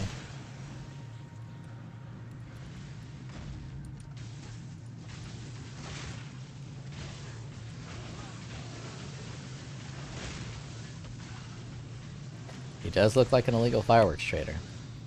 Fireworks are a weird thing. Arizona, they're basically universally illegal everywhere. So I'd have to travel to New Mexico to get my firework fix. It made perfect sense that they're illegal because Arizona's a fucking desert and it's super dry and full of a bunch of dumbasses. So we'd have all kinds of brush fires from fireworks. It's, I think, perfectly legal in Washington. I'm not sure. Haven't bought fireworks in forever.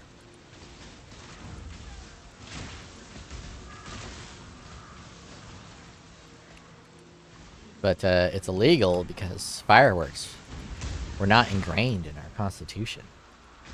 We need to change the Constitution to include fireworks with firearms.